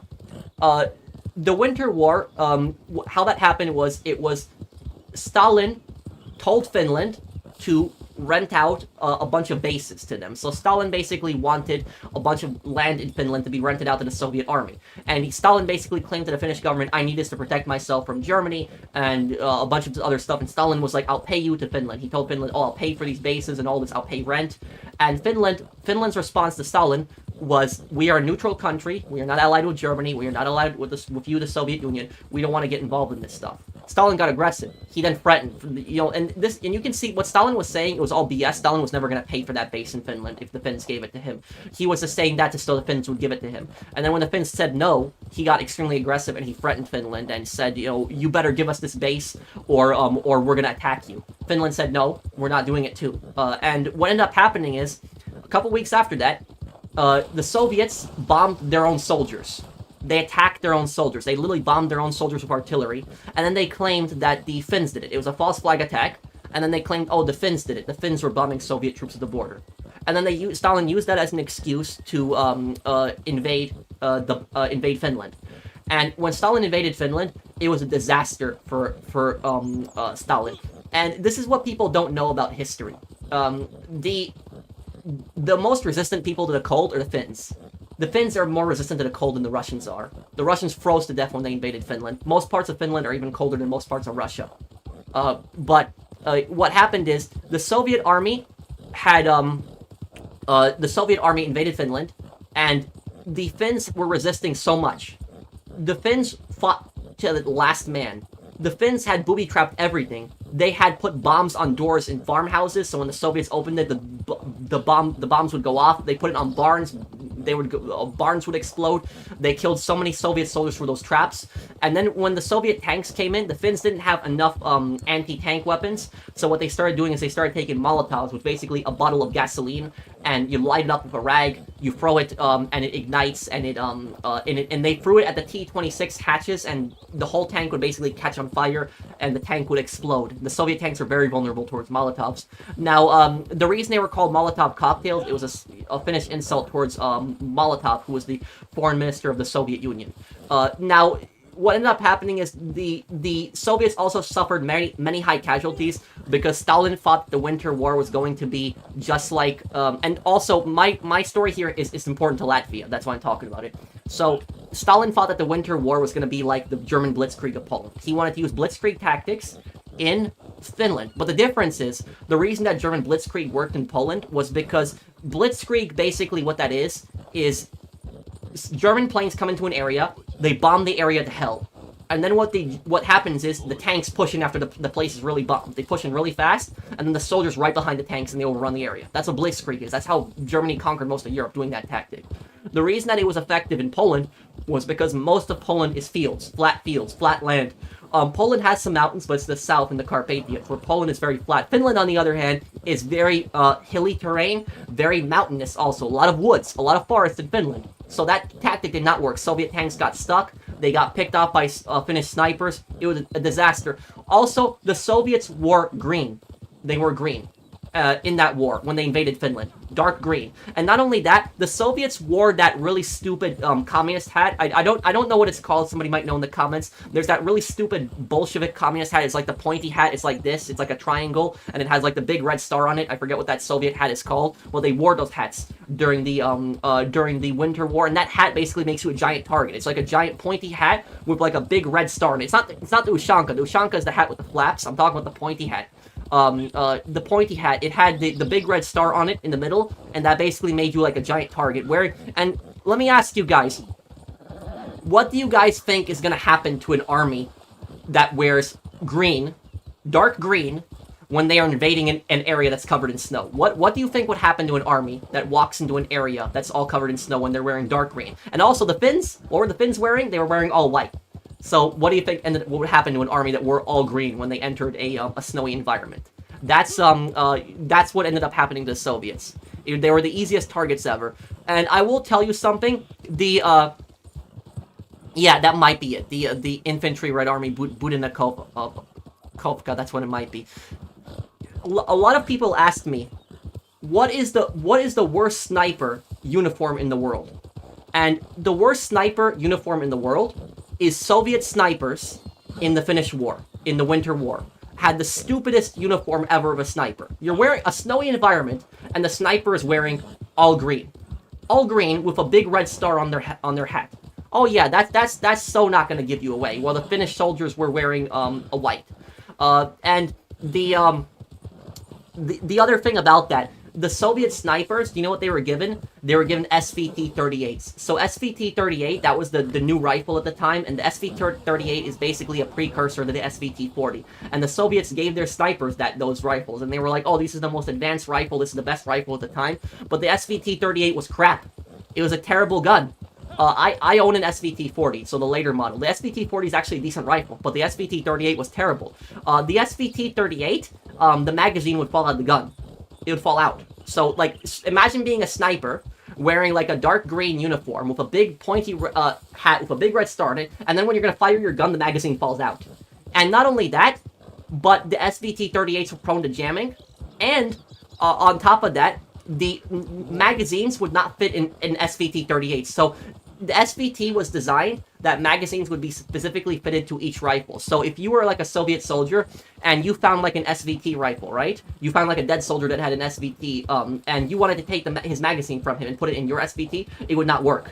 It was that each magazine was specifically fitted to each SVT rifle. That's how that rifle was designed. And that's what it was. It was a disaster. That entire war was a disaster. But the Soviets suffered such high casualties and such high losses. But in March, even though the Finns had resisted so much against the Soviets, they resisted so much, the Finns could not hold out. Because even though the Finns did everything that they could, but they couldn't hold out. Because the Soviets were just outnumbering them so much. They couldn't. It was just Finland against, the entire Soviet Union. But what happened is, the Finns signed a peace treaty with Stalin. And basically what the peace treaty was is that Stalin would annex Karelia. It would take over Karelia. And Russia still has that land to this day. So Karelia is still part of Russia, the land that Stalin basically stole from Finland.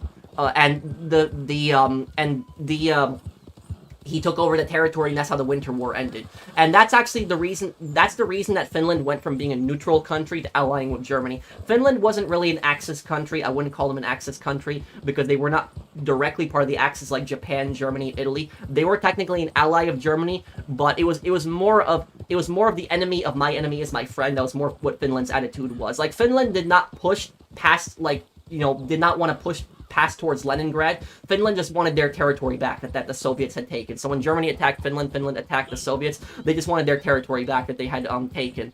But that's basically how Finland went from being a neutral country to being, allied with Germany when they attacked the Soviet Union later on. And that's also the reason why Finland is the only country that fought on the side of the Axis that was not punished. So pretty much every single country that fought on the side of the Axis, Germany, Italy, Japan, all of those countries were punished. Finland is the only country that wasn't punished specifically for that, because it was the country seen as a victim that got attacked by the Soviets and had a bunch of their land conquered, and then they wanted huge parts of their land back from the Soviets. But anyways, basically about going back forward to Latvia, there was a guy who was asking me about Latvia. The reason that me talking about Finland's history is important to Latvia is because Stalin went up to Latvia. He went up to Latvia, Lithuania, and Estonia, and he told them the exact same thing. He said to those 3 countries, the Baltic countries, let me build military bases in your country. I will pay for them. I will pay for the rent. And I'm using that to defend myself from Germany. And this happened before, Germany backstabbed, Stalin. But what happened is Stalin basically told Latvia, and he said, if you don't let me build this military base, the same thing that happened to Finland is going to happen to you. And Finland was a very cold environment, very mountainous and forest. They could resist. Estonia, Latvia, Lithuania were small countries. If they would get conquered by the Soviet Union very quickly. And they didn't have the military that Finland did either. So they didn't. So they would not be able to resist as much. So Finland, Estonia, Latvia, Lithuania basically gave up. And they basically said to Stalin, okay, as long as you don't attack us, we'll let you build these bases. Now, when Stalin built those bases in Latvia, Lithuania, and Estonia, can anyone guess here what happened? What do you think happened when Latvia, Lithuania, and Estonia let Stalin build those bases? Can anyone guess here who doesn't know this history? What do you think happened? You think Stalin paid the rent for the bases? Do you think alcohol is worse than... well, that's a topic for another one. I'll talk about that in a moment here. Oh, hey, Hamzat, how are you, dude? Nope, he didn't pay for the bases. And not only did he not pay for the bases, he took over Latvia, Lithuania, and Estonia from inside the countries. So he basically used those bases to invade the rest of the Baltics from inside, and he annexed them. And then he later claimed, oh, I'm liberating you from capitalism. That's what Stalin was later claiming. And so that's why Estonia, Latvia, and Lithuania felt betrayed. Because they cooperated with the Soviets. They gave the Soviets everything that they wanted, and the Soviets still backstabbed them and annexed their country. So that's why, and that's even to this day why the Baltic countries have, very hostile relations towards Russia. Because, Russia, for example, Russia has not apologized for what they did to the Baltics. They haven't. The modern Russian government has never apologized officially to the Baltic countries for their occupation. They see it as a liberation. They say, oh, it was good for you. You were under the Soviet Union. You were under superpower. It was good for you that we occupied you and colonized your country. That's basically the Russian argument for it. So they were, that's one of the reasons that they still have hostile relations to this day, is because the Russian government's never publicly apologized for the occupation of the Baltics. Hey, hey Mamba, what's up, man? M16 later models are great rifles. Why were Soviets not resistant more to colder weather in Finland? They just weren't prepared for it. It was a disaster for them. You know what really sucks? You know what really sucks? If anybody here play Hell Let Loose? Hell Let Loose is one of my favorite games. I love Hell Let Loose so much. Hell Let Loose was gonna add the Winter War. It was gonna be the Soviets versus Finland. That would have been a perfect setting for Hell Let Loose. Perfect for battles for Hell Let Loose. But unfortunately, they canceled it. They canceled the Finnish expansion. I really wanted to see that. That pissed me off that they canceled the Finnish DLC. It was a planned DLC, but it was canceled. It pissed me off so much. I wish they would have released it.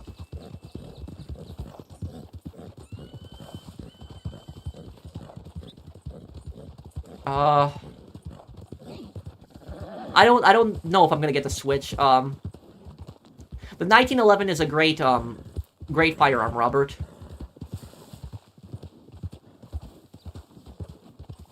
Yeah, and the thing is, I'll tell you guys something. I fired a 1911 in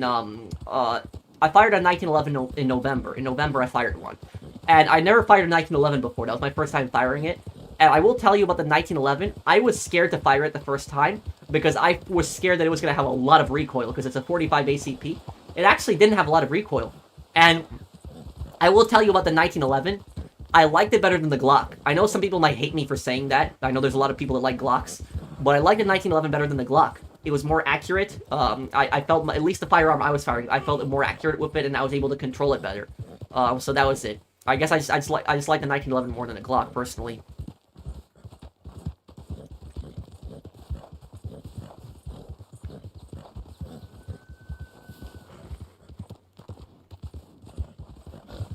They actually still want to add it. They showcased Danzig map that's still in the works, and Winter War is still planned. Is it really, Mark? Is it really? Because I really wanted to see the Winter War. You can't get to sleep? No. And also, guys, you want to know something? This past week, I've been suffering pretty badly this past week. You know why? I'm visiting my family, but the air conditioning system broke. So, we're just, it's the summertime here. and the air conditioning system just broke when I arrived. So literally, happy to see my family, but it is my birthday right now. Actually, today, right now, it's my birthday at midnight or 3 a.m. It's close to 4 a.m. right now, but so I'm 31 right now. But it sucks. This happened on my birthday. The air conditioner broke. And in my room, it is 83 degrees in my room right now. That is what the temperature is in my room right now. I have fans that are blowing all over the place, but it's not helping. And I have somebody on Sunday that's coming over to fix the AC, and hopefully they can fix it. I tried to fix the AC unit myself. I bought a new fuse. I bought a new fuse for the AC, and I installed a new fuse myself. It didn't fix it. It was still not working. And then what I did was I put in a new capacitor, because I was hoping that a new capacitor would fix it. I unscrewed the panel, I put in the capacitor, it's still not working. I changed the filter on the AC, still not working. So I don't know what the hell is. I'm not an HVAC technician. I know a little bit, but that's about it. I know a little bit about AC units because I run rental properties, so I've changed capacitors before, but I'm not an expert, so I don't know what could be causing it, but why it's not working. But I have somebody coming over on Sunday, and I pray the person that comes on over Sunday is able to fix the AC unit, because it's pissing me off right now. I am not a heat guy, by the way. I am a cold guy. I like the cold. You know, where I live, my state in the upper Midwest, where I live, it gets minus 20 in the winter every day. So it's like, it can get pretty cold. And I like it that way. I like the cold. I don't like the heat. I don't like the summer. I like the winter. I like the extreme cold. But so, personally, when air conditioner breaks for me, that's the worst thing that can happen to me. Oh, your AC is also malfunctioning. Oh, sorry to hear that, Santos. Some screenshots show Danzig post office. Where can I see these screenshots, by the way, Mark? Stalin was just a psychopath. Sometimes it's hard to know what he was thinking exactly. He was just a very evil, you know, ruthless man. You're from Arizona? Well, you better hope your air conditioner doesn't break. You know, New York is bad enough without an air conditioner, but Arizona, oh man. If I lived in Arizona and my air conditioner broke, I would probably go to a hotel until it's fixed. I couldn't be able to handle it. Stalin sent 2 dogs into space in 1951. What? Oh, I didn't know that. Happy birthday, dude. Thank you. Steam page. They post updates on what they're working on. I'll take a look at it later. Thank you, Mark. Thank you for telling me. Okay. Okay. My first gun will probably be an AK or something. I would the AK-47 is a great rifle, but I would not recommend that as if you're gonna get into firearms, I don't recommend that as a first one. Get a 22, easier to control. That is probably start on the 22.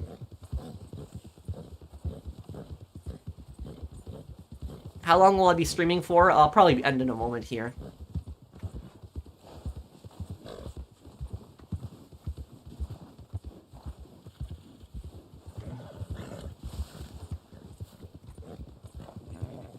A 22 LR, yeah.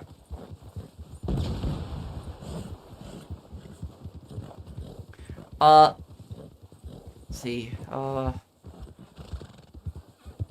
thank you for wishing me a happy birthday. How do I read your name? The green M, by the way. How do I read your name? I've seen you in chat a lot of times, but I don't know how to read your name. How do I pronounce your name? Is that Greek, by the way? That text, is that Greek? Maplok? How do I say your name? I'm sorry, I can't read the text.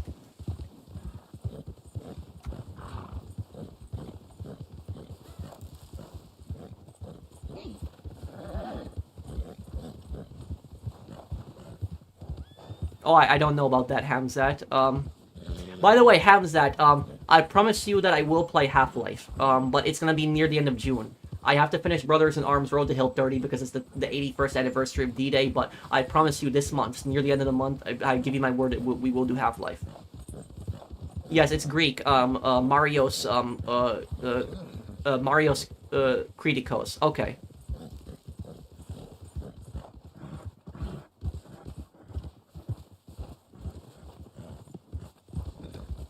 By the way, we Indonesians were treated like trash by Dutch back then. Belgian had Zaire and Dutch had Indonesians. Sorry, I had bad internet connection now. It's okay, Jonathan. And Jonathan, I don't know if you were here earlier. I talked about Indonesia's history. The Japanese also did really horrible things to Indonesians, when they occupied your country.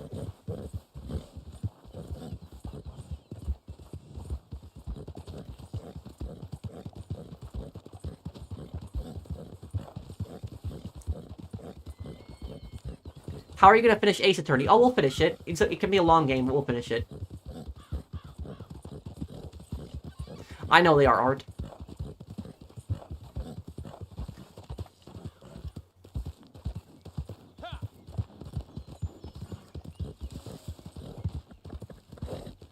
Was it true that doctors were scared to treat Stalin? Yes. And it's true for two reasons. The first reason is Stalin thought that Jewish doctors were out to get him. So, like, Stalin was a paranoid man, and he thought that there was this Jewish doctor plot to kill him, and I don't even know where he got that from, but Stalin, in his mind was convinced that Jewish doctors were out to get him, and if you were a Jewish doctor, Stalin had you arrested, so he had, hundreds of Jewish doctors across the Soviet Union arrested. That's how stupid Stalin was. Stalin was an idiot. Then the second reason that doctors were scared to treat Stalin is because Stalin's personal physician, his personal doctor, actually looked at him, and Stalin's doctor actually, this is what Stalin's doctor said to him. Stalin's doctor said to him that he's healthy, but his blood pressure is not right, and he told him that he's too stressed out, and he's working too much. And Stalin did stay up all night, which is probably why he had high blood pressure. But his doctor told him, you need to rest more, you need to sleep more, and just stop working less, relax more. And Stalin said, you're telling me to relax? How dare you? And Stalin had him sent to a gulag where he died. So that's the type of person that Stalin was. That is it. His doctor actually caring about his health and telling him you need to relax more, it's better for your health, you need to sleep more. And Stalin telling him, you need to tell me I need to relax, you're insulting me. Gulag for you. That is why doctors were scared of Stalin, for that. That is a complete psycho. Evil man. But I will tell you something, I will tell you something though. Stalin has probably the most karma death in history. It is the most karma death in history, and this story sometimes makes me think that sometimes makes me sure that there is a God when I think about this story, because I'm an agnostic personally, I'm not a very religious person, but this story that I'm about to tell you guys, when I listen to this story, a lot of times this story makes me believe that there is a God, and that there's divine intervention. And the reason for that is because Stalin, what he did was, he had 2 guards that were in his front door, and Stalin told his 2 guards, under no circumstances are you ever to come into my office, ever. And then one day, what Stalin does, Stalin basically yells, and he says, help, I need help, guards, come in here. The 2 guards come into his office. And you know what Stalin does? Stalin says to them, that was a test. I told you never to come into my office. Now both of you are getting executed. And he had both of his guards executed. So literally, he said, don't come into my office under any circumstances. Then he yells, help, I need help. And he tells his guards it was a test, and he has both of his guards executed for that. Do you know what happens later on? Later on, Stalin has a stroke in his office. A stroke. And he falls from his chair, falls on the office, he's gurgling in his mouth, slowly dying, and one of the guards hears that. He hears Stalin in pain in the outside, and he says to the other guard, should we go and check on Stalin? And the other guard says to him, do you want to get us both killed? No, we're not going in there. And the guards didn't go in there, and Stalin died. And if Stalin got help, he could have survived, and he could have probably lived for a couple more years if he had got help. But because the guards didn't want to check on him for several hours, his condition worsened and he died. And sometimes when I hear that story, sometimes in my mind I am convinced that there is a God. Because if there is a God, that was basically God's punishment right there. It was basically just karma for that. That was it. That was pretty much what that was. That's why I would say it was one of the most karma deaths in history. It's like such an evil man to die such a painful death where nobody would help him. Like that is like pure karma right there. Hope you fix your AC. Sorry to hear about that. Thank you, Phoenix.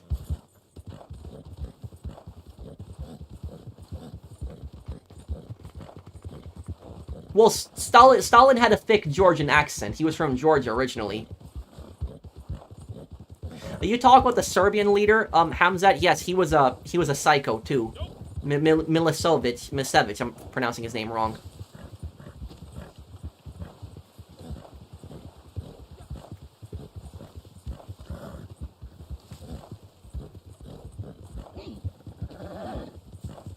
What would I like to see in GTA 6 Online?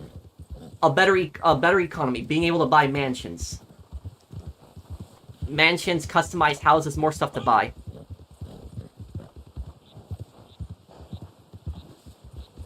Oh, okay, Jonathan.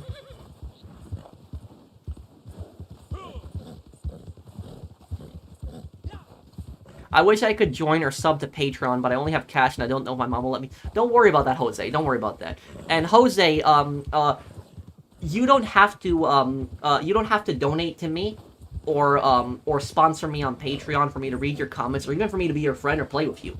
I have those as an option, but I've never, requested a donation or, demanded a donation. I don't guilt trip people into donations. I don't do stuff like that here.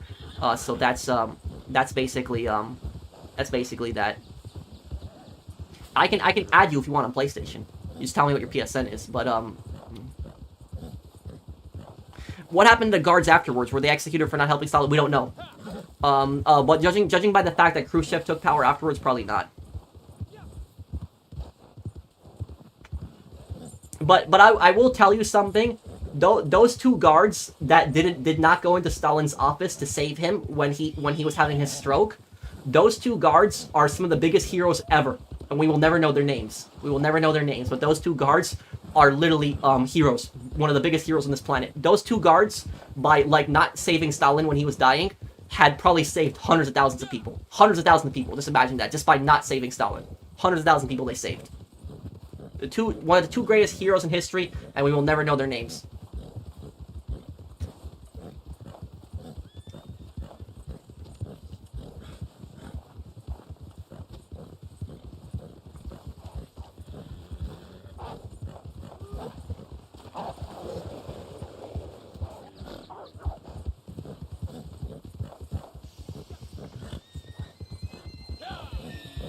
I'll try to, Phoenix, but I might be a little busy that day because I have to do a project on Mind's Eye. But if there's another day, I could probably swing by.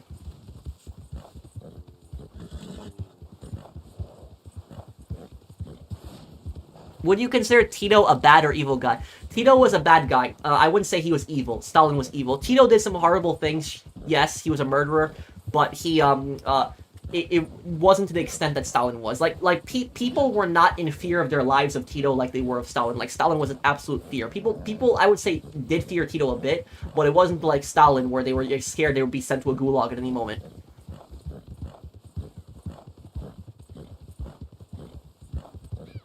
I think you're a fine person, Robert. You haven't done anything bad. I've never seen you do anything bad. You shouldn't think of yourself as a bad person.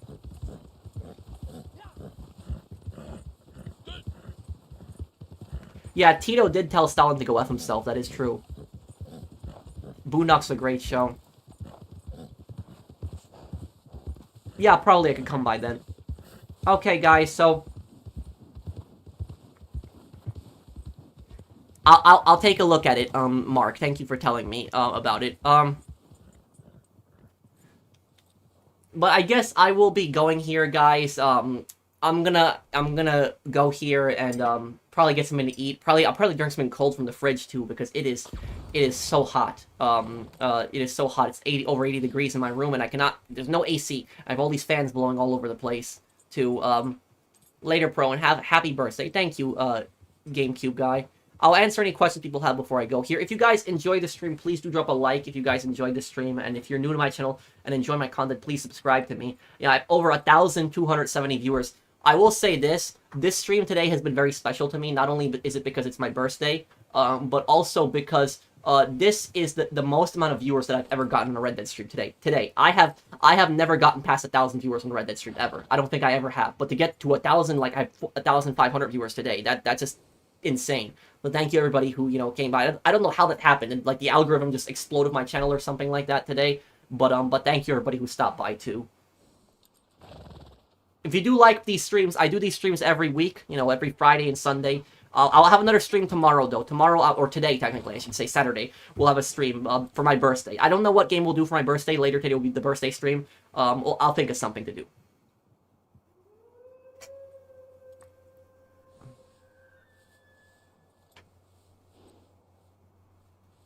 Thank you, Jose. Jose, what's your PSN, by the way? Did you want me to add you? What do I think of Ronald Reagan? Don't really want to get into politics. Reagan's biggest accomplishment was bankrupting the Soviet Union. That was his biggest accomplishment, but he did some really stupid things in Iran. He did some, he messed up, did some bad things there.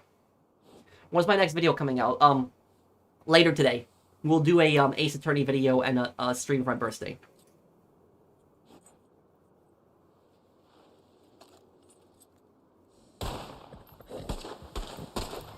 I'm gonna watch it, Zach. I just haven't had time. Summer Game Fest, I don't know what that is. Oh,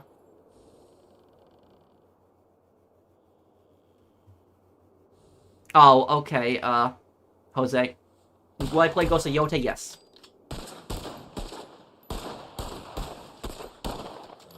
Thank you, everybody, for wishing me a happy birthday. So I'm gonna head out here. Thank you again, everybody, for watching, and I will see you, I'll see you guys on the next one. Take care, everyone. Have a wonderful weekend, guys. Come by my birthday stream also later today. I'll be streaming later after I wake up today. I just don't know what game. It might be a surprise. I'll think of something. While I'm going to sleep, I'll think of a game I'm gonna play tomorrow, or today. I should say tomorrow. But I'll see you guys. Take care, everyone.